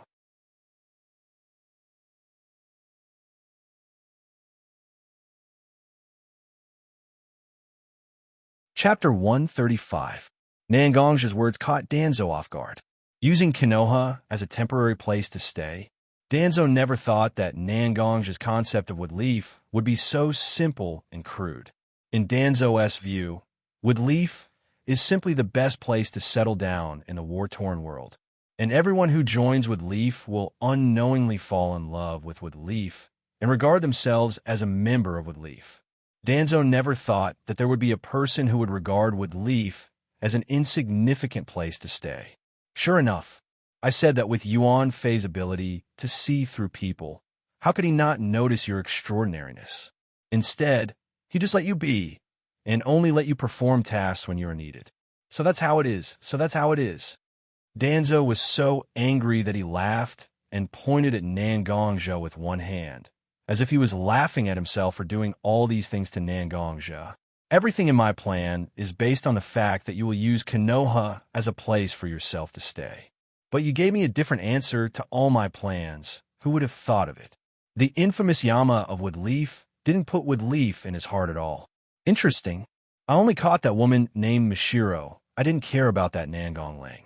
He just did something secretly and urgently transferred her out of Konoha's territory. You can take this woman called Mishiro back. Although the plan failed, you won't join my faction, nor will you join the Hokage clan's faction. This result is enough. With that, Danzo waved his hand, indicating his men to bring out the captured Mishiro. Danzo-sama, a Root ninja standing next to Danzo seemed to want to say something, but Danzo stared at him. The Root ninja could only stare at Nangongja fiercely to express his dissatisfaction. However, he still turned around and led his subordinates to bring Mishiro out of the base that had already been exposed. After a while, Mishiro was escorted by several Root ninjas to Danzo's side. There were some tears on Mishiro's clothes, and her skin was torn open. After seeing Nangongja, Mishiro anxiously said to Nangongja, Miyagi, go quickly. These people want to use me to threaten you. Don't care about me. Go find Rower, Mei, and Little Linger. Take them and leave quickly. Don't come back. Danzo glanced at Mashiro and seemed to admire Mashiro's character. There was a slight smile on the corner of his mouth. You are useless to me. I will release you now. Although Root is not afraid of provoking Nangongja, it is indeed not a good choice to be enemies with Nangongja. Danzo waved his hand, and the Root ninjas who were holding Mashiro let go of Mashiro. They let Mashiro walk to Nangongja to prove that Root is not hostile to Nangongja. Mashiro was already injured, so the actions of the Root ninjas weren't that gentle either. So when Mashiro was released, he staggered and almost fell to the ground.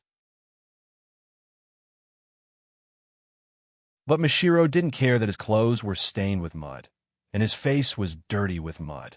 Just like that, he stumbled toward Nangongja.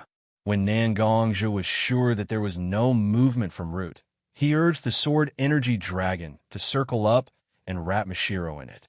This was to prevent the Root ninjas from coming up with any tricks. Mashiro. Nangongja's figure came out of the Sword Energy Dragon's reverse scale and came to Mashiro's side. He called Mashiro's name and gently hugged Mashiro, who was covered in wounds. She gently patted Mashiro's head with one hand and said softly, "Don't worry, I will never let Root threaten you again. Since I promised you back then, I will protect you well and treat you as my real family. I will do my best to protect you and not let you suffer the slightest grievance." After saying that, Nangongja even intentionally or unintentionally glanced at Danzo, who was standing in front of the Root ninjas. Nangongja, remember our agreement. From today onwards, you will not stand on my side or Yuan Fei's side. Danzo didn't pay attention to Nangongja's eyes, but he emphasized the deal between them. Of course, although I don't like your way of doing things, but I have always been a man of my word. Since I promised you, I will not go back on my word, Nangongja said, but Danzo frowned with some dissatisfaction. I never believe a person's promise. Since there is an agreement, I naturally have to leave something as proof. Nangongja naturally heard about Danzo's suspicion, so Nangongja was not surprised that Danzo would make such a proposal. Proof? You want? Before Nangongja could finish his words, Nangongja's abdomen was pierced by a kunai. Even Li Yang's black armor couldn't stop this kunai. Chakra formed a thin layer of sharp edge on the edge of the kunai.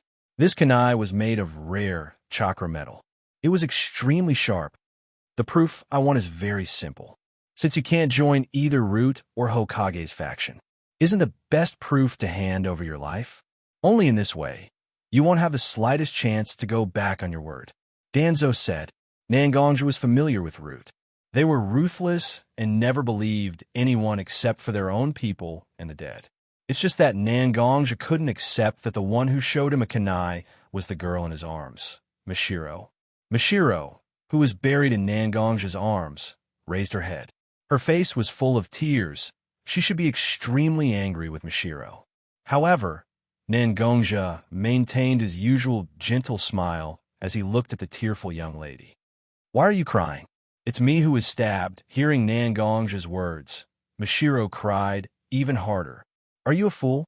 I'm a member of Root. There was no such thing as Mashiro from the beginning. There was only a Root ninja named Sky.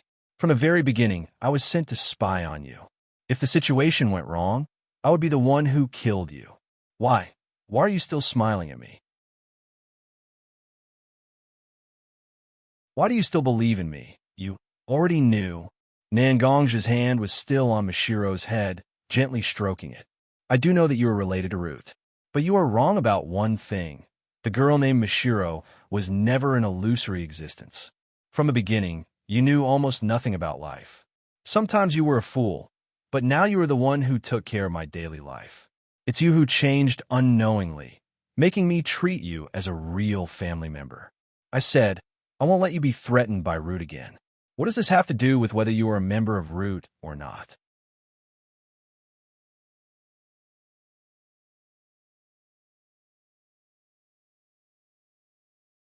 Chapter 136. Are you an idiot? I've already betrayed you like this. Mashiro looked at Nangongja and couldn't help but ask. In Mishiro's eyes, Nangongja had never done anything impulsive in front of her. However, Mishiro knew very well that Nangongja would show his cruel and cold-blooded side when he was really angry. Mishiro learned this from observing Nangongja's daily state and some information from Root. Otherwise, how did Nangongja get his title of King of Hell? However, if Nangongja really did it, it would be fine. That's fine. It won't make Masabai feel any more guilty. You're talking about this thing? Nangongja grabbed Mishiro's kunai and slowly pulled it out of his abdomen. Although Mishiro was holding the kunai in her hand, Mishiro didn't have any strength left. She could only watch as Nangongja slowly pulled the kunai out. Blood splattered everywhere as the kunai was pulled out. You don't have any more now, right? Nangongja looked at Mishiro and revealed an extremely gentle smile. It was as if the person who was bleeding was someone who had nothing to do with him. Mishiro looked at Nangongja and felt that her throat was stuck. She clearly wanted to say something, but she couldn't make a sound.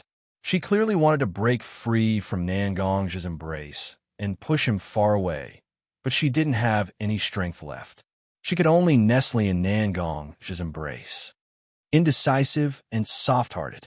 Originally, I had some expectations for you and thought that you were a ruthless character like me. But in the end, you're only at this level? Danzo looked at Nangongja and Mishiro, who were cuddling with each other. His eyes were filled with disappointment. He felt that his judgment of Nangongja might have been wrong. She was a person who cared about love and could forgive others with a smile, even if she was stabbed in the back.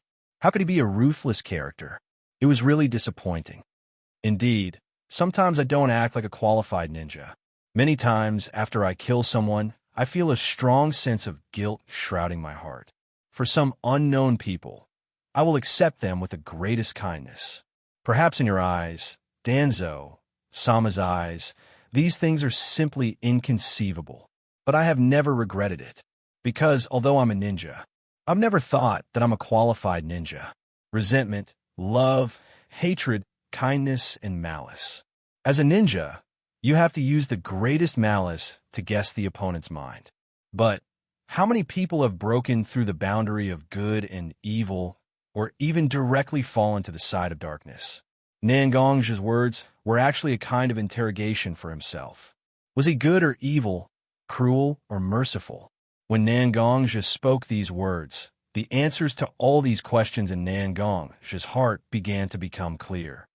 I've thought for a long time, and I realized that I don't know whether I'm good or evil. Because I've actually stepped into both, but now I'm not willing to agree with either. Good and evil is the biggest lie of human nature. It's an illusory rule made up by groups of people. They use words and habits to fabricate such an invisible shackle to bind all life. Everyone is like this, whether it's the evil person who brings disaster to the world or the kind person who saves the world. In fact, they all follow this rule intentionally or unintentionally, so that they unconsciously become more like the good person or the evil person in the world's perception. In this way, for a long time in the cage, unable to transcend, unable to be free. How can such a person achieve transcendence and freedom? Nangongja's words were rebellious, and it made people at a loss. If they really had to use a word to describe it, it might be only this word, madman. No one knew who it was that let out such a slight exclamation. But it made everyone, including Danzo, slightly agree in their hearts. Madman? That's good. Banishment. Senpai once told me a sentence from a wise man. Others laugh at me for being too crazy. I laugh at others for not being able to see through it. I didn't understand at that time, but now I'm slightly touched. It doesn't matter if you're crazy or sober. As long as a person can face himself seriously and recognize himself. Even if he's a madman, he's still happy and happy. On the contrary, he's submissive in the consciousness of others. Even if he's really praised by everyone, his mind will not be clear in the end. Of course, Danzo didn't know who the banishment Senpai Nangongja was talking about was. Such a hero had long been submerged in the dust of history, intentionally or unintentionally. But Nangongja's words still fiercely knocked on Danzo's heart, and he couldn't help but secretly ask himself in his heart, Was he indulging in unwillingness and humiliation, and gradually lost himself? But before Danzo had time to think deeply, he was already attracted by Nangong's state. After Nangong finished speaking, his body's aura began to become extremely unstable. It was sometimes strong and sometimes weak, and it was impossible to understand. Danzo naturally saw Nangong's abnormality, because Danzo also went through this stage. This was a sign that a person's mental and physical state had reached saturation and began to blend with each other, allowing a person's strength to reach the strongest state. Everyone's way of breaking through to the Kage level was not fixed, not to mention others. Danzo reached the Kage level because of the intense humiliation and unwillingness in his heart when he didn't get the position of Hokage. As for Nangongja, he was even more surprising. He actually began to analyze his own mind and began to break through to the Kage level under the condition of understanding his heart. If it was in a normal state, a slight noise may be able to interrupt the process of a person's promotion. This process was so fragile. But at this moment, Nangong's body was surrounded by a powerful sword chi dragon, unconsciously forming a barrier that separated him from the outside world. And the only person who could possibly interrupt Nangong's promotion was Mishiro, who was also surrounded by the sword chi dragon. But looking at Mishiro's current state, Danzo was sure that even if he gave any order that could endanger Nangongja, Mishiro would definitely ignore it without hesitation. TSK. This is why I hate love so much. It's really a waste of time. Danzo couldn't help but secretly curse, but other than that, he could only watch Nangong's promotion process without being able to stop it. You're tuning in to the Eternal Immortal Ballad YouTube channel. Don't forget to subscribe and join us on this journey to catch the most captivating stories.